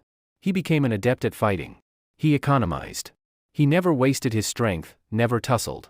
He was in too quickly for that, and, if he missed, was out again too quickly. The dislike of the wolf for close quarters was his to an unusual degree. He could not endure a prolonged contact with another body. It smacked of danger. It made him frantic. He must be away, free, on his own legs, touching no living thing. It was the wild still clinging to him, asserting itself through him. This feeling had been accentuated by the Ishmaelite life he had led from his puppyhood. Danger lurked in contacts. It was the trap, ever the trap, the fear of it lurking deep in the life of him, woven into the fiber of him. In consequence, the strange dogs he encountered had no chance against him. He eluded their fangs. He got them, or got away, himself untouched in either event. In the natural course of things there were exceptions to this. There were times when several dogs, pitching onto him, punished him before he could get away, and there were times when a single dog scored deeply on him. But these were accidents. In the main, so efficient a fighter had he become, he went his way unscathed. Another advantage he possessed was that of correctly judging time and distance. Not that he did this consciously, however. He did not calculate such things. It was all automatic. His eyes saw correctly, and the nerves carried the vision correctly to his brain. The parts of him were better adjusted than those of the average dog. They worked together more smoothly and steadily. His was a better, far better, nervous, mental, and muscular coordination. When his eyes conveyed to his brain the moving image of an action, his brain without conscious effort, knew the space that limited that action and the time required for its completion. Thus, he could avoid the leap of another dog, or the drive of its fangs, and at the same moment could seize the infinitesimal fraction of time in which to deliver his own attack. Body and brain, his was a more perfected mechanism. Not that he was to be praised for it.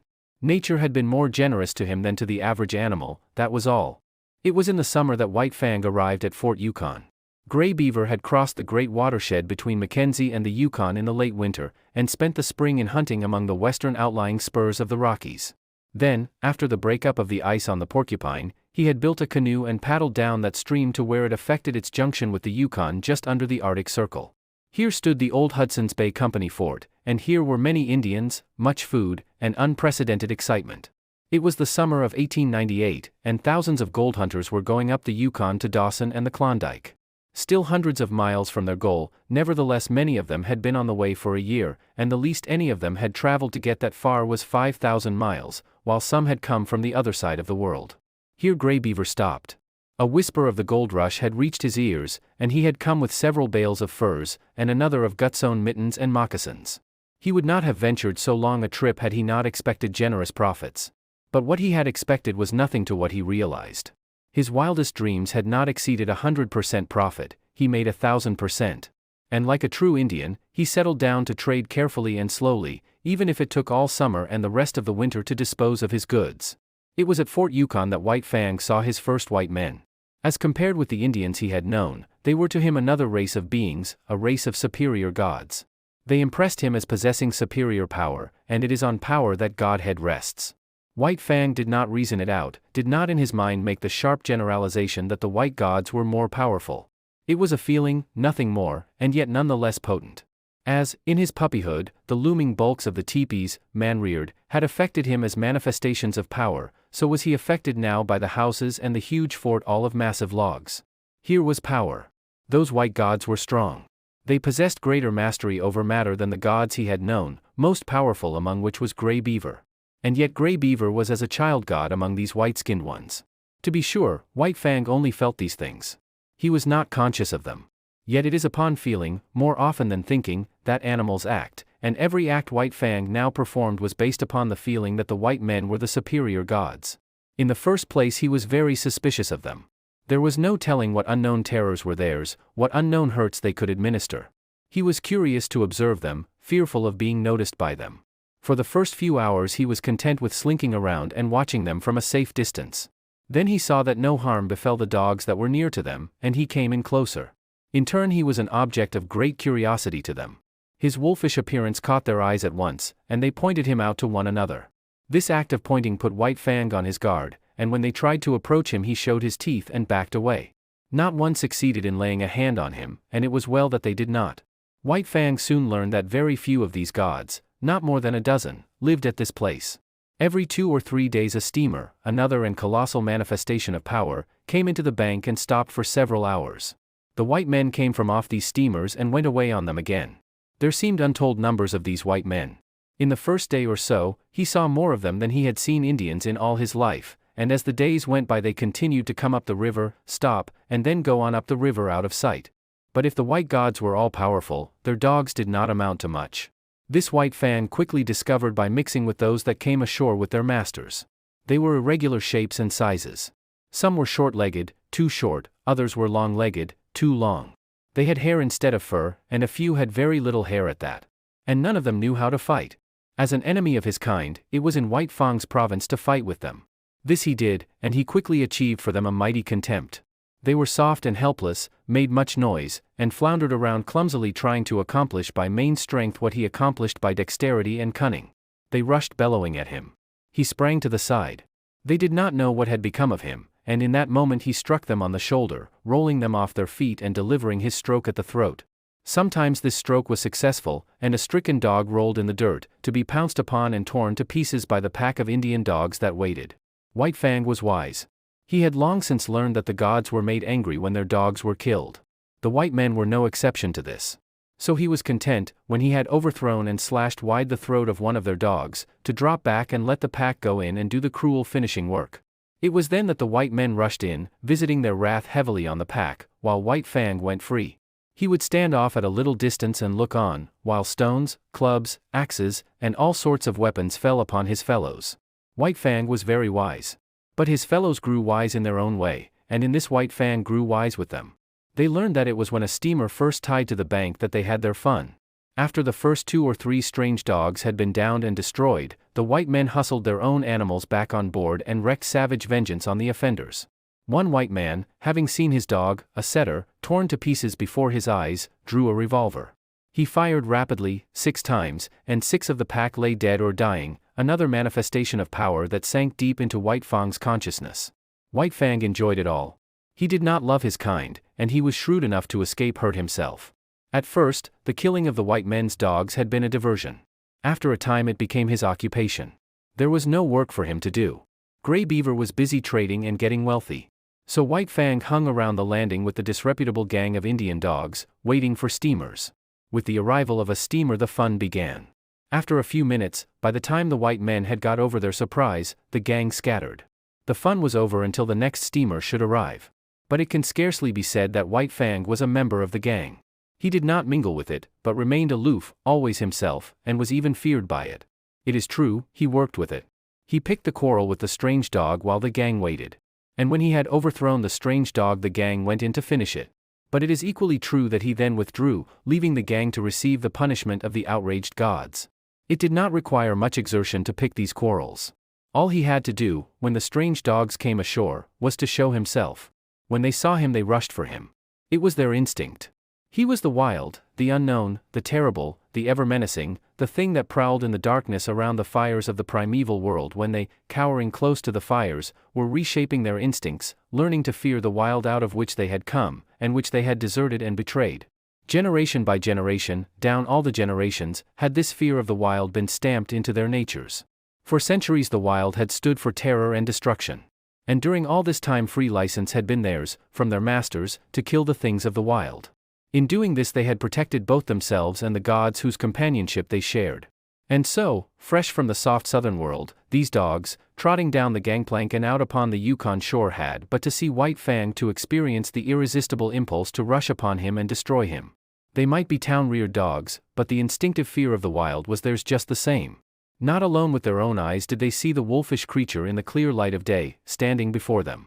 They saw him with the eyes of their ancestors, and by their inherited memory they knew White Fang for the wolf, and they remembered the ancient feud. All of which served to make White Fang's days enjoyable. If the sight of him drove these strange dogs upon him, so much the better for him, so much the worse for them.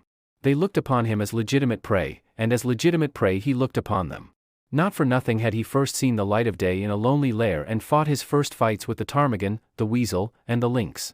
And not for nothing had his puppyhood been made bitter by the persecution of Lip Lip and the whole puppy pack. It might have been otherwise, and he would then have been otherwise. Had Lip Lip not existed, he would have passed his puppyhood with the other puppies and grown up more doglike and with more liking for dogs. Had Grey Beaver possessed the plummet of affection and love, he might have sounded the deeps of White Fang's nature and brought up to the surface all manner of kindly qualities. But these things had not been so. The clay of White Fang had been molded until he became what he was, morose and lonely, unloving and ferocious, the enemy of all his kind. Chapter 2. The Mad God. A small number of white men lived in Fort Yukon. These men had been long in the country. They called themselves sourdoughs, and took great pride in so classifying themselves. For other men, new in the land, they felt nothing but disdain. The men who came ashore from the steamers were newcomers. They were known as Chechaquos, and they always wilted at the application of the name. They made their bread with baking powder. This was the invidious distinction between them and the sourdoughs, who, forsooth, made their bread from sourdough because they had no baking powder. All of which is neither here nor there.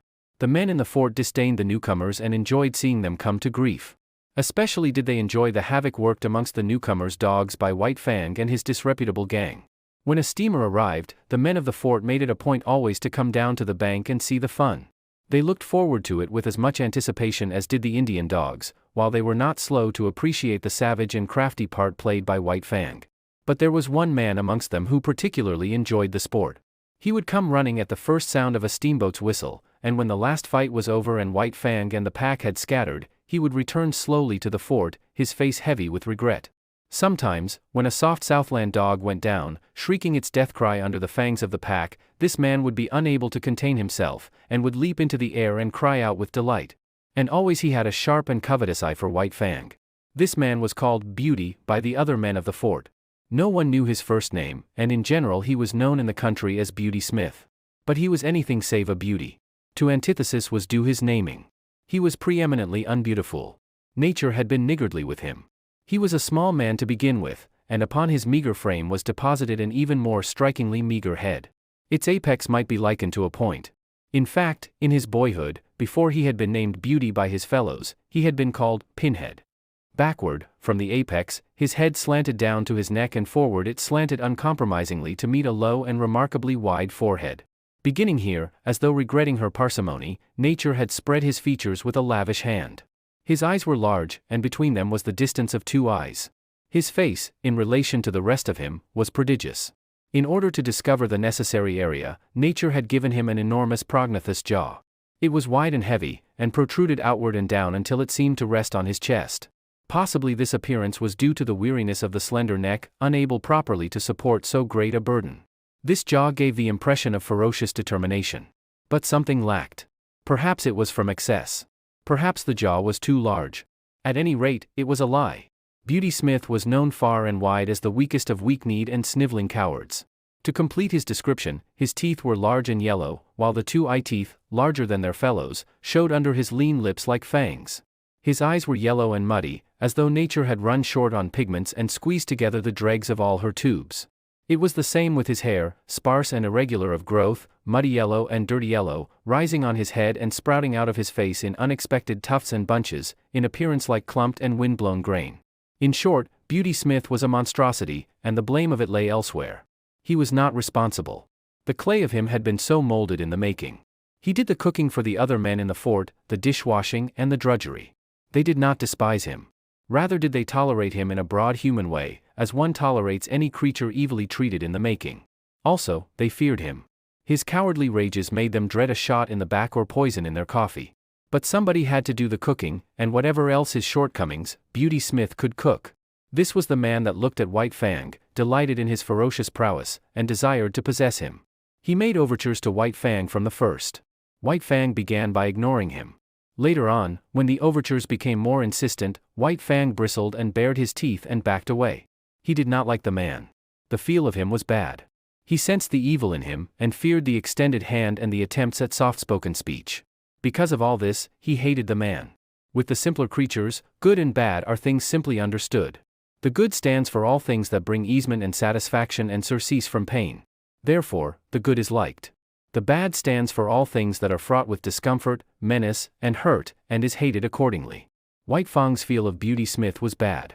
From the man's distorted body and twisted mind, in occult ways, like mists rising from malarial marshes, came emanations of the unhealth within. Not by reasoning, not by the five senses alone, but by other and remoter and uncharted senses, came the feeling to White Fang that the man was ominous with evil, pregnant with hurtfulness, and therefore a thing bad, and wisely to be hated. White Fang was in Grey Beaver's camp when Beauty Smith first visited it. At the faint sound of his distant feet, before he came in sight, White Fang knew who was coming and began to bristle. He had been lying down in an abandon of comfort, but he arose quickly, and, as the man arrived, slid away in true wolf fashion to the edge of the camp. He did not know what they said, but he could see the man and Grey Beaver talking together. Once, the man pointed at him, and White Fang snarled back as though the hand were just descending upon him instead of being, as it was, 50 feet away. The man laughed at this, and White Fang slunk away to the sheltering woods, his head turned to observe as he glided softly over the ground. Grey Beaver refused to sell the dog. He had grown rich with his trading and stood in need of nothing. Besides, White Fang was a valuable animal, the strongest sled dog he had ever owned, and the best leader. Furthermore, there was no dog like him on the Mackenzie nor the Yukon. He could fight. He killed other dogs as easily as men killed mosquitoes. Beauty Smith's eyes lighted up at this, and he licked his thin lips with an eager tongue. No, White Fang was not for sale at any price. But Beauty Smith knew the ways of Indians.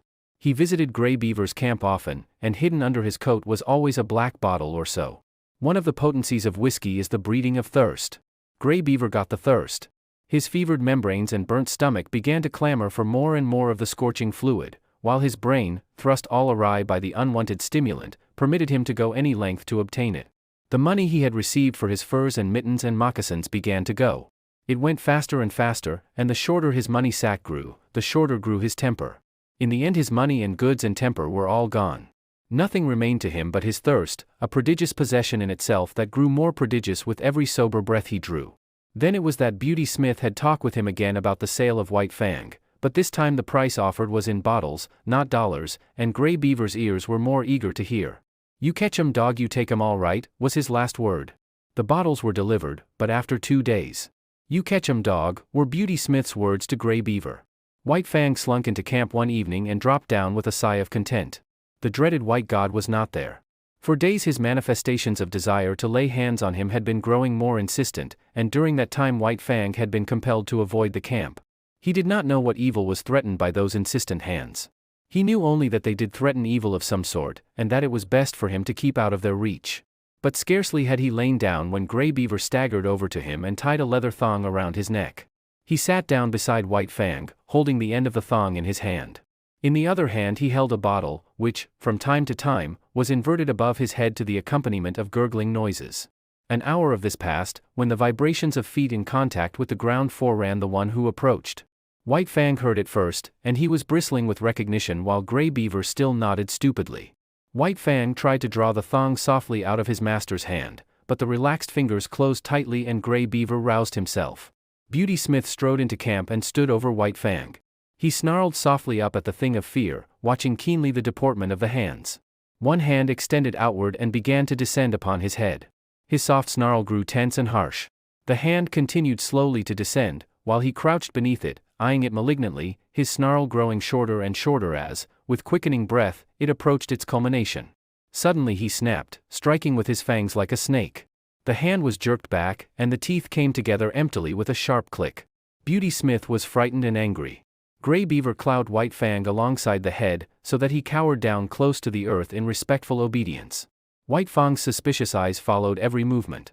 He saw Beauty Smith go away and return with a stout club. Then the end of the thong was given over to him by Gray Beaver. Beauty Smith started to walk away. The thong grew taut. White Fang resisted it. Gray Beaver clouted him right and left to make him get up and follow. He obeyed, but with a rush, hurling himself upon the stranger who was dragging him away. Beauty Smith did not jump away. He had been waiting for this. He swung the club smartly, stopping the rush midway and smashing White Fang down upon the ground. Gray Beaver laughed and nodded approval. Beauty Smith tightened the thong again, and White Fang crawled limply and dizzily to his feet. He did not rush a second time. One smash from the club was sufficient to convince him that the white god knew how to handle it, and he was too wise to fight the inevitable. So he followed morosely at Beauty Smith's heels, his tail between his legs, yet snarling softly under his breath. But Beauty Smith kept a wary eye on him, and the club was held always ready to strike. At the fort, Beauty Smith left him securely tied and went into bed. White Fang waited an hour. Then he applied his teeth to the thong, and in the space of 10 seconds was free. He had wasted no time with his teeth. There had been no useless gnawing. The thong was cut across, diagonally, almost as clean as though done by a knife. White Fang looked up at the fort, at the same time bristling and growling. Then he turned and trotted back to Gray Beaver's camp. He owed no allegiance to this strange and terrible god. He had given himself to Gray Beaver, and to Gray Beaver he considered he still belonged. But what had occurred before was repeated, with a difference. Gray Beaver again made him fast with a thong, and in the morning turned him over to Beauty Smith. And here was where the difference came in. Beauty Smith gave him a beating. Tied securely, White Fang could only rage futilely and endure the punishment. Club and whip were both used upon him, and he experienced the worst beating he had ever received in his life. Even the big beating given him in his puppyhood by Gray Beaver was mild compared with this. Beauty Smith enjoyed the task. He delighted in it. He gloated over his victim, and his eyes flamed dully, as he swung the whip or club and listened to White Fang's cries of pain and to his helpless bellows and snarls. For Beauty Smith was cruel in the way that cowards are cruel. Cringing and sniveling himself before the blows or angry speech of a man, he revenged himself, in turn, upon creatures weaker than he. All life likes power, and Beauty Smith was no exception. Denied the expression of power amongst his own kind, he fell back upon the lesser creatures and there vindicated the life that was in him. But Beauty Smith had not created himself, and no blame was to be attached to him. He had come into the world with a twisted body and a brute intelligence. This had constituted the clay of him, and it had not been kindly molded by the world. White Fang knew why he was being beaten. When Gray Beaver tied the thong around his neck, and passed the end of the thong into Beauty Smith's keeping, White Fang knew that it was his god's will for him to go with Beauty Smith. And when Beauty Smith left him tied outside the fort, he knew that it was Beauty Smith's will that he should remain there. Therefore, he had disobeyed the will of both the gods, and earned the consequent punishment. He had seen dogs change owners in the past, and he had seen the runaways beaten as he was being beaten. He was wise, and yet in the nature of him there were forces greater than wisdom. One of these was fidelity. He did not love Gray Beaver, yet, even in the face of his will and his anger, he was faithful to him. He could not help it. This faithfulness was a quality of the clay that composed him. It was the quality that was peculiarly the possession of his kind, the quality that set apart his species from all other species, the quality that has enabled the wolf and the wild dog to come in from the open and be the companions of man. After the beating, White Fang was dragged back to the fort. But this time Beauty Smith left him tied with a stick. One does not give up a god easily, and so with White Fang. Gray Beaver was his own particular god, and, in spite of Gray Beaver's will, White Fang still clung to him and would not give him up. Gray Beaver had betrayed and forsaken him, but that had no effect upon him. Not for nothing had he surrendered himself body and soul to Gray Beaver. There had been no reservation on White Fang's part, and the bond was not to be broken easily. So, in the night, when the men in the fort were asleep, White Fang applied his teeth to the stick that held him. The wood was seasoned and dry, and it was tied so closely to his neck that he could scarcely get his teeth to it. It was only by the severest muscular exertion and neck arching that he succeeded in getting the wood between his teeth, and barely between his teeth at that, and it was only by the exercise of an immense patience, extending through many hours, that he succeeded in gnawing through the stick. This was something that dogs were not supposed to do. It was unprecedented.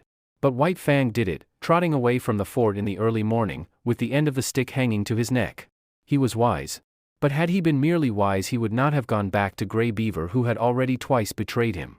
But there was his faithfulness, and he went back to be betrayed yet a third time. Again he yielded to the tying of a thong around his neck by Grey Beaver, and again Beauty Smith came to claim him. And this time he was beaten even more severely than before. Grey Beaver looked on stolidly while the white man wielded the whip. He gave no protection. It was no longer his dog. When the beating was over, White Fang was sick. A soft Southland dog would have died under it, but not he. His school of life had been sterner, and he was himself of sterner stuff. He had too great vitality. His clutch on life was too strong. But he was very sick. At first he was unable to drag himself along, and Beauty Smith had to wait half an hour for him. And then, blind and reeling, he followed at Beauty Smith's heels back to the fort. But now he was tied with a chain that defied his teeth, and he strove in vain, by lunging, to draw the staple from the timber into which it was driven.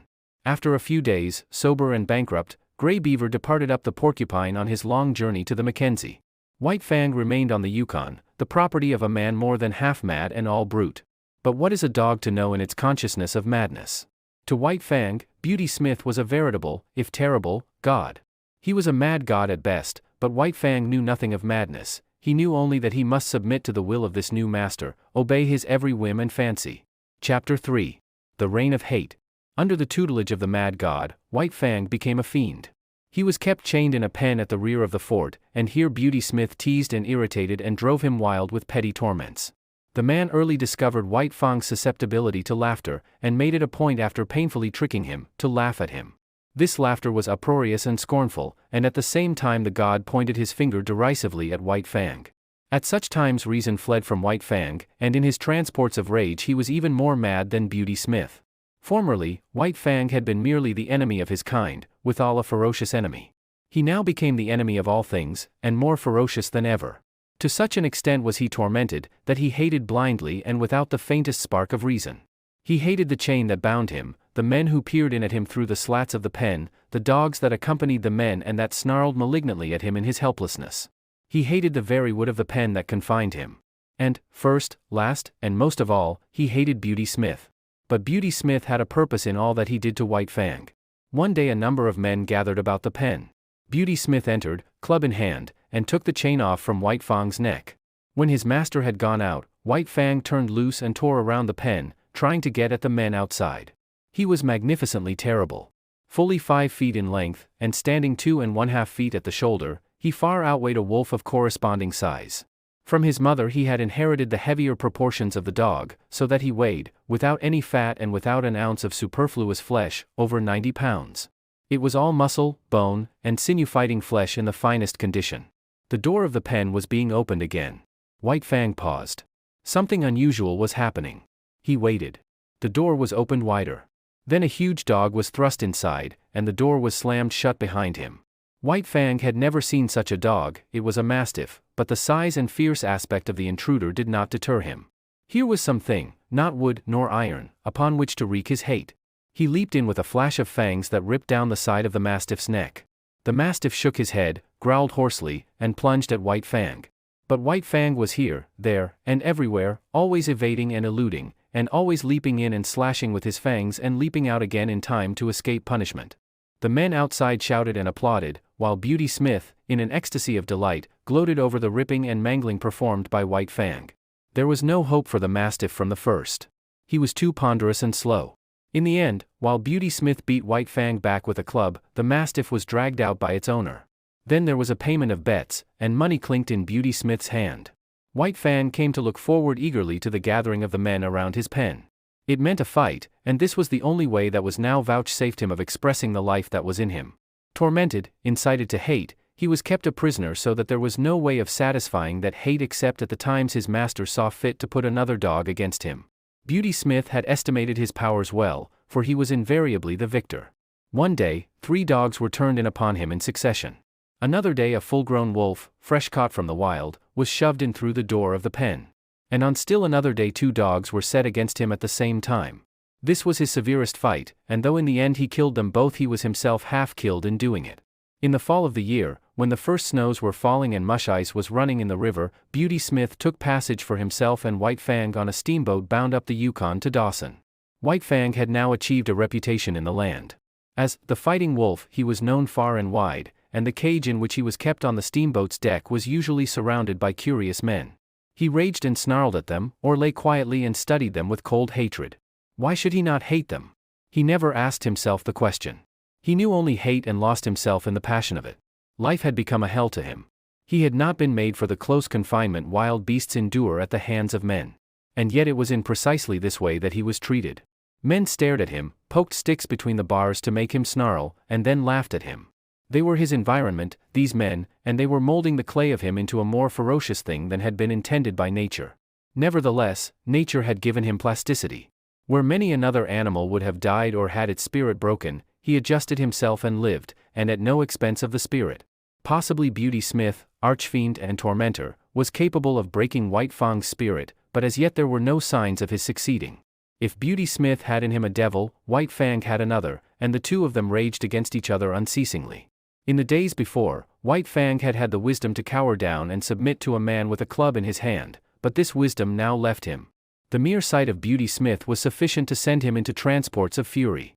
And when they came to close quarters, and he had been beaten back by the club, he went on growling and snarling, and showing his fangs. The last growl could never be extracted from him. No matter how terribly he was beaten, he had always another growl, and when Beauty Smith gave up and withdrew, the defiant growl followed after him, or White Fang sprang at the bars of the cage bellowing his hatred. When the steamboat arrived at Dawson, White Fang went ashore. But he still lived a public life, in a cage, surrounded by curious men. He was exhibited as the Fighting Wolf, and men paid 50 cents in gold dust to see him. He was given no rest. Did he lie down to sleep, he was stirred up by a sharp stick, so that the audience might get its money's worth. In order to make the exhibition interesting, he was kept in a rage most of the time. But worse than all this, was the atmosphere in which he lived. He was regarded as the most fearful of wild beasts, and this was borne into him through the bars of the cage. Every word, every cautious action, on the part of the men, impressed upon him his own terrible ferocity. It was so much added fuel to the flame of his fierceness. There could be but one result, and that was that his ferocity fed upon itself and increased. It was another instance of the plasticity of his clay, of his capacity for being molded by the pressure of environment. In addition to being exhibited, he was a professional fighting animal. At irregular intervals, whenever a fight could be arranged, he was taken out of his cage and led off into the woods a few miles from town. Usually this occurred at night, so as to avoid interference from the mounted police of the territory. After a few hours of waiting, when daylight had come, the audience and the dog with which he was to fight arrived. In this manner it came about that he fought all sizes and breeds of dogs. It was a savage land, the men were savage, and the fights were usually to the death. Since White Fang continued to fight, it is obvious that it was the other dogs that died. He never knew defeat. His early training, when he fought with Lip Lip and the whole puppy pack, stood him in good stead. There was the tenacity with which he clung to the earth. No dog could make him lose his footing. This was the favorite trick of the wolf breeds, to rush in upon him, either directly or with an unexpected swerve, in the hope of striking his shoulder and overthrowing him. Mackenzie hounds, Eskimo and Labrador dogs, Huskies and Malamutes, all tried it on him, and all failed. He was never known to lose his footing. Men told this to one another, and looked each time to see it happen, but White Fang always disappointed them. Then there was his lightning quickness. It gave him a tremendous advantage over his antagonists. No matter what their fighting experience, they had never encountered a dog that moved so swiftly as he. Also to be reckoned with, was the immediateness of his attack. The average dog was accustomed to the preliminaries of snarling and bristling and growling, and the average dog was knocked off his feet and finished before he had begun to fight or recovered from his surprise. So often did this happen, that it became the custom to hold White Fang until the other dog went through its preliminaries, was good and ready, and even made the first attack. But greatest of all the advantages in White Fang's favor, was his experience. He knew more about fighting than did any of the dogs that faced him. He had fought more fights, knew how to meet more tricks and methods, and had more tricks himself, while his own method was scarcely to be improved upon. As the time went by, he had fewer and fewer fights. Men despaired of matching him with an equal, and Beauty Smith was compelled to pit wolves against him. These were trapped by the Indians for the purpose, and a fight between White Fang and a wolf was always sure to draw a crowd. Once, a full-grown female lynx was secured, and this time White Fang fought for his life. Her quickness matched his, her ferocity equaled his, while he fought with his fangs alone, and she fought with her sharp-clawed feet as well. But after the lynx, all fighting ceased for White Fang. There were no more animals with which to fight, at least, there was none considered worthy of fighting with him. So he remained on exhibition until spring, when one Tim Keenan, a faro dealer, arrived in the land. With him came the first bulldog that had ever entered the Klondike. That this dog and White Fang should come together was inevitable, and for a week the anticipated fight was the mainspring of conversation in certain quarters of the town. Chapter 4. The Clinging Death. Beauty Smith slipped the chain from his neck and stepped back. For once White Fang did not make an immediate attack. He stood still, ears pricked forward, alert and curious, surveying the strange animal that faced him. He had never seen such a dog before. Tim Keenan shoved the bulldog forward with a muttered, "Go to it." The animal waddled toward the center of the circle, short and squat and ungainly. He came to a stop and blinked across at White Fang. There were cries from the crowd of, "Go to him, Cherokee. Sick Cherokee. Eat up." But Cherokee did not seem anxious to fight. He turned his head and blinked at the men who shouted, at the same time wagging his stump of a tail good-naturedly. He was not afraid, but merely lazy. Besides, it did not seem to him that it was intended he should fight with the dog he saw before him. He was not used to fighting with that kind of dog, and he was waiting for them to bring on the real dog. Tim Keenan stepped in and bent over Cherokee, fondling him on both sides of the shoulders with hands that rubbed against the grain of the hair and that made slight, pushing forward movements. These were so many suggestions. Also, their effect was irritating, for Cherokee began to growl, very softly, deep down in his throat. There was a correspondence in rhythm between the growls and the movements of the man's hands. The growl rose in the throat with the culmination of each forward-pushing movement, and ebbed down to start up afresh with the beginning of the next movement. The end of each movement was the accent of the rhythm, the movement ending abruptly and the growling rising with a jerk. This was not without its effect on White Fang. The hair began to rise on his neck and across the shoulders. Tim Keenan gave a final shove forward and stepped back again. As the impetus that carried Cherokee forward died down, he continued to go forward of his own volition, in a swift, bow-legged run. Then White Fang struck. A cry of startled admiration went up. He had covered the distance and gone in more like a cat than a dog, and with the same cat-like swiftness he had slashed with his fangs and leaped clear. The bulldog was bleeding back of one ear from a rip in his thick neck. He gave no sign, did not even snarl, but turned and followed after White Fang. The display on both sides, the quickness of the one and the steadiness of the other, had excited the partisan spirit of the crowd, and the men were making new bets and increasing original bets.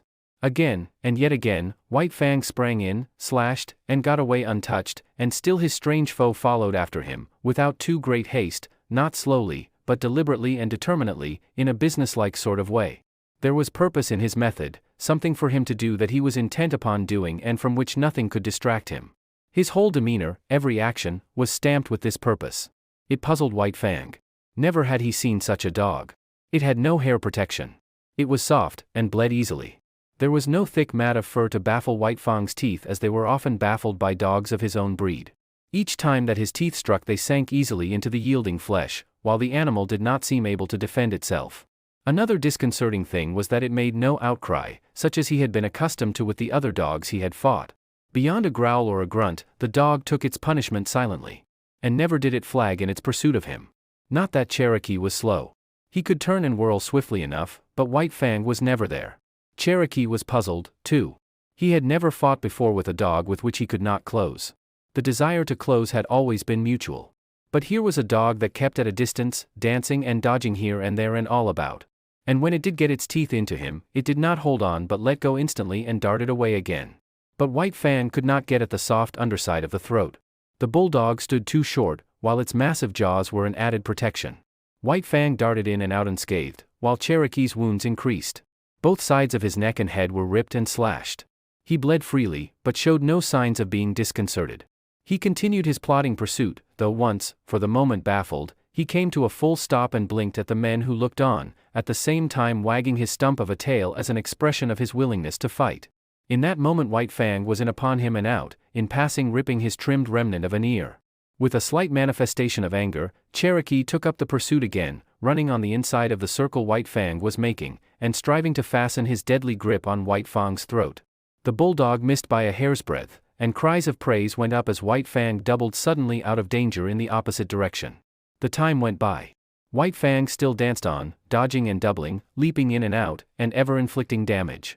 And still the bulldog, with grim certitude, toiled after him.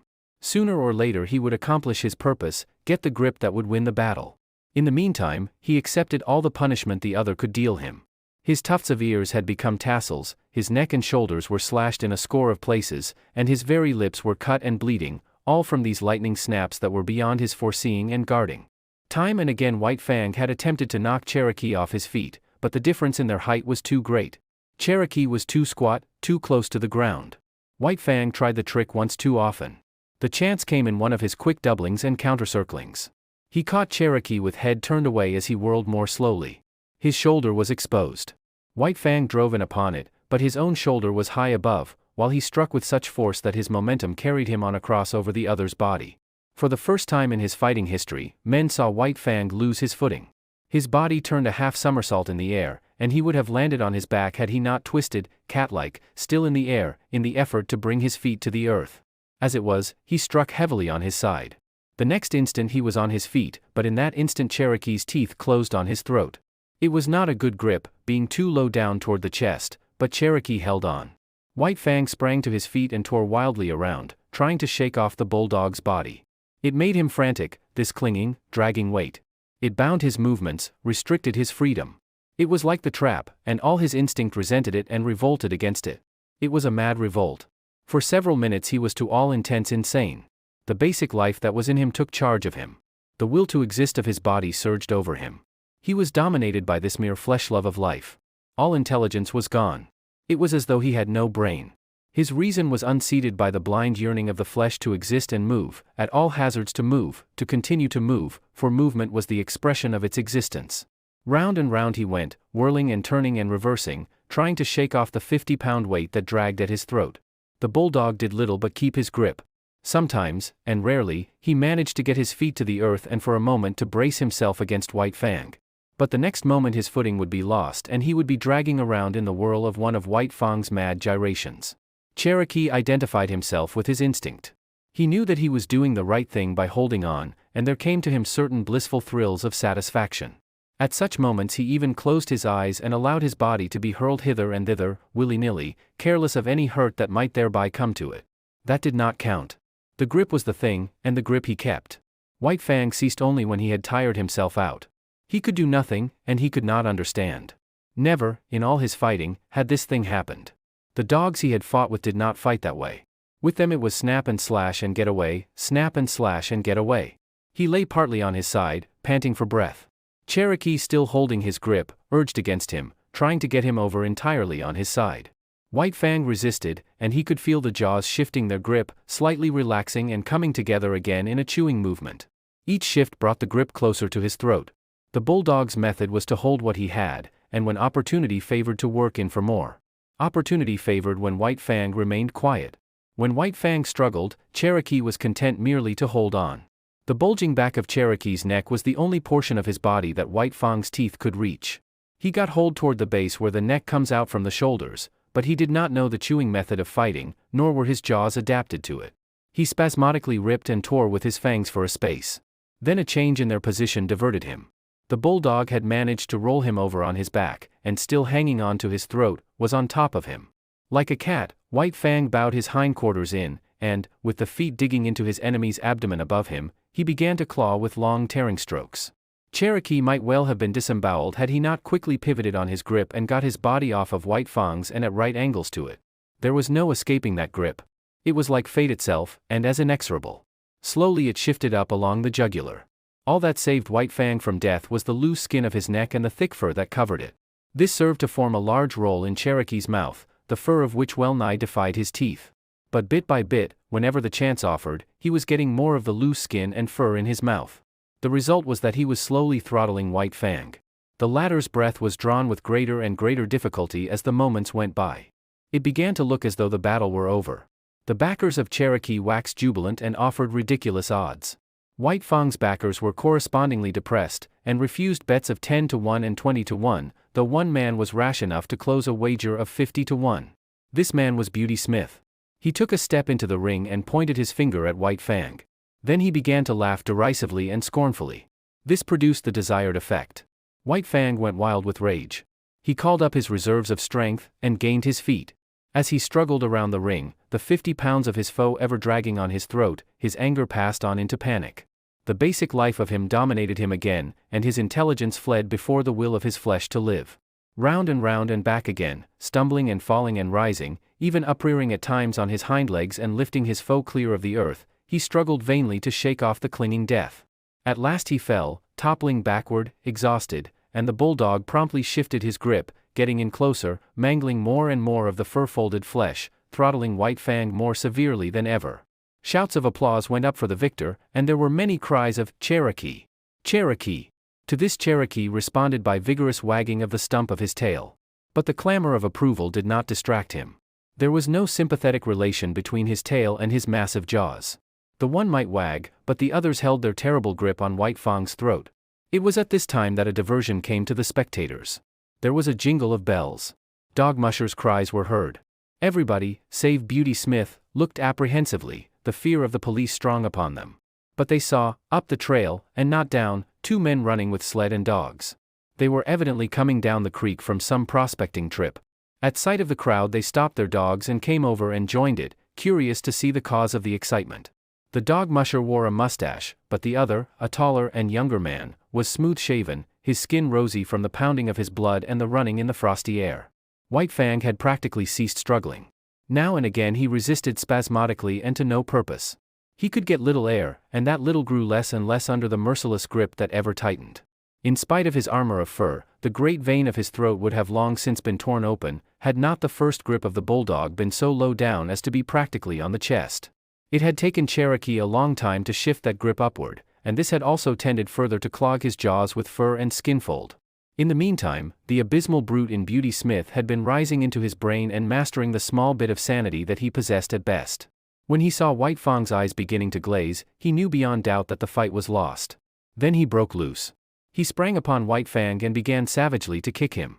There were hisses from the crowd and cries of protest, but that was all. While this went on, and Beauty Smith continued to kick White Fang, there was a commotion in the crowd. The tall young newcomer was forcing his way through, shouldering men right and left without ceremony or gentleness. When he broke through into the ring, Beauty Smith was just in the act of delivering another kick. All his weight was on one foot, and he was in a state of unstable equilibrium. At that moment the newcomer's fist landed a smashing blow full in his face. Beauty Smith's remaining leg left the ground, and his whole body seemed to lift into the air as he turned over backward and struck the snow. The newcomer turned upon the crowd. "You cowards," he cried. "You beasts." He was in a rage himself, a sane rage. His gray eyes seemed metallic and steel-like as they flashed upon the crowd. Beauty Smith regained his feet and came toward him, sniffling and cowardly. The newcomer did not understand. He did not know how abject a coward the other was, and thought he was coming back intent on fighting. So, with a "you beast," he smashed Beauty Smith over backward with a second blow in the face. Beauty Smith decided that the snow was the safest place for him, and lay where he had fallen, making no effort to get up. "Come on, Matt, lend a hand," the newcomer called the dog musher, who had followed him into the ring. Both men bent over the dogs. Matt took hold of White Fang, ready to pull when Cherokee's jaws should be loosened. This the younger man endeavored to accomplish by clutching the bulldog's jaws in his hands and trying to spread them. It was a vain undertaking. As he pulled and tugged and wrenched, he kept exclaiming with every expulsion of breath, "Beasts!" The crowd began to grow unruly, and some of the men were protesting against the spoiling of the sport, but they were silenced when the newcomer lifted his head from his work for a moment and glared at them. "You damn beasts," he finally exploded, and went back to his task. "It's no use, Mr. Scott, you can't break 'em apart that way," Matt said at last. The pair paused and surveyed the locked dogs. "Ain't bleedin' much," Matt announced. "Ain't got all the way in yet." "But he's liable to any moment," Scott answered. "There, did you see that?" He shifted his grip in a bit. The younger man's excitement and apprehension for White Fang was growing. He struck Cherokee about the head savagely again and again. But that did not loosen the jaws. Cherokee wagged the stump of his tail in advertisement that he understood the meaning of the blows, but that he knew he was himself in the right and only doing his duty by keeping his grip. "Won't some of you help?" Scott cried desperately at the crowd. But no help was offered. Instead, the crowd began sarcastically to cheer him on and showered him with facetious advice. "You'll have to get a pry," Matt counseled. The other reached into the holster at his hip, drew his revolver, and tried to thrust its muzzle between the bulldog's jaws. He shoved, and shoved hard, till the grating of the steel against the locked teeth could be distinctly heard. Both men were on their knees, bending over the dogs. Tim Keenan strode into the ring. He paused beside Scott and touched him on the shoulder, saying ominously, "Don't break them teeth, stranger." "Then I'll break his neck," Scott retorted, continuing his shoving and wedging with the revolver muzzle. "I said don't break them teeth," the faro dealer repeated more ominously than before. But if it was a bluff he intended, it did not work. Scott never desisted from his efforts, though he looked up coolly and asked, "Your dog?" The faro dealer grunted. "Then get in here and break this grip." "Well, stranger," the other drawled irritatingly, "I don't mind telling you that's something I ain't worked out for myself. I don't know how to turn the trick." "Then get out of the way," was the reply, "and don't bother me. I'm busy." Tim Keenan continued standing over him, but Scott took no further notice of his presence. He had managed to get the muzzle in between the jaws on one side, and was trying to get it out between the jaws on the other side. This accomplished, he pried gently and carefully, loosening the jaws a bit at a time, while Matt, a bit at a time, extricated White Fang's mangled neck. "Stand by to receive your dog," was Scott's peremptory order to Cherokee's owner. The faro dealer stooped down obediently and got a firm hold on Cherokee. "Now!" Scott warned, giving the final pry. The dogs were drawn apart, the bulldog struggling vigorously. "Take him away," Scott commanded, and Tim Keenan dragged Cherokee back into the crowd. White Fang made several ineffectual efforts to get up. Once he gained his feet, but his legs were too weak to sustain him, and he slowly wilted and sank back into the snow. His eyes were half closed, and the surface of them was glassy. His jaws were apart, and through them the tongue protruded, draggled and limp. To all appearances he looked like a dog that had been strangled to death. Matt examined him. "Just about all in," he announced, "but he's breathin', all right." Beauty Smith had regained his feet and come over to look at White Fang. "Matt, how much is a good sled dog worth?" Scott asked. The dog musher, still on his knees and stooped over White Fang, calculated for a moment. $300, he answered. "And how much for one that's all chewed up like this one?" Scott asked, nudging White Fang with his foot. "Half of that," was the dog musher's judgment. Scott turned upon Beauty Smith. "Did you hear, Mr. Beast? I'm going to take your dog from you, and I'm going to give you $150 for him." He opened his pocketbook and counted out the bills. Beauty Smith put his hands behind his back, refusing to touch the proffered money. "I ain't a-sellin'," he said. "Oh, yes you are," the other assured him. "Because I'm buying. Here's your money. The dog's mine." Beauty Smith, his hands still behind him, began to back away. Scott sprang toward him, drawing his fist back to strike. Beauty Smith cowered down in anticipation of the blow. "I've got my rights," he whimpered. "You've forfeited your rights to own that dog," was the rejoinder. "Are you going to take the money? Or do I have to hit you again?" "All right," Beauty Smith spoke up with the alacrity of fear. "But I take the money under protest," he added. "The dog's a mint. I ain't a-goin' to be robbed. A man's got his rights." "Correct," Scott answered, passing the money over to him. "A man's got his rights. But you're not a man. You're a beast." "Wait till I get back to Dawson," Beauty Smith threatened. "I'll have the law on you. If you open your mouth when you get back to Dawson, I'll have you run out of town. Understand?" Beauty Smith replied with a grunt. "Understand," the other thundered with abrupt fierceness. "Yes," Beauty Smith grunted, shrinking away. "Yes what?" "Yes, sir," Beauty Smith snarled. "Look out. He'll bite," someone shouted, and a guffaw of laughter went up. Scott turned his back on him, and returned to help the dog musher, who was working over White Fang. Some of the men were already departing, others stood in groups, looking on and talking. Tim Keenan joined one of the groups. "Who's that mug?" he asked. "Weedon Scott," someone answered. "And who in hell is Weedon Scott?" the faro dealer demanded. "Oh, one of them crackerjack minin' experts. He's in with all the big bugs. If you want to keep out of trouble, you'll steer clear of him, that's my talk. He's all hunky with the officials. The gold commissioner's a special pal of his." "I thought he must be somebody," was the faro dealer's comment. "That's why I kept my hands off him at the start." Chapter 5. The Indomitable. "It's hopeless," Weedon Scott confessed. He sat on the step of his cabin and stared at the dog musher, who responded with a shrug that was equally hopeless. Together they looked at White Fang at the end of his stretched chain, bristling, snarling, ferocious, straining to get at the sled dogs. Having received sundry lessons from Matt, said lessons being imparted by means of a club, the sled dogs had learned to leave White Fang alone, and even then they were lying down at a distance, apparently oblivious of his existence. "It's a wolf and there's no taming it," Weedon Scott announced. "Oh, I don't know about that," Matt objected. "Might be a lot of dog in him, for all you can tell. But there's one thing I know sure, and that there's no gettin' away from." The dog musher paused and nodded his head confidentially at Moosehide Mountain. "Well, don't be a miser with what you know," Scott said sharply, after waiting a suitable length of time. "Spit it out. What is it?" The dog musher indicated White Fang with a backward thrust of his thumb. "Wolf or dog, it's all the same, he's been tamed, ready." "No. I tell you yes," and broke to harness. Look close there. Do you see the marks across the chest? You're right, Matt. He was a sled dog before Beauty Smith got hold of him. And there's not much reason against his being a sled dog again. What do you think? Scott queried eagerly. Then the hope died down as he added, shaking his head, we've had him 2 weeks now, and if anything he's wilder than ever at the present moment. Give M a chance, Matt counseled. Turn M loose for a spell. The other looked at him incredulously. Yes, Matt went on, I know you've tried to, but you didn't take a club. You try it then. The dog musher secured a club and went over to the chained animal.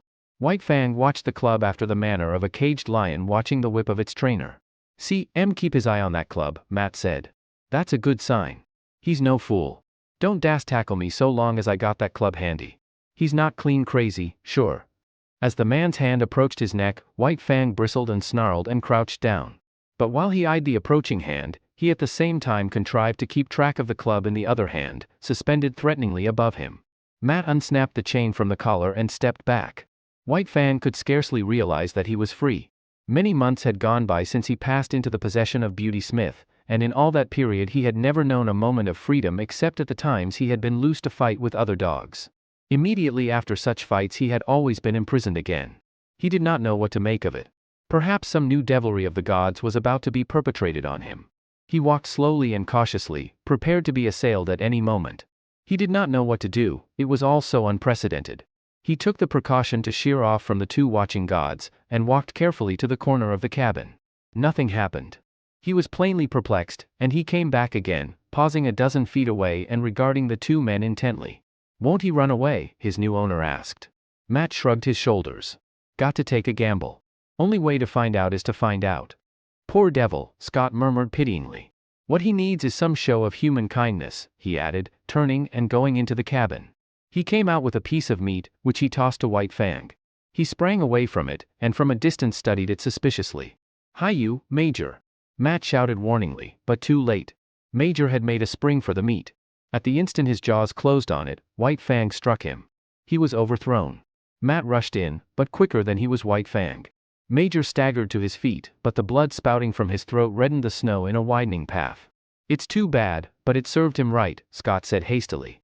But Matt's foot had already started on its way to kick White Fang. There was a leap, a flash of teeth, a sharp exclamation. White Fang, snarling fiercely, scrambled backward for several yards, while Matt stooped and investigated his leg. He got me all right, he announced, pointing to the torn trousers and undercloths, and the growing stain of red. I told you it was hopeless, Matt, Scott said in a discouraged voice. I've thought about it off and on, while not wanting to think of it. But we've come to it now. It's the only thing to do.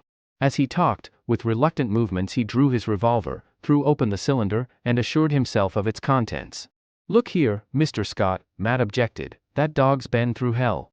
You can't expect M to come out a white and churning angel. Give M time. Look at Major, the other rejoined. The dog musher surveyed the stricken dog. He had sunk down on the snow in the circle of his blood and was plainly in the last gasp. Served M right. You said so yourself, Mr. Scott. He tried to take White Fang's meat, and he's dead-o. That was to be expected. I wouldn't give 2 whoops in hell for a dog that wouldn't fight for his own meat. But look at yourself, Matt. It's all right about the dogs, but we must draw the line somewhere. Served me right, Matt argued stubbornly. What did I want to kick M for? You said yourself that he'd done right. Then I had no right to kick M. It would be a mercy to kill him, Scott insisted. He's untamable. Now look here, Mr. Scott, give the poor devil a fightin' chance. He ain't had no chance yet. He's just come through hell, and this is the first time he's been loose. Give M a fair chance, and if he don't deliver the goods, I'll kill M myself. There. God knows I don't want to kill him or have him killed, Scott answered, putting away the revolver. We'll let him run loose and see what kindness can do for him. And here's a try at it. He walked over to White Fang and began talking to him gently and soothingly. Better have a club handy, Matt warned. Scott shook his head and went on trying to win White Fang's confidence. White Fang was suspicious. Something was impending. He had killed this god's dog, bitten his companion god, and what else was to be expected than some terrible punishment? But in the face of it he was indomitable.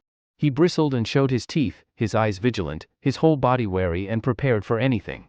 The god had no club, so he suffered him to approach quite near. The god's hand had come out and was descending upon his head. White Fang shrank together and grew tense as he crouched under it. Here was danger, some treachery or something. He knew the hands of the gods, their proved mastery, their cunning to hurt. Besides, there was his old antipathy to being touched. He snarled more menacingly, crouched still lower, and still the hand descended.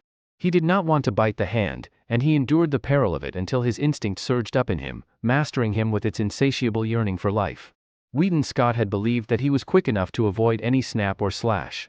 But he had yet to learn the remarkable quickness of White Fang, who struck with the certainty and swiftness of a coiled snake. Scott cried out sharply with surprise, catching his torn hand and holding it tightly in his other hand. Matt uttered a great oath and sprang to his side. White Fang crouched down, and backed away, bristling, showing his fangs, his eyes malignant with menace. Now he could expect a beating as fearful as any he had received from Beauty Smith. "Here! What are you doing?" Scott cried suddenly. Matt had dashed into the cabin and come out with a rifle. "Nothin'," he said slowly, with a careless calmness that was assumed, "only goin' to keep that promise I made. I reckon it's up to me to kill em as I said I'd do." "No you don't." "Yes I do.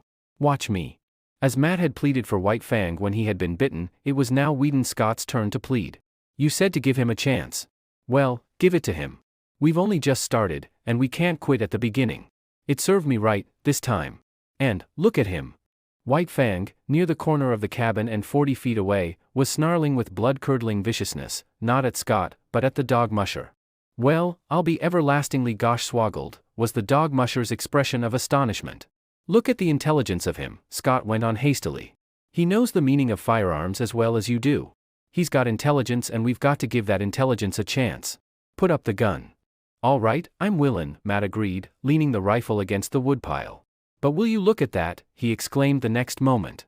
White Fang had quieted down and ceased snarling. "This is worth investigatin'. Watch."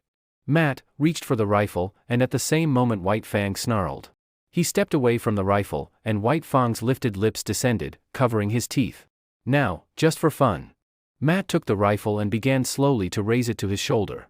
White Fang's snarling began with the movement, and increased as the movement approached its culmination.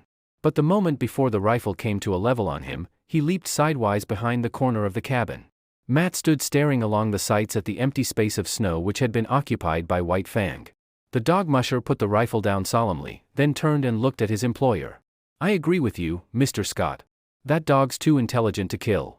Chapter 6. The Love Master. As White Fang watched Weedon Scott approach, he bristled and snarled to advertise that he would not submit to punishment. 24 hours had passed since he had slashed open the hand that was now bandaged and held up by a sling to keep the blood out of it. In the past White Fang had experienced delayed punishments, and he apprehended that such a one was about to befall him. How could it be otherwise?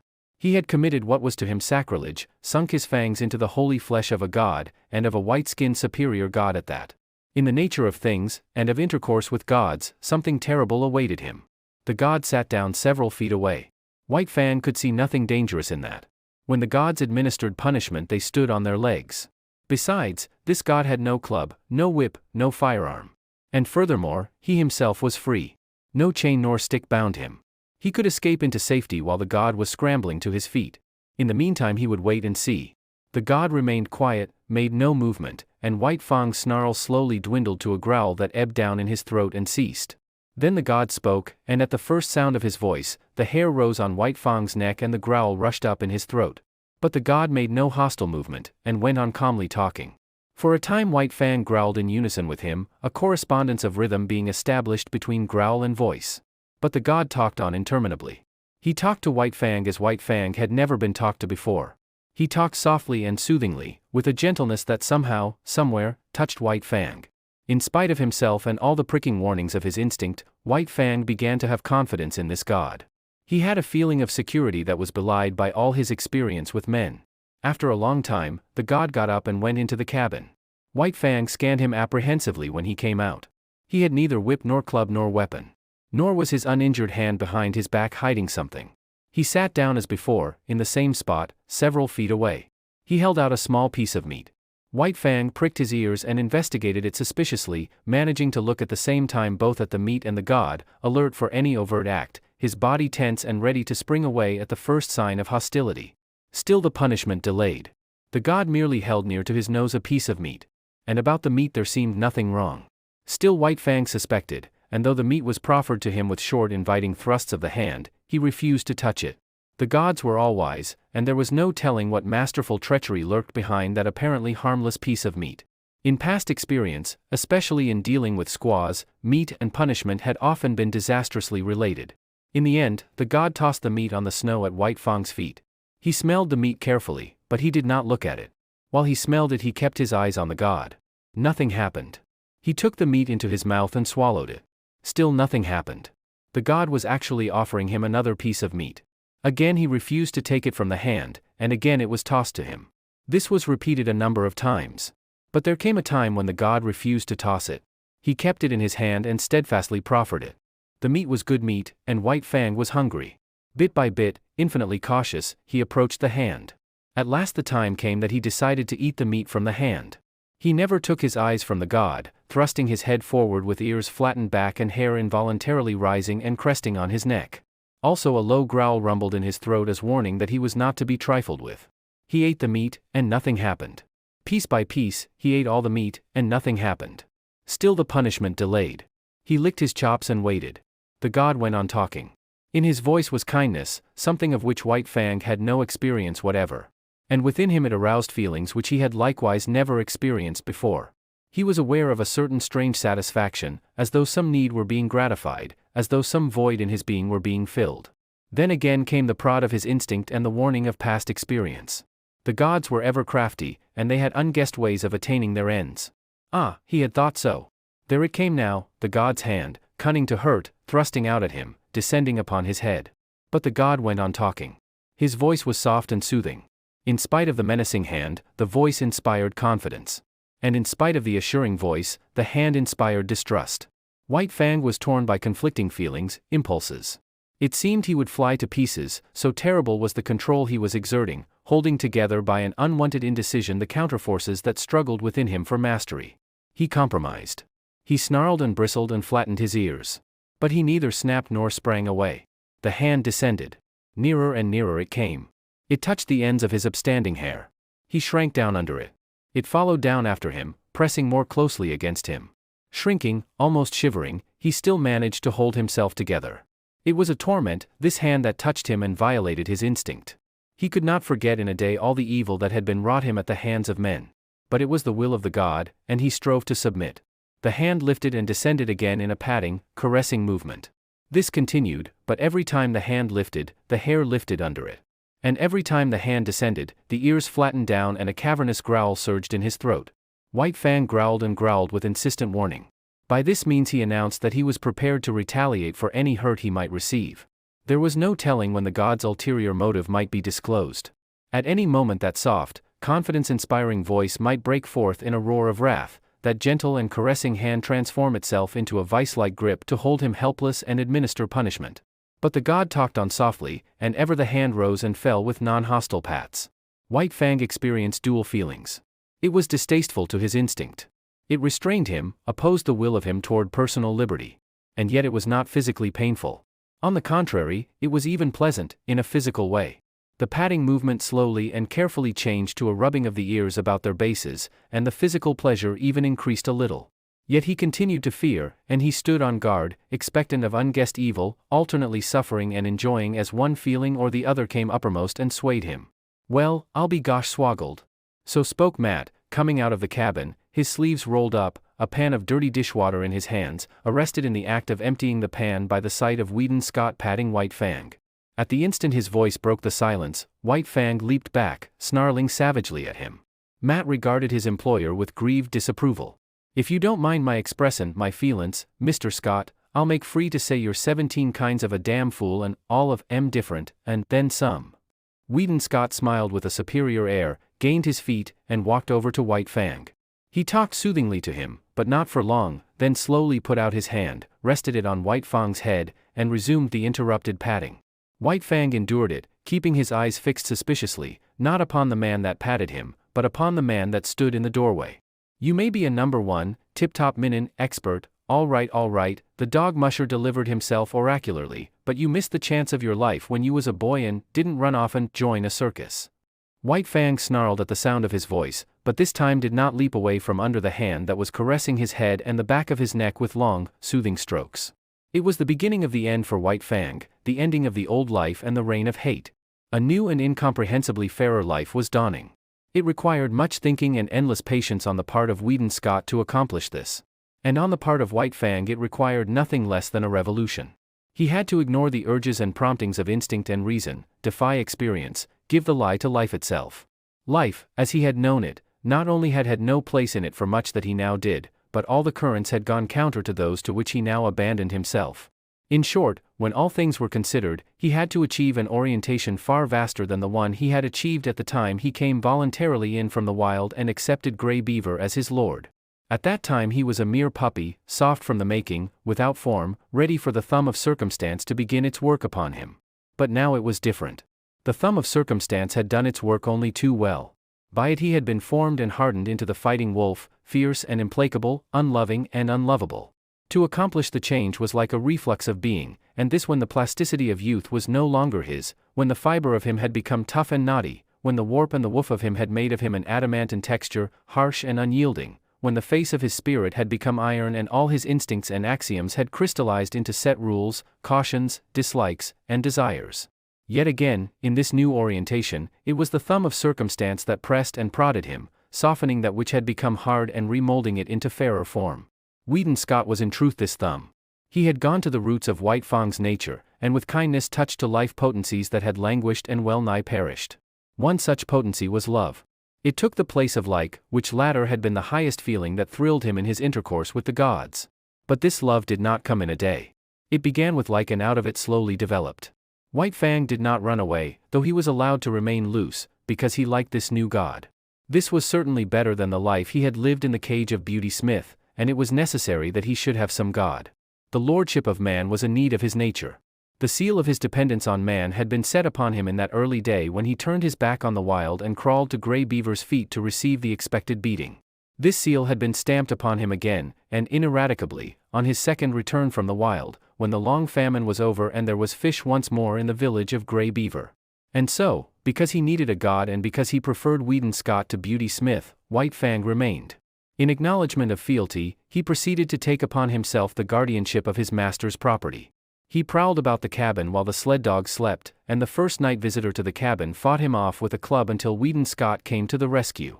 But White Fang soon learned to differentiate between thieves and honest men, to appraise the true value of step and carriage. The man who traveled, loud-stepping, the direct line to the cabin door, he let alone, though he watched him vigilantly until the door opened and he received the endorsement of the master. But the man who went softly, by circuitous ways, peering with caution, seeking after secrecy, that was the man who received no suspension of judgment from White Fang, and who went away abruptly, hurriedly, and without dignity. Weedon Scott had set himself the task of redeeming White Fang, or rather, of redeeming mankind from the wrong it had done White Fang. It was a matter of principle and conscience. He felt that the ill done White Fang was a debt incurred by man and that it must be paid. So he went out of his way to be especially kind to the fighting wolf. Each day he made it a point to caress and pet White Fang, and to do it at length. At first suspicious and hostile, White Fang grew to like this petting. But there was one thing that he never outgrew, his growling. Growl he would, from the moment the petting began till it ended. But it was a growl with a new note in it. A stranger could not hear this note, and to such a stranger the growling of White Fang was an exhibition of primordial savagery, nerve-wracking and blood-curdling. But White Fang's throat had become harsh-fibered from the making of ferocious sounds through the many years since his first little rasp of anger in the lair of his cubhood, and he could not soften the sounds of that throat now to express the gentleness he felt. Nevertheless, Weedon Scott's ear and sympathy were fine enough to catch the new note all but drowned in the fierceness, the note that was the faintest hint of a croon of content and that none but he could hear. As the days went by, the evolution of like into love was accelerated. White Fang himself began to grow aware of it, though in his consciousness he knew not what love was. It manifested itself to him as a void in his being, a hungry, aching, yearning void that clamored to be filled. It was a pain and an unrest, and it received easement only by the touch of the new god's presence. At such times love was joy to him, a wild, keen-thrilling satisfaction. But when away from his god, the pain and the unrest returned, the void in him sprang up and pressed against him with its emptiness, and the hunger gnawed and gnawed unceasingly. White Fang was in the process of finding himself. In spite of the maturity of his years and of the savage rigidity of the mold that had formed him, his nature was undergoing an expansion. There was a burgeoning within him of strange feelings and unwanted impulses. His old code of conduct was changing. In the past he had liked comfort and surcease from pain, disliked discomfort and pain, and he had adjusted his actions accordingly. But now it was different. Because of this new feeling within him, he oftentimes elected discomfort and pain for the sake of his God. Thus, in the early morning, instead of roaming and foraging, or lying in a sheltered nook, he would wait for hours on the cheerless cabin stoop for a sight of the god's face. At night, when the god returned home, White Fang would leave the warm sleeping place he had burrowed in the snow in order to receive the friendly snap of fingers and the word of greeting. Meat, even meat itself, he would forego to be with his god, to receive a caress from him or to accompany him down into the town. Like had been replaced by love. And love was the plummet dropped down into the deeps of him where like had never gone. And responsive out of his deeps had come the new thing, love. That which was given unto him did he return. This was a god indeed, a love god, a warm and radiant god, in whose light White Fang's nature expanded as a flower expands under the sun. But White Fang was not demonstrative. He was too old, too firmly molded, to become adept at expressing himself in new ways. He was too self-possessed, too strongly poised in his own isolation. Too long had he cultivated reticence, aloofness, and moroseness. He had never barked in his life, and he could not now learn to bark a welcome when his god approached. He was never in the way, never extravagant nor foolish in the expression of his love. He never ran to meet his god. He waited at a distance, but he always waited, was always there. His love partook of the nature of worship, dumb, inarticulate, a silent adoration. Only by the steady regard of his eyes did he express his love, and by the unceasing following with his eyes of his god's every movement. Also, at times, when his god looked at him and spoke to him, he betrayed an awkward self-consciousness, caused by the struggle of his love to express itself and his physical inability to express it. He learned to adjust himself in many ways to his new mode of life. It was borne in upon him that he must let his master's dogs alone. Yet his dominant nature asserted itself, and he had first to thrash them into an acknowledgement of his superiority and leadership. This accomplished, he had little trouble with them. They gave trail to him when he came and went or walked among them, and when he asserted his will they obeyed. In the same way, he came to tolerate Matt, as a possession of his master. His master rarely fed him. Matt did that, it was his business, yet White Fang divined that it was his master's food he ate and that it was his master who thus fed him vicariously. Matt it was who tried to put him into the harness and make him haul sled with the other dogs. But Matt failed. It was not until Weedon Scott put the harness on White Fang and worked him, that he understood. He took it as his master's will that Matt should drive him and work him just as he drove and worked his master's other dogs. Different from the Mackenzie toboggans were the Klondike sleds with runners under them. And different was the method of driving the dogs. There was no fan formation of the team. The dogs worked in single file, one behind another, hauling on double traces. And here, in the Klondike, the leader was indeed the leader. The wisest as well as strongest dog was the leader, and the team obeyed him and feared him. That White Fang should quickly gain this post was inevitable. He could not be satisfied with less, as Matt learned after much inconvenience and trouble. White Fang picked out the post for himself, and Matt backed his judgment with strong language after the experiment had been tried. But, though he worked in the sled in the day, White Fang did not forego the guarding of his master's property in the night. Thus he was on duty all the time, ever vigilant and faithful, the most valuable of all the dogs. "Makin' free to spit out what's in me," Matt said one day. "I beg to state that you was a wise guy all right when you paid the price you did for that dog. You clean swindled Beauty Smith on top of pushin' his face in with your fist." A recrudescence of anger glinted in Weedon Scott's gray eyes, and he muttered savagely, "The beast." In the late spring a great trouble came to White Fang. Without warning, the love master disappeared. There had been warning, but White Fang was unversed in such things and did not understand the packing of a grip. He remembered afterwards that his packing had preceded the master's disappearance, but at the time he suspected nothing. That night he waited for the master to return. At midnight the chill wind that blew drove him to shelter at the rear of the cabin. There he drowsed, only half asleep, his ears keyed for the first sound of the familiar step. But, at 2 in the morning, his anxiety drove him out to the cold front stoop, where he crouched and waited. But no master came. In the morning the door opened and Matt stepped outside. White Fang gazed at him wistfully. There was no common speech by which he might learn what he wanted to know. The days came and went, but never the master. White Fang, who had never known sickness in his life, became sick. He became very sick, so sick that Matt was finally compelled to bring him inside the cabin. Also, in writing to his employer, Matt devoted a postscript to White Fang. Weedon Scott, reading the letter down in Circle City, came upon the following. "That damn wolf won't work. Won't eat. Ain't got no spunk left. All the dogs is licking him. Wants to know what has become of you, and I don't know how to tell him. Maybe he's going to die. It was as Matt had said. White Fang had ceased eating, lost heart, and allowed every dog of the team to thrash him. In the cabin he lay on the floor near the stove, without interest in food, in Matt, nor in life. Matt might talk gently to him or swear at him, it was all the same. He never did more than turn his dull eyes upon the man, then drop his head back to its customary position on his forepaws. And then, one night, Matt, reading to himself with moving lips and mumbled sounds, was startled by a low whine from White Fang. He had got upon his feet, his ears cocked towards the door, and he was listening intently. A moment later, Matt heard a footstep. The door opened, and Weedon Scott stepped in. The two men shook hands. Then Scott looked around the room. "Where's the wolf?" he asked.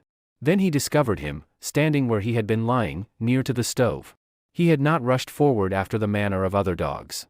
He stood, watching and waiting. "Holy smoke!" Matt exclaimed. "Look at him wag his tail."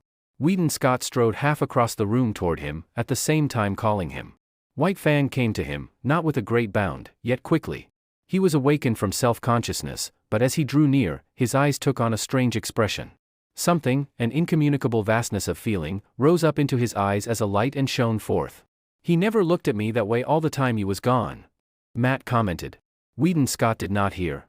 He was squatting down on his heels, face to face with White Fang and petting him, rubbing at the roots of the ears, making long caressing strokes down the neck to the shoulders, tapping the spine gently with the balls of his fingers.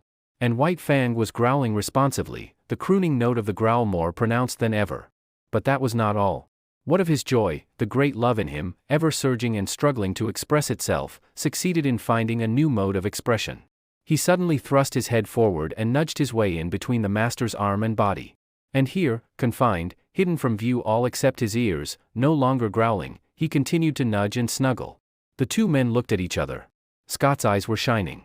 "Gosh," said Matt in an awe-stricken voice. A moment later, when he had recovered himself, he said, "I always insisted that Wolf was a dog. Look at him." With the return of the Love Master, White Fang's recovery was rapid. 2 nights and a day he spent in the cabin. Then he sallied forth. The sled dogs had forgotten his prowess. They remembered only the latest, which was his weakness and sickness. At the sight of him as he came out of the cabin, they sprang upon him. "Talk about your roughhouses," Matt murmured gleefully, standing in the doorway and looking on. "Give 'em hell, you wolf. Give 'em hell, and then some." White Fang did not need the encouragement. The return of the Love Master was enough. Life was flowing through him again, splendid and indomitable. He fought from sheer joy, finding in it an expression of much that he felt and that otherwise was without speech. There could be but one ending. The team dispersed in ignominious defeat, and it was not until after dark that the dogs came sneaking back, one, by meekness and humility signifying their fealty to White Fang. Having learned to snuggle, White Fang was guilty of it often. It was the final word. He could not go beyond it. The one thing of which he had always been particularly jealous was his head. He had always disliked to have it touched. It was the wild in him, the fear of hurt and of the trap, that had given rise to the panicky impulses to avoid contacts. It was the mandate of his instinct that that head must be free. And now, with the Love Master, his snuggling was the deliberate act of putting himself into a position of hopeless helplessness. It was an expression of perfect confidence, of absolute self-surrender, as though he said, "I put myself into thy hands. Work thou thy will with me."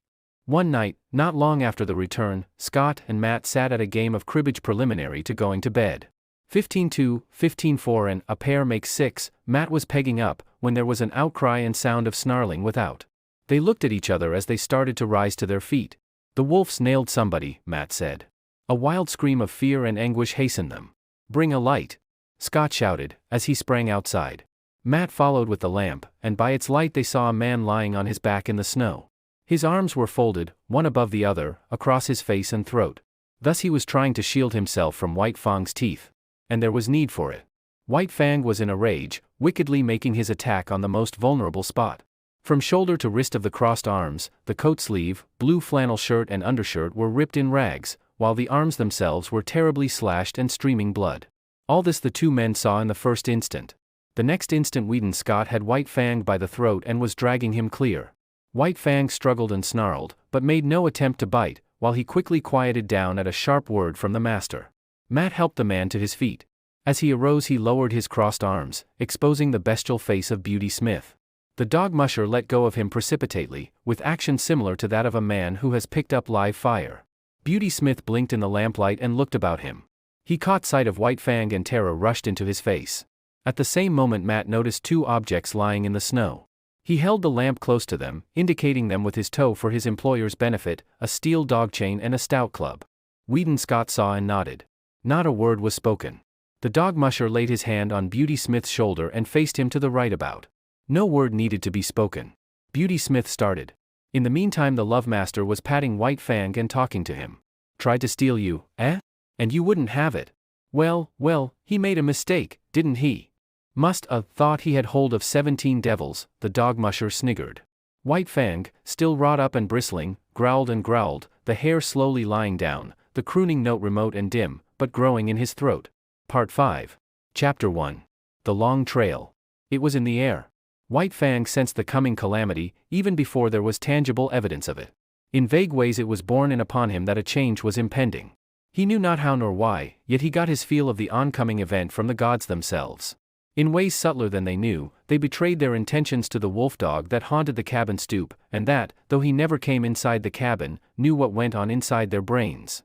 Listen to that, will you? The dog musher exclaimed at supper one night. Weedon Scott listened.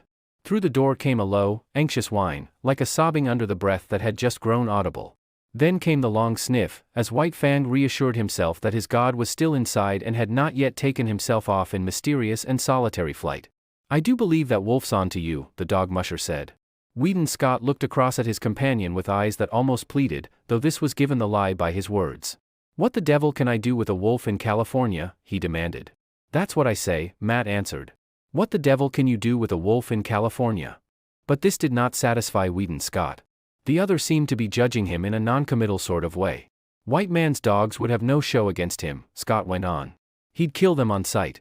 If he didn't bankrupt me with damaged suits, the authorities would take him away from me and electrocute him. He's a downright murderer, I know, was the dog musher's comment. Weedon Scott looked at him suspiciously. It would never do, he said decisively. It would never do. Matt concurred. Why you'd have to hire a man, specially to take care of M. The other's suspicion was allayed. He nodded cheerfully. In the silence that followed, the low, half-sobbing whine was heard at the door and then the long, questing sniff. There's no Deneen, he thinks a hell of a lot of you, Matt said. The other glared at him in sudden wrath. Damn it all, man. I know my own mind and what's best. I'm agreein' with you, only. Only what? Scott snapped out. Only, the dog musher began softly, then changed his mind and betrayed a rising anger of his own. Well, you needn't get so all fired head up about it. Judgin' by your actions one think you didn't know your own mind. Weedon Scott debated with himself for a while, and then said more gently, You are right, Matt. I don't know my own mind, and that's what's the trouble. Why, it would be rank ridiculousness for me to take that dog along, he broke out after another pause. I'm agreein' with you, was Matt's answer, and again his employer was not quite satisfied with him. But how in the name of the great Sardanapalus he knows you're goin' is what gets me, the dog musher continued innocently. It's beyond me, Matt, Scott answered, with a mournful shake of the head. Then came the day when, through the open cabin door, White Fang saw the fatal grip on the floor and the lovemaster packing things into it. Also, there were comings and goings, and the erstwhile placid atmosphere of the cabin was vexed with strange perturbations and unrest. Here was indubitable evidence. White Fang had already scented it. He now reasoned it. His god was preparing for another flight. And since he had not taken him with him before, so, now, he could look to be left behind. That night he lifted the long wolf howl. As he had howled, in his puppy days, when he fled back from the wild to the village to find it vanished and naught but a rubbish heap to mark the site of Grey Beaver's teepee, so now he pointed his muzzle to the cold stars and told to them his woe. Inside the cabin the two men had just gone to bed. He's gone off his food again, Matt remarked from his bunk. There was a grunt from Weedon Scott's bunk, and a stir of blankets. From the way he cut up the other time you went away, I wouldn't wonder this time but what he died. The blankets in the other bunk stirred irritably. Oh, shut up! Scott cried out through the darkness. You nag worse than a woman. I'm agreein' with you, the dog musher answered, and Weedon Scott was not quite sure whether or not the other had snickered. The next day White Fang's anxiety and restlessness were even more pronounced. He dogged his master's heels whenever he left the cabin, and haunted the front stoop when he remained inside. Through the open door he could catch glimpses of the luggage on the floor. The grip had been joined by two large canvas bags and a box. Matt was rolling the master's blankets and fur robe inside a small tarpaulin. White Fang whined as he watched the operation. Later on, 2 Indians arrived. He watched them closely as they shouldered the luggage and were led off down the hill by Matt, who carried the bedding and the grip. But White Fang did not follow them. The master was still in the cabin. After a time, Matt returned. The master came to the door and called White Fang inside. "You poor devil," he said gently, rubbing White Fang's ears and tapping his spine. "I'm hitting the long trail, old man, where you cannot follow. Now give me a growl, the last, goodbye growl." But White Fang refused to growl. Instead, and after a wistful, searching look, he snuggled in, burrowing his head out of sight between the master's arm and body. "There she blows!" Matt cried. From the Yukon arose the hoarse bellowing of a river steamboat. "You've got to cut it short. Be sure and lock the front door. I'll go out the back. Get a move on." The 2 doors slammed at the same moment, and Weedon Scott waited for Matt to come around to the front.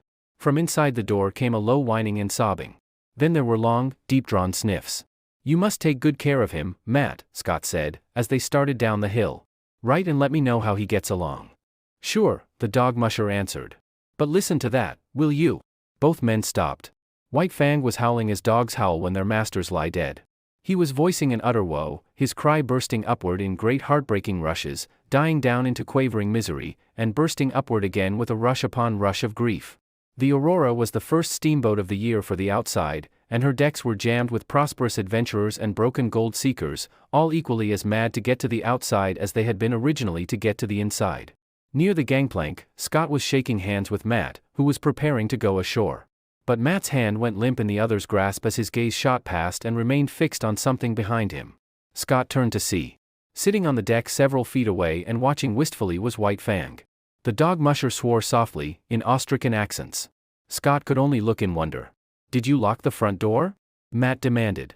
The other nodded, and asked, "How about the back?" "You just bet I did," was the fervent reply. White Fang flattened his ears ingratiatingly, but remained where he was, making no attempt to approach. "I'll have to take Em ashore with me." Matt made a couple of steps toward White Fang, but the latter slid away from him.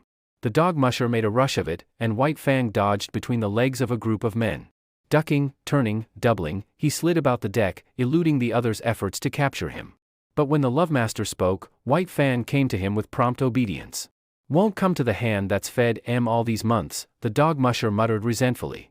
"And you ain't never fed Em after them first days of gettin' acquainted. I'm blamed if I can see how he works it out that you're the boss." Scott, who had been patting White Fang, suddenly bent closer and pointed out fresh-made cuts on his muzzle, and a gash between the eyes. Matt bent over and passed his hand along White Fang's belly. "We plumb forgot the window. He's all cut and gouged underneath. Must butted clean through it, b'gosh." But Weedon Scott was not listening. He was thinking rapidly. The Aurora's whistle hooted a final announcement of departure. Men were scurrying down the gangplank to the shore. Matt loosened the bandana from his own neck and started to put it around White Fang's. Scott grasped the dog musher's hand. "Goodbye, Matt, old man. About the wolf, you needn't write. You see, I've—" "What?" the dog musher exploded. "You don't mean to say—" "The very thing I mean. Here's your bandana. I'll write to you about him." Matt paused halfway down the gangplank. "He'll never stand the climate," he shouted back. "Unless you clip Em in warm weather." The gangplank was hauled in, and the Aurora swung out from the bank. Weedon Scott waved a last goodbye. Then he turned and bent over White Fang, standing by his side. "Now growl, damn you, growl," he said, as he patted the responsive head and rubbed the flattening ears. Chapter 2. The Southland. White Fang landed from the steamer in San Francisco. He was appalled. Deep in him, below any reasoning process or act of consciousness, he had associated power with Godhead. And never had the white men seemed such marvelous gods as now, when he trod the slimy pavement of San Francisco. The log cabins he had known were replaced by towering buildings. The streets were crowded with perils, wagons, carts, automobiles, great, straining horses pulling huge trucks, and monstrous cable and electric cars hooting and clanging through the midst, screeching their insistent menace after the manner of the lynxes he had known in the northern woods. All this was the manifestation of power. Through it all, behind it all, was man, governing and controlling, expressing himself, as of old, by his mastery over matter. It was colossal, stunning. White Fang was awed. Fear sat upon him. As in his cubhood he had been made to feel his smallness and puniness on the day he first came in from the wild to the village of Gray Beaver, so now, in his full-grown stature and pride of strength, he was made to feel small and puny. And there were so many gods. He was made dizzy by the swarming of them. The thunder of the streets smote upon his ears. He was bewildered by the tremendous and endless rush and movement of things. As never before, he felt his dependence on the Love Master, close at whose heels he followed, no matter what happened, never losing sight of him. But White Fang was to have no more than a nightmare vision of the city, an experience that was like a bad dream, unreal and terrible, that haunted him for long after in his dreams. He was put into a baggage car by the master, chained in a corner in the midst of heaped trunks and valises. Here a squat and brawny god held sway, with much noise, hurling trunks and boxes about, dragging them in through the door and tossing them into the piles, or flinging them out of the door, smashing and crashing, to other gods who awaited them. And here, in this inferno of luggage, was White Fang deserted by the master. Or at least White Fang thought he was deserted, until he smelled out the master's canvas clothes bags alongside of him, and proceeded to mount guard over them. "'Bout time you come," growled the god of the car, an hour later, when Weedon Scott appeared at the door. "That dog of yourn won't let me lay a finger on your stuff." White Fang emerged from the car. He was astonished. The nightmare city was gone. The car had been to him no more than a room in a house, and when he had entered it the city had been all around him. In the interval the city had disappeared. The roar of it no longer dinned upon his ears. Before him was smiling country, streaming with sunshine, lazy with quietude. But he had little time to marvel at the transformation. He accepted it as he accepted all the unaccountable doings and manifestations of the gods. It was their way. There was a carriage waiting. A man and a woman approached the master. The woman's arms went out and clutched the master around the neck, a hostile act. The next moment Weedon Scott had torn loose from the embrace and closed with White Fang, who had become a snarling, raging demon.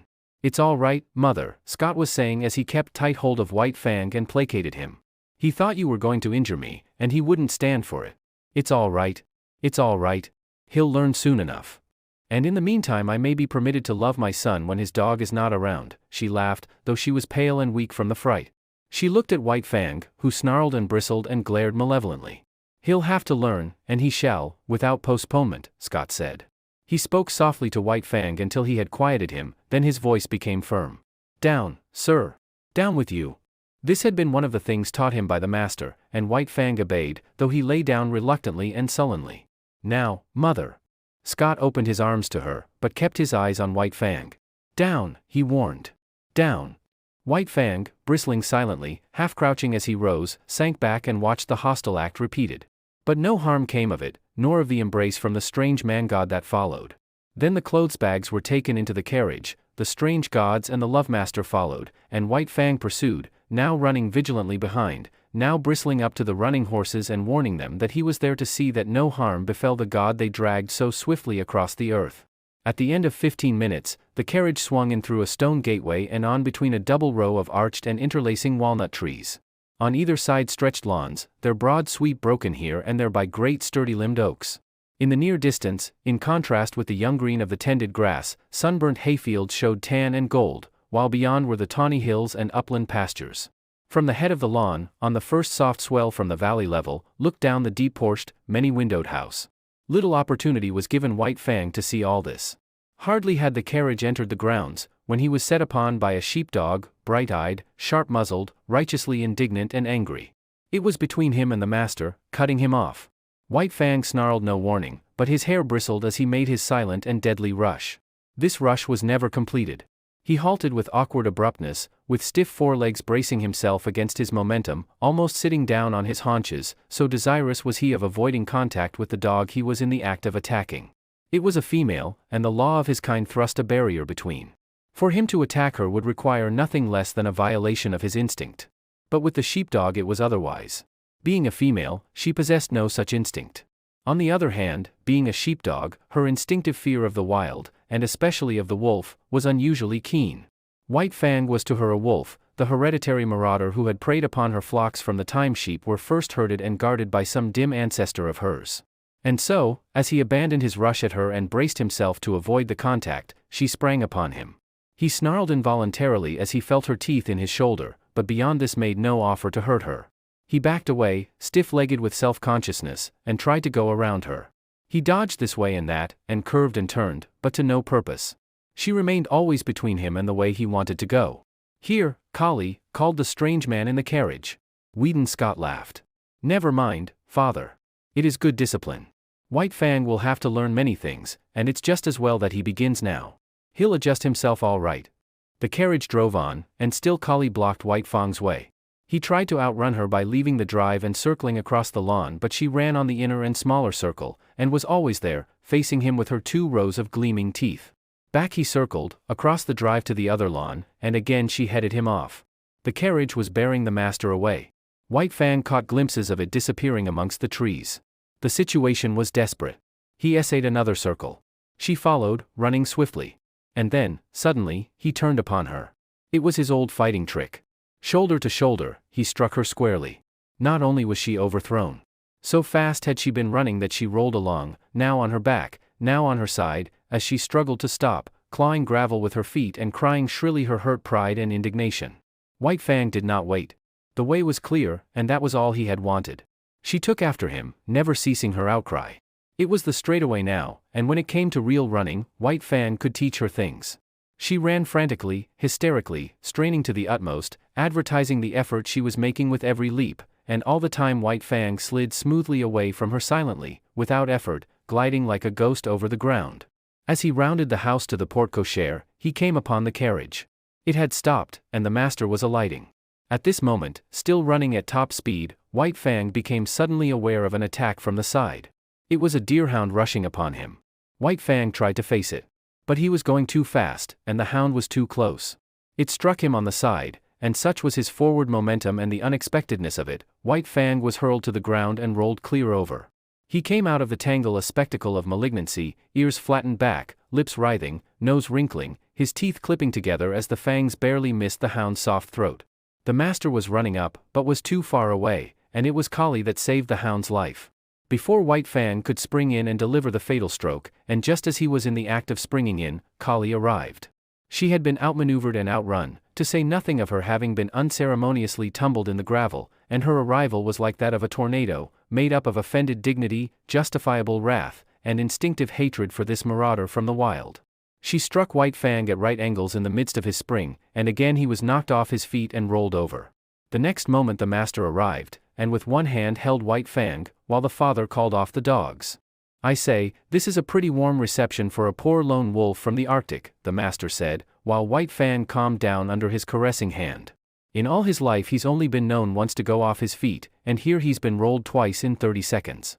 The carriage had driven away, and other strange gods had appeared from out the house. Some of these stood respectfully at a distance, but 2 of them, women, perpetrated the hostile act of clutching the master around the neck. White Fang, however, was beginning to tolerate this act. No harm seemed to come of it, while the noises the gods made were certainly not threatening. These gods also made overtures to White Fang, but he warned them off with a snarl, and the master did likewise with word of mouth. At such times White Fang leaned in close against the master's legs and received reassuring pats on the head. The hound, under the command, "Dick, lie down, sir," had gone up the steps and lain down to one side of the porch, still growling and keeping a sullen watch on the intruder. Collie had been taken in charge by one of the woman gods, who held arms around her neck and petted and caressed her, but Collie was very much perplexed and worried, whining and restless, outraged by the permitted presence of this wolf and confident that the gods were making a mistake. All the gods started up the steps to enter the house. White Fang followed closely at the master's heels. Dick, on the porch, growled, and White Fang, on the steps, bristled and growled back. "Take Collie inside and leave the 2 of them to fight it out," suggested Scott's father. "After that they'll be friends." "Then White Fang, to show his friendship, will have to be chief mourner at the funeral," laughed the master. The elder Scott looked incredulously, first at White Fang, then at Dick, and finally at his son. "You mean?" Weedon nodded his head. "I mean just that. You'd have a dead Dick inside 1 minute, 2 minutes at the farthest." He turned to White Fang. "Come on, you wolf. It's you that'll have to come inside."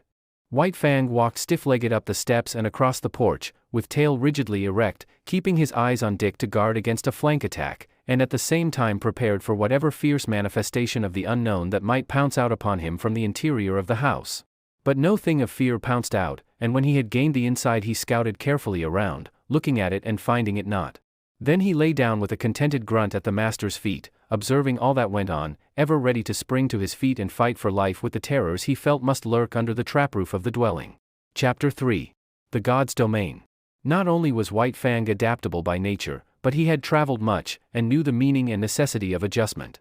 Here, in Sierra Vista, which was the name of Judge Scott's place, White Fang quickly began to make himself at home. He had no further serious trouble with the dogs. They knew more about the ways of the Southland gods than did he, and in their eyes he had qualified when he accompanied the gods inside the house. Wolf that he was, and unprecedented as it was, the gods had sanctioned his presence, and they, the dogs of the gods, could only recognize this sanction. Dick, perforce, had to go through a few stiff formalities at first, after which he calmly accepted White Fang as an addition to the premises. Had Dick had his way, they would have been good friends, but White Fang was averse to friendship. All he asked of other dogs was to be let alone. His whole life he had kept aloof from his kind, and he still desired to keep aloof. Dick's overtures bothered him, so he snarled Dick away. In the north he had learned the lesson that he must let the master's dogs alone, and he did not forget that lesson now. But he insisted on his own privacy and self-seclusion, and so thoroughly ignored Dick that good-natured creature finally gave him up and scarcely took as much interest in him as in the hitching post near the stable. Not so with Kali. While she accepted him because it was the mandate of the gods, that was no reason that she should leave him in peace. Woven into her being was the memory of countless crimes he and his had perpetrated against her ancestry. Not in a day nor a generation were the ravaged sheepfolds to be forgotten. All this was a spur to her, pricking her to retaliation. She could not fly in the face of the gods who permitted him, but that did not prevent her from making life miserable for him in petty ways. A feud, ages old, was between them, and she, for one, would see to it that he was reminded. So Kali took advantage of her sex to pick upon White Fang and maltreat him. His instinct would not permit him to attack her, while her persistence would not permit him to ignore her. When she rushed at him he turned his fur-protected shoulder to her sharp teeth and walked away stiff-legged and stately. When she forced him too hard, he was compelled to go about in a circle, his shoulder presented to her, his head turned from her, and on his face and in his eyes a patient and bored expression. Sometimes, however, a nip on his hindquarters hastened his retreat and made it anything but stately. But as a rule he managed to maintain a dignity that was almost solemnity. He ignored her existence whenever it was possible, and made it a point to keep out of her way. When he saw or heard her coming, he got up and walked off. There was much in other matters for White Fang to learn. Life in the Northland was simplicity itself when compared with the complicated affairs of Sierra Vista. First of all, he had to learn the family of the master. In a way he was prepared to do this.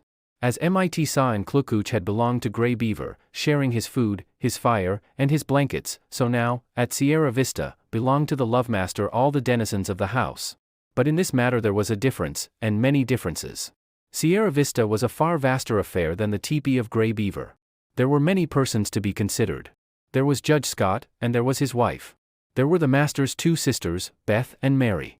There was his wife, Alice, and then there were his children, Whedon and Maud, toddlers of 4 and 6.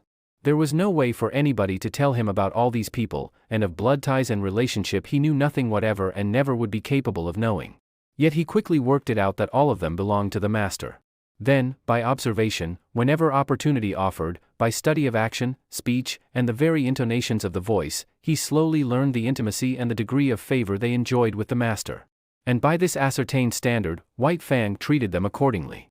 What was of value to the master he valued, what was dear to the master was to be cherished by White Fang and guarded carefully. Thus it was with the two children. All his life he had disliked children. He hated and feared their hands. The lessons were not tender that he had learned of their tyranny and cruelty in the days of the Indian villages. When Whedon and Maud had first approached him, he growled warningly and looked malignant. A cuff from the master and a sharp word had then compelled him to permit their caresses, though he growled and growled under their tiny hands, and in the growl there was no crooning note. Later, he observed that the boy and girl were of great value in the master's eyes. Then it was that no cuff nor sharp word was necessary before they could pat him. Yet White Fang was never effusively affectionate. He yielded to the master's children with an ill but honest grace, and endured their fooling as one would endure a painful operation. When he could no longer endure, he would get up and stalk determinately away from them. But after a time, he grew even to like the children. Still he was not demonstrative. He would not go up to them. On the other hand, instead of walking away at sight of them, he waited for them to come to him. And still later, it was noticed that a pleased light came into his eyes when he saw them approaching, and that he looked after them with an appearance of curious regret when they left him for other amusements. All this was a matter of development, and took time. Next in his regard, after the children, was Judge Scott. There were two reasons, possibly, for this. First, he was evidently a valuable possession of the master's, and next, he was undemonstrative.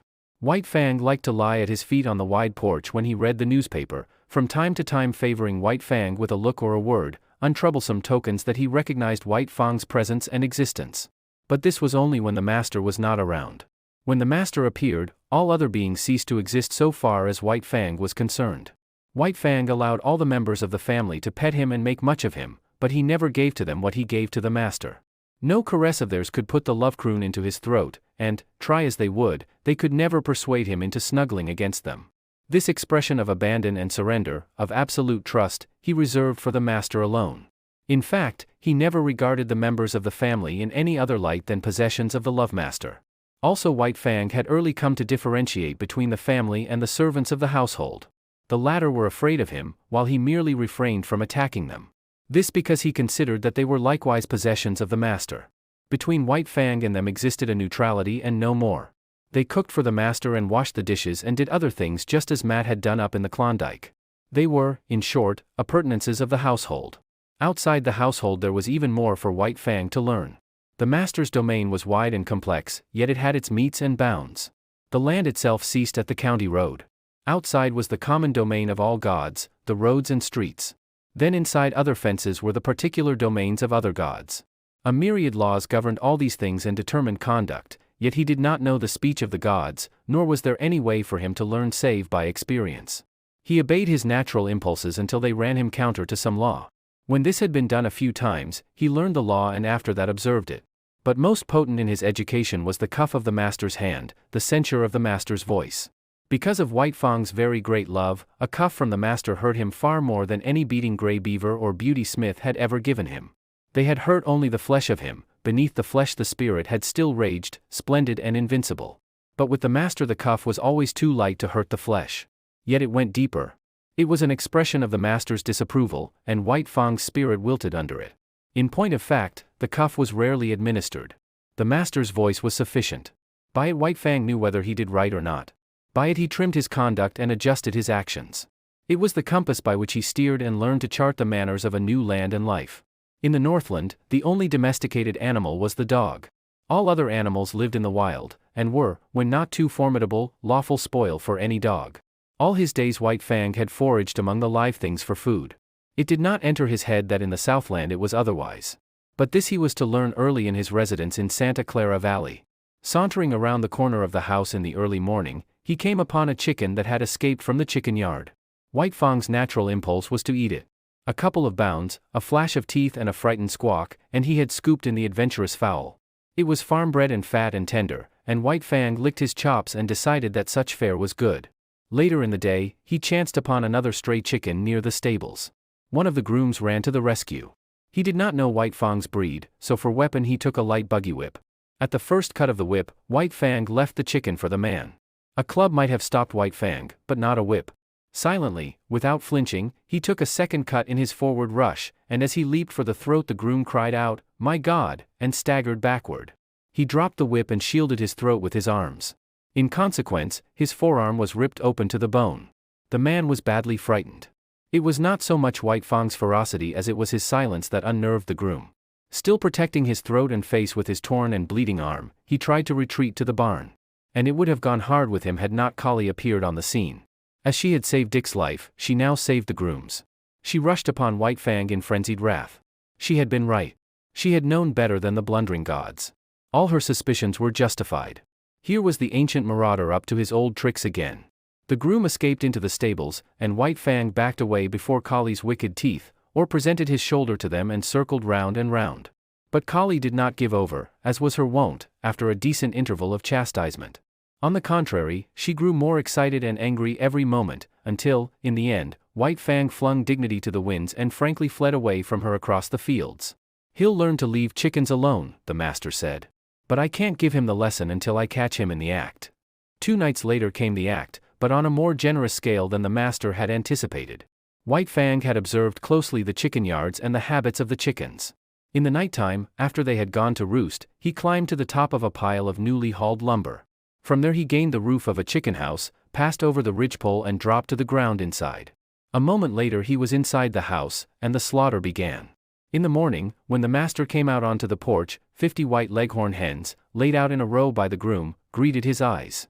He whistled to himself, softly, first with surprise, and then, at the end, with admiration. His eyes were likewise greeted by White Fang, but about the latter there were no signs of shame nor guilt. He carried himself with pride, as though, forsooth, he had achieved a deed praiseworthy and meritorious. There was about him no consciousness of sin. The master's lips tightened as he faced the disagreeable task. Then he talked harshly to the unwitting culprit, and in his voice there was nothing but godlike wrath. Also, he held White Fang's nose down to the slain hens, and at the same time cuffed him soundly. White Fang never raided a chicken roost again. It was against the law, and he had learned it. Then the master took him into the chicken yards. White Fang's natural impulse, when he saw the live food fluttering about him and under his very nose, was to spring upon it. He obeyed the impulse, but was checked by the master's voice. They continued in the yards for half an hour. Time and again the impulse surged over White Fang, and each time, as he yielded to it, he was checked by the master's voice. Thus it was he learned the law, and ere he left the domain of the chickens, he had learned to ignore their existence. You can never cure a chicken killer. Judge Scott shook his head sadly at luncheon table, when his son narrated the lesson he had given White Fang. Once they've got the habit and the taste of blood, again he shook his head sadly. But Weedon Scott did not agree with his father. I'll tell you what I'll do, he challenged finally. I'll lock White Fang in with the chickens all afternoon. But think of the chickens, objected the judge. And furthermore, the son went on, for every chicken he kills, I'll pay you $1 gold coin of the realm. But you should penalize father, too, interposed Beth.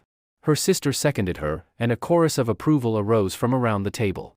Judge Scott nodded his head in agreement. All right? Weedon Scott pondered for a moment.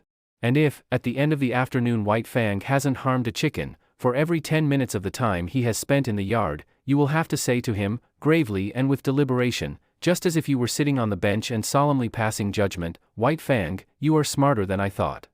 From hidden points of vantage the family watched the performance. But it was a fizzle. Locked in the yard and there deserted by the master, White Fang lay down and went to sleep. Once he got up and walked over to the trough for a drink of water. The chickens he calmly ignored. So far as he was concerned they did not exist. At 4 o'clock he executed a running jump, gained the roof of the chicken house and leaped to the ground outside, whence he sauntered gravely to the house. He had learned the law. And on the porch, before the delighted family, Judge Scott, face to face with White Fang, said slowly and solemnly, 16 times, White Fang, you are smarter than I thought. But it was the multiplicity of laws that befuddled White Fang and often brought him into disgrace. He had to learn that he must not touch the chickens that belonged to other gods. Then there were cats, and rabbits, and turkeys, all these he must let alone. In fact, when he had but partly learned the law, his impression was that he must leave all live things alone. Out in the back pasture, a quail could flutter up under his nose unharmed. All tense and trembling with eagerness and desire, he mastered his instinct and stood still. He was obeying the will of the gods. And then, one day, again out in the back pasture, he saw Dick start a jackrabbit and run it. The master himself was looking on and did not interfere. Nay, he encouraged White Fang to join in the chase. And thus he learned that there was no taboo on jackrabbits. In the end he worked out the complete law. Between him and all domestic animals there must be no hostilities. If not amity, at least neutrality must obtain. But the other animals, the squirrels, and quail, and cottontails, were creatures of the wild who had never yielded allegiance to man. They were the lawful prey of any dog. It was only the tame that the gods protected, and between the tame deadly strife was not permitted. The gods held the power of life and death over their subjects, and the gods were jealous of their power. Life was complex in the Santa Clara Valley after the simplicities of the Northland. And the chief thing demanded by these intricacies of civilization was control, restraint, a poise of self that was as delicate as the fluttering of gossamer wings and at the same time as rigid as steel. Life had 1,000 faces, and White Fang found he must meet them all. Thus, when he went to town, into San Jose, running behind the carriage or loafing about the streets when the carriage stopped. Life flowed past him, deep and wide and varied, continually impinging upon his senses, demanding of him instant and endless adjustments and correspondences, and compelling him, almost always, to suppress his natural impulses. There were butcher shops where meat hung within reach. This meat he must not touch. There were cats at the houses the master visited that must be let alone. And there were dogs everywhere that snarled at him and that he must not attack. And then, on the crowded sidewalks there were persons innumerable whose attention he attracted. They would stop and look at him, point him out to one another, examine him, talk of him, and, worst of all, pat him. and these perilous contacts from all these strange hands he must endure. Yet this endurance he achieved. Furthermore, he got over being awkward and self-conscious. In a lofty way he received the attentions of the multitudes of strange gods. With condescension he accepted their condescension. On the other hand, there was something about him that prevented great familiarity. They patted him on the head and passed on, contented and pleased with their own daring. But it was not all easy for White Fang. Running behind the carriage in the outskirts of San Jose, he encountered certain small boys who made a practice of flinging stones at him. Yet he knew that it was not permitted him to pursue and drag them down. Here he was compelled to violate his instinct of self-preservation, and violate it he did, for he was becoming tame and qualifying himself for civilization. Nevertheless, White Fang was not quite satisfied with the arrangement. He had no abstract ideas about justice and fair play. But there is a certain sense of equity that resides in life, and it was this sense in him that resented the unfairness of his being permitted no defense against the stone throwers. He forgot that in the covenant entered into between him and the gods they were pledged to care for him and defend him. But one day the master sprang from the carriage, whip in hand, and gave the stone throwers a thrashing. After that they threw stones no more, and White Fang understood and was satisfied. One other experience of similar nature was his. On the way to town, hanging around the saloon at the crossroads, were 3 dogs that made a practice of rushing out upon him when he went by. Knowing his deadly method of fighting, the master had never ceased impressing upon White Fang the law that he must not fight. As a result, having learned the lesson well, White Fang was hard put whenever he passed the crossroads saloon. After the first rush, each time, his snarl kept the 3 dogs at a distance, but they trailed along behind, yelping and bickering and insulting him. This endured for some time. The men at the saloon even urged the dogs on to attack White Fang. One day they openly sicked the dogs on him. The master stopped the carriage. "Go to it," he said to White Fang. But White Fang could not believe. He looked at the master, and he looked at the dogs. Then he looked back eagerly and questioningly at the master. The master nodded his head. "Go to them, old fellow. Eat them up." White Fang no longer hesitated. He turned and leaped silently among his enemies. All 3 faced him. There was a great snarling and growling, a clashing of teeth and a flurry of bodies. The dust of the road arose in a cloud and screened the battle. But at the end of several minutes 2 dogs were struggling in the dirt and the third was in full flight. He leaped a ditch, went through a rail fence, and fled across a field. White Fang followed, sliding over the ground in wolf fashion and with wolf speed, swiftly and without noise, and in the center of the field he dragged down and slew the dog. With this triple killing his main troubles with dogs ceased. The word went up and down the valley, and men saw to it that their dogs did not molest the fighting wolf. Chapter 4. The Call of Kind. The months came and went. There was plenty of food and no work in the Southland, and White Fang lived fat and prosperous and happy. Not alone was he in the geographical Southland, for he was in the Southland of life. Human kindness was like a sun shining upon him, and he flourished like a flower planted in good soil. And yet he remained somehow different from other dogs. He knew the law even better than did the dogs that had known no other life, and he observed the law more punctiliously, but still there was about him a suggestion of lurking ferocity, as though the wild still lingered in him and the wolf in him merely slept. He never chummed with other dogs. Lonely he had lived, so far as his kind was concerned, and lonely he would continue to live. In his puppyhood, under the persecution of Lip Lip and the puppy pack, and in his fighting days with Beauty Smith, he had acquired a fixed aversion for dogs. The natural course of his life had been diverted, and, recoiling from his kind, he had clung to the human. Besides, all Southland dogs looked upon him with suspicion. He aroused in them their instinctive fear of the wild, and they greeted him always with snarl and growl and belligerent hatred. He, on the other hand, learned that it was not necessary to use his teeth upon them. His naked fangs and writhing lips were uniformly efficacious, rarely failing to send a bellowing onrushing dog back on its haunches. But there was one trial in White Fang's life, Kali. She never gave him a moment's peace. She was not so amenable to the law as he. She defied all efforts of the master to make her become friends with White Fang. Ever in his ears was sounding her sharp and nervous snarl. She had never forgiven him the chicken-killing episode, and persistently held to the belief that his intentions were bad. She found him guilty before the act, and treated him accordingly. She became a pest to him, like a policeman following him around the stable and the hounds, and, if he even so much as glanced curiously at a pigeon or chicken, bursting into an outcry of indignation and wrath. His favorite way of ignoring her was to lie down, with his head on his forepaws, and pretend sleep. This always dumbfounded and silenced her. With the exception of Kali, all things went well with White Fang. He had learned control and poise, and he knew the law. He achieved a staidness, and calmness, and philosophic tolerance. He no longer lived in a hostile environment. Danger and hurt and death did not lurk everywhere about him. In time, the unknown, as a thing of terror and menace ever impending, faded away. Life was soft and easy. It flowed along smoothly, and neither fear nor foe lurked by the way. He missed the snow without being aware of it. An unduly long summer would have been his thought had he thought about it. As it was, he merely missed the snow in a vague, subconscious way. In the same fashion, especially in the heat of summer when he suffered from the sun, he experienced faint longings for the Northland. Their only effect upon him, however, was to make him uneasy and restless without his knowing what was the matter. White Fang had never been very demonstrative. Beyond his snuggling and the throwing of a crooning note into his love growl, he had no way of expressing his love. Yet it was given him to discover a third way. He had always been susceptible to the laughter of the gods. Laughter had affected him with madness, made him frantic with rage. But he did not have it in him to be angry with the love master, and when that god elected to laugh at him in a good-natured, bantering way, he was nonplussed. He could feel the pricking and stinging of the old anger as it strove to rise up in him, but it strove against love. He could not be angry, yet he had to do something. At first he was dignified, and the master laughed the harder. Then he tried to be more dignified, and the master laughed harder than before. In the end, the master laughed him out of his dignity. His jaws slightly parted, his lips lifted a little, and a quizzical expression that was more love than humor came into his eyes. He had learned to laugh. Likewise he learned to romp with the master, to be tumbled down and rolled over, and be the victim of innumerable rough tricks. In return he feigned anger, bristling and growling ferociously, and clipping his teeth together in snaps that had all the seeming of deadly intention. But he never forgot himself. Those snaps were always delivered on the empty air.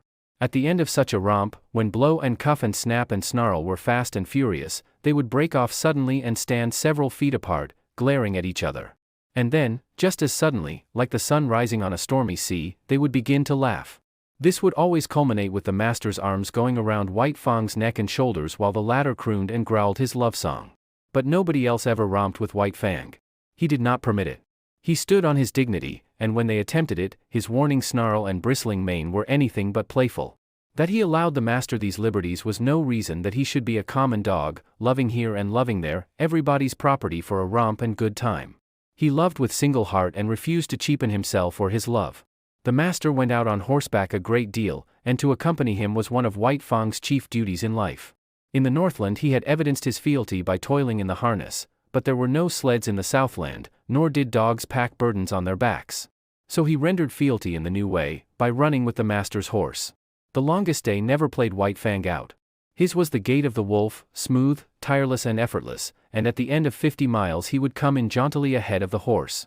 It was in connection with the riding that White Fang achieved one other mode of expression, remarkable in that he did it but twice in all his life.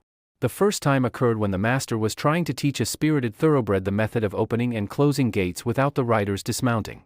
Time and again and many times he ranged the horse up to the gate in the effort to close it, and each time the horse became frightened and backed and plunged away.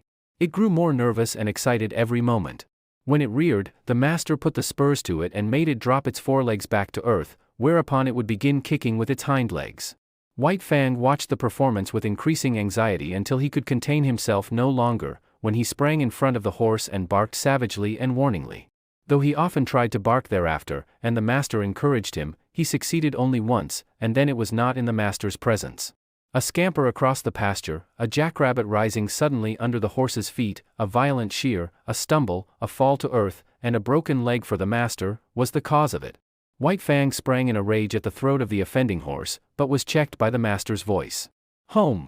Go home," the master commanded when he had ascertained his injury. White Fang was disinclined to desert him. The master thought of writing a note, but searched his pockets vainly for pencil and paper. Again he commanded White Fang to go home. The latter regarded him wistfully, started away, then returned and whined softly. The master talked to him gently but seriously, and he cocked his ears, and listened with painful intentness. "That's all right, old fellow, you just run along home," ran the talk. "Go on home and tell them what's happened to me. Home with you, you wolf. Get along home." White Fang knew the meaning of home, and though he did not understand the remainder of the master's language, he knew it was his will that he should go home. He turned and trotted reluctantly away. Then he stopped, undecided, and looked back over his shoulder. "Go home," came the sharp command, and this time he obeyed. The family was on the porch, taking the cool of the afternoon, when White Fang arrived. He came in among them, panting, covered with dust. Whedon's back, Whedon's mother announced. The children welcomed White Fang with glad cries and ran to meet him. He avoided them and passed down the porch, but they cornered him against a rocking chair and the railing. He growled and tried to push by them. Their mother looked apprehensively in their direction. "I confess, he makes me nervous around the children," she said. "I have a dread that he will turn upon them unexpectedly someday." Growling savagely, White Fang sprang out of the corner, overturning the boy and the girl. The mother called them to her and comforted them, telling them not to bother White Fang. "A wolf is a wolf," commented Judge Scott. "There is no trusting one."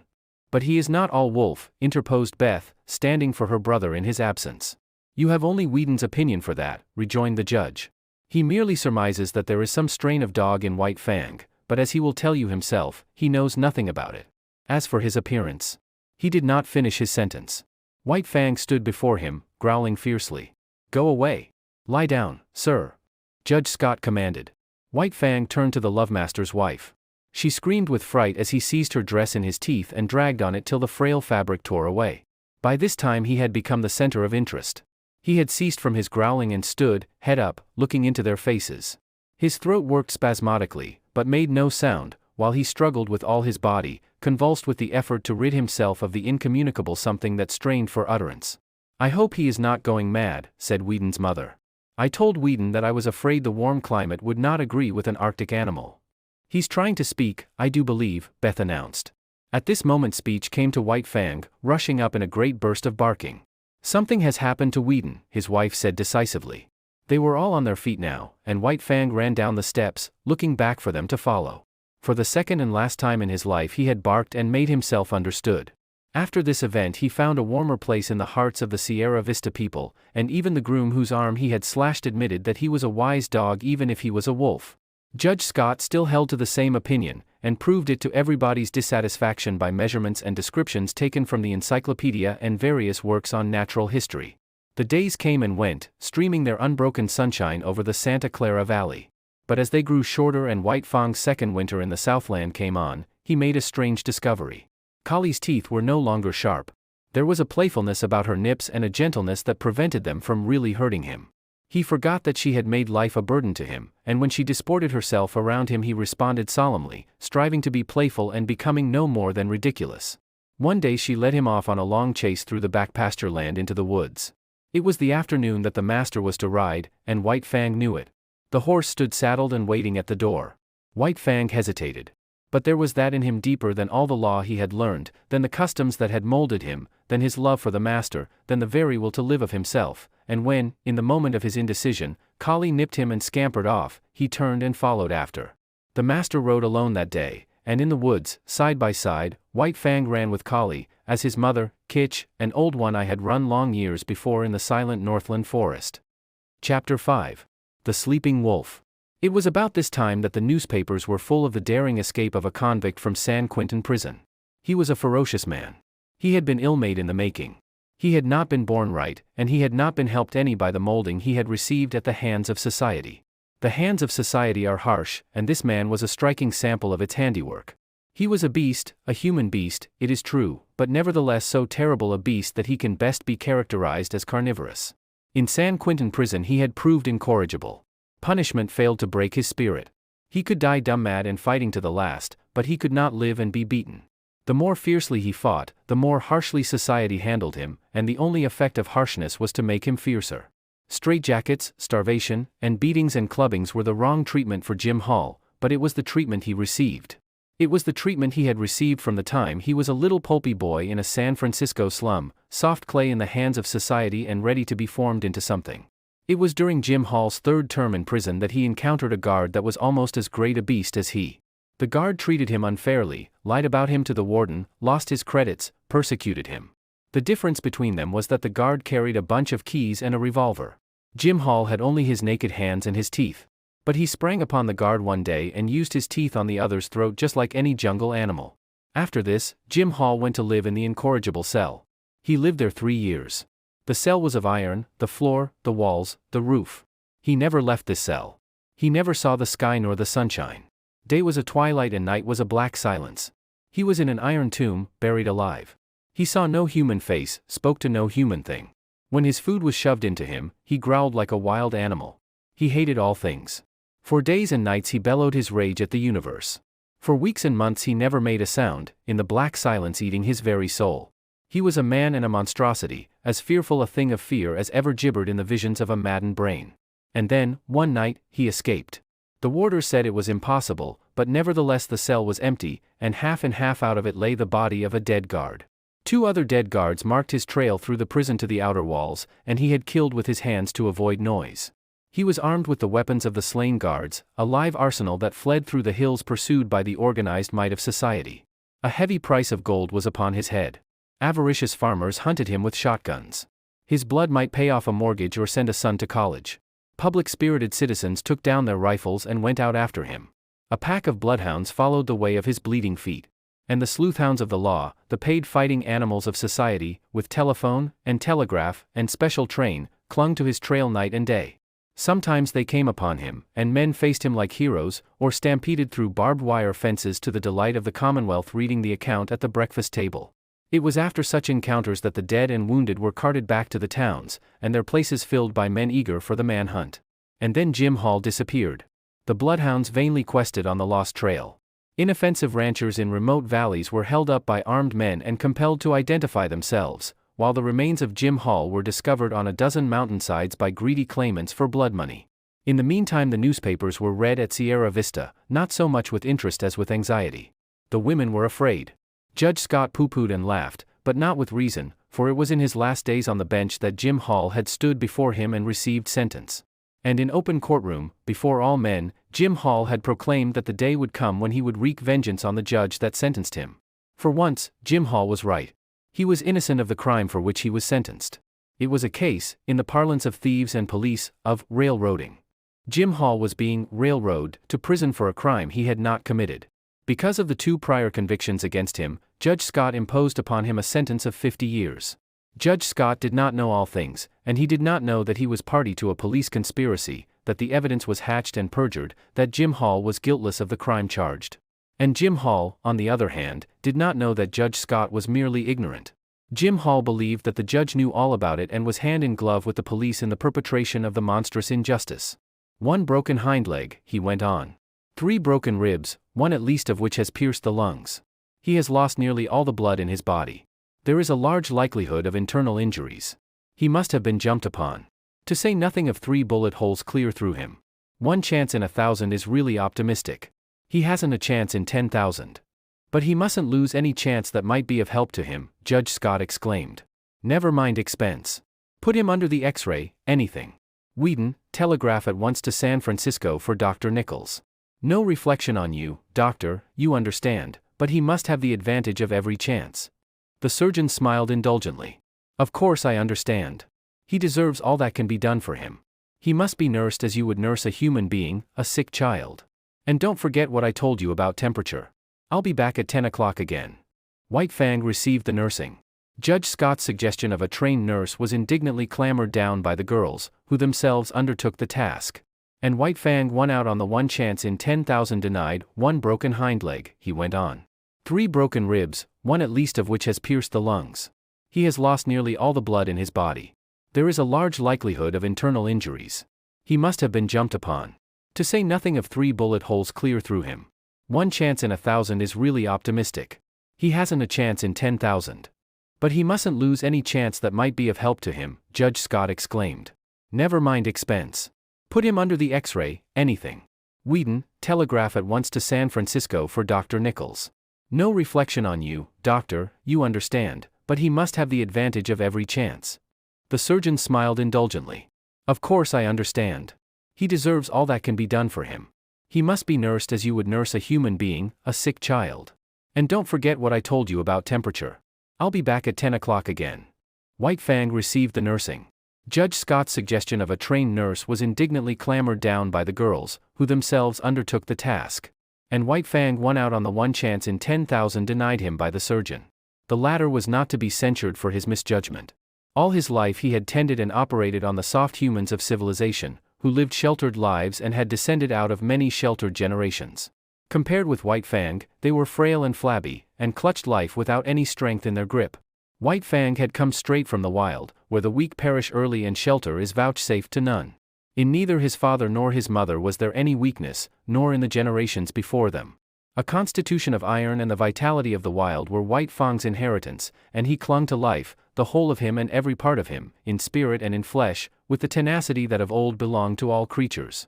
Bound down a prisoner, denied even movement by the plaster casts and bandages, White Fang lingered out the weeks. He slept long hours and dreamed much, and through his mind passed an unending pageant of Northland visions. All the ghosts of the past arose and were with him.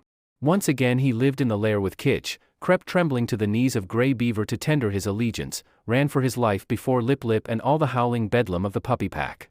He ran again through the silence, hunting his living food through the months of famine, and again he ran at the head of the team, the gut whips of MIT Saw and Grey Beaver snapping behind, their voices crying "R.A. Rah," when they came to a narrow passage and the team closed together like a fan to go through. He lived again all his days with Beauty Smith and the fights he had fought. At such times he whimpered and snarled in his sleep, and they that looked on said that his dreams were bad. But there was one particular nightmare from which he suffered, the clanging monsters of electric cars that were to him colossal screaming lynxes. He would lie in a screen of bushes, watching for a squirrel to venture far enough out on the ground from its tree refuge. Then, when he sprang out upon it, it would transform itself into an electric car, menacing and terrible, towering over him like a mountain, screaming and clanging and spitting fire at him. It was the same when he challenged the hawk down out of the sky. Down out of the blue it would rush, as it dropped upon him, changing itself into the ubiquitous electric car. Or again, he would be in the pen of Beauty Smith. Outside the pen, men would be gathering, and he knew that a fight was on. He watched the door for his antagonist to enter. The door would open, and thrust in upon him would come the awful electric car. 1,000 times this occurred, and each time the terror it inspired was as vivid and great as ever. Then came the day when the last bandage and the last plaster cast were taken off. It was a gala day. All Sierra Vista was gathered around. The master rubbed his ears, and he crooned his love growl. The master's wife called him the Blessed Wolf, which name was taken up with acclaim, and all the women called him the Blessed Wolf. He tried to rise to his feet, and after several attempts fell down from weakness. He had lain so long that his muscles had lost their cunning, and all the strength had gone out of them. He felt a little shame because of his weakness, as though, forsooth, he were failing the gods in the service he owed them. Because of this he made heroic efforts to arise, and at last he stood on his 4 legs, tottering and swaying back and forth. "The Blessed Wolf," chorused the women. Judge Scott surveyed them triumphantly. "Out of your own mouths be it," he said. "Just as I contended right along. No mere dog could have done what he did. He's a wolf." "A blessed wolf," amended the judge's wife. "Yes, blessed wolf," agreed the judge. "And henceforth that shall be my name for him." "He'll have to learn to walk again," said the surgeon, "so he might as well start in right now. It won't hurt him. Take him outside." And outside he went, like a king, with all Sierra Vista about him and tending on him. He was very weak, and when he reached the lawn he lay down and rested for a while. Then the procession started on, little spurts of strength coming into White Fang's muscles as he used them, and the blood began to surge through them. The stables were reached, and there in the doorway lay Collie, a half-dozen pudgy puppies playing about her in the sun. White Fang looked on with a wondering eye. Collie snarled warningly at him, and he was careful to keep his distance. The master with his toe helped one sprawling puppy toward him. He bristled suspiciously, but the master warned him that all was well. Collie, clasped in the arms of one of the women, watched him jealously and with a snarl warned him that all was not well. The puppy sprawled in front of him. He cocked his ears and watched it curiously. Then their noses touched, and he felt the warm little tongue of the puppy on his jowl. White Fang's tongue went out, he knew not why, and he licked the puppy's face. Hand-clapping and pleased cries from the gods greeted the performance. He was surprised, and looked at them in a puzzled way. Then his weakness asserted itself, and he lay down, his ears cocked, his head on one side, as he watched the puppy. The other puppies came sprawling toward him, to Collie's great disgust, and he gravely permitted them to clamber and tumble over him. At first, amid the applause of the gods, he betrayed a trifle of his old self-consciousness and awkwardness. This passed away as the puppy's antics and mauling continued, and he lay with half-shut patient eyes, drowsing in the sun.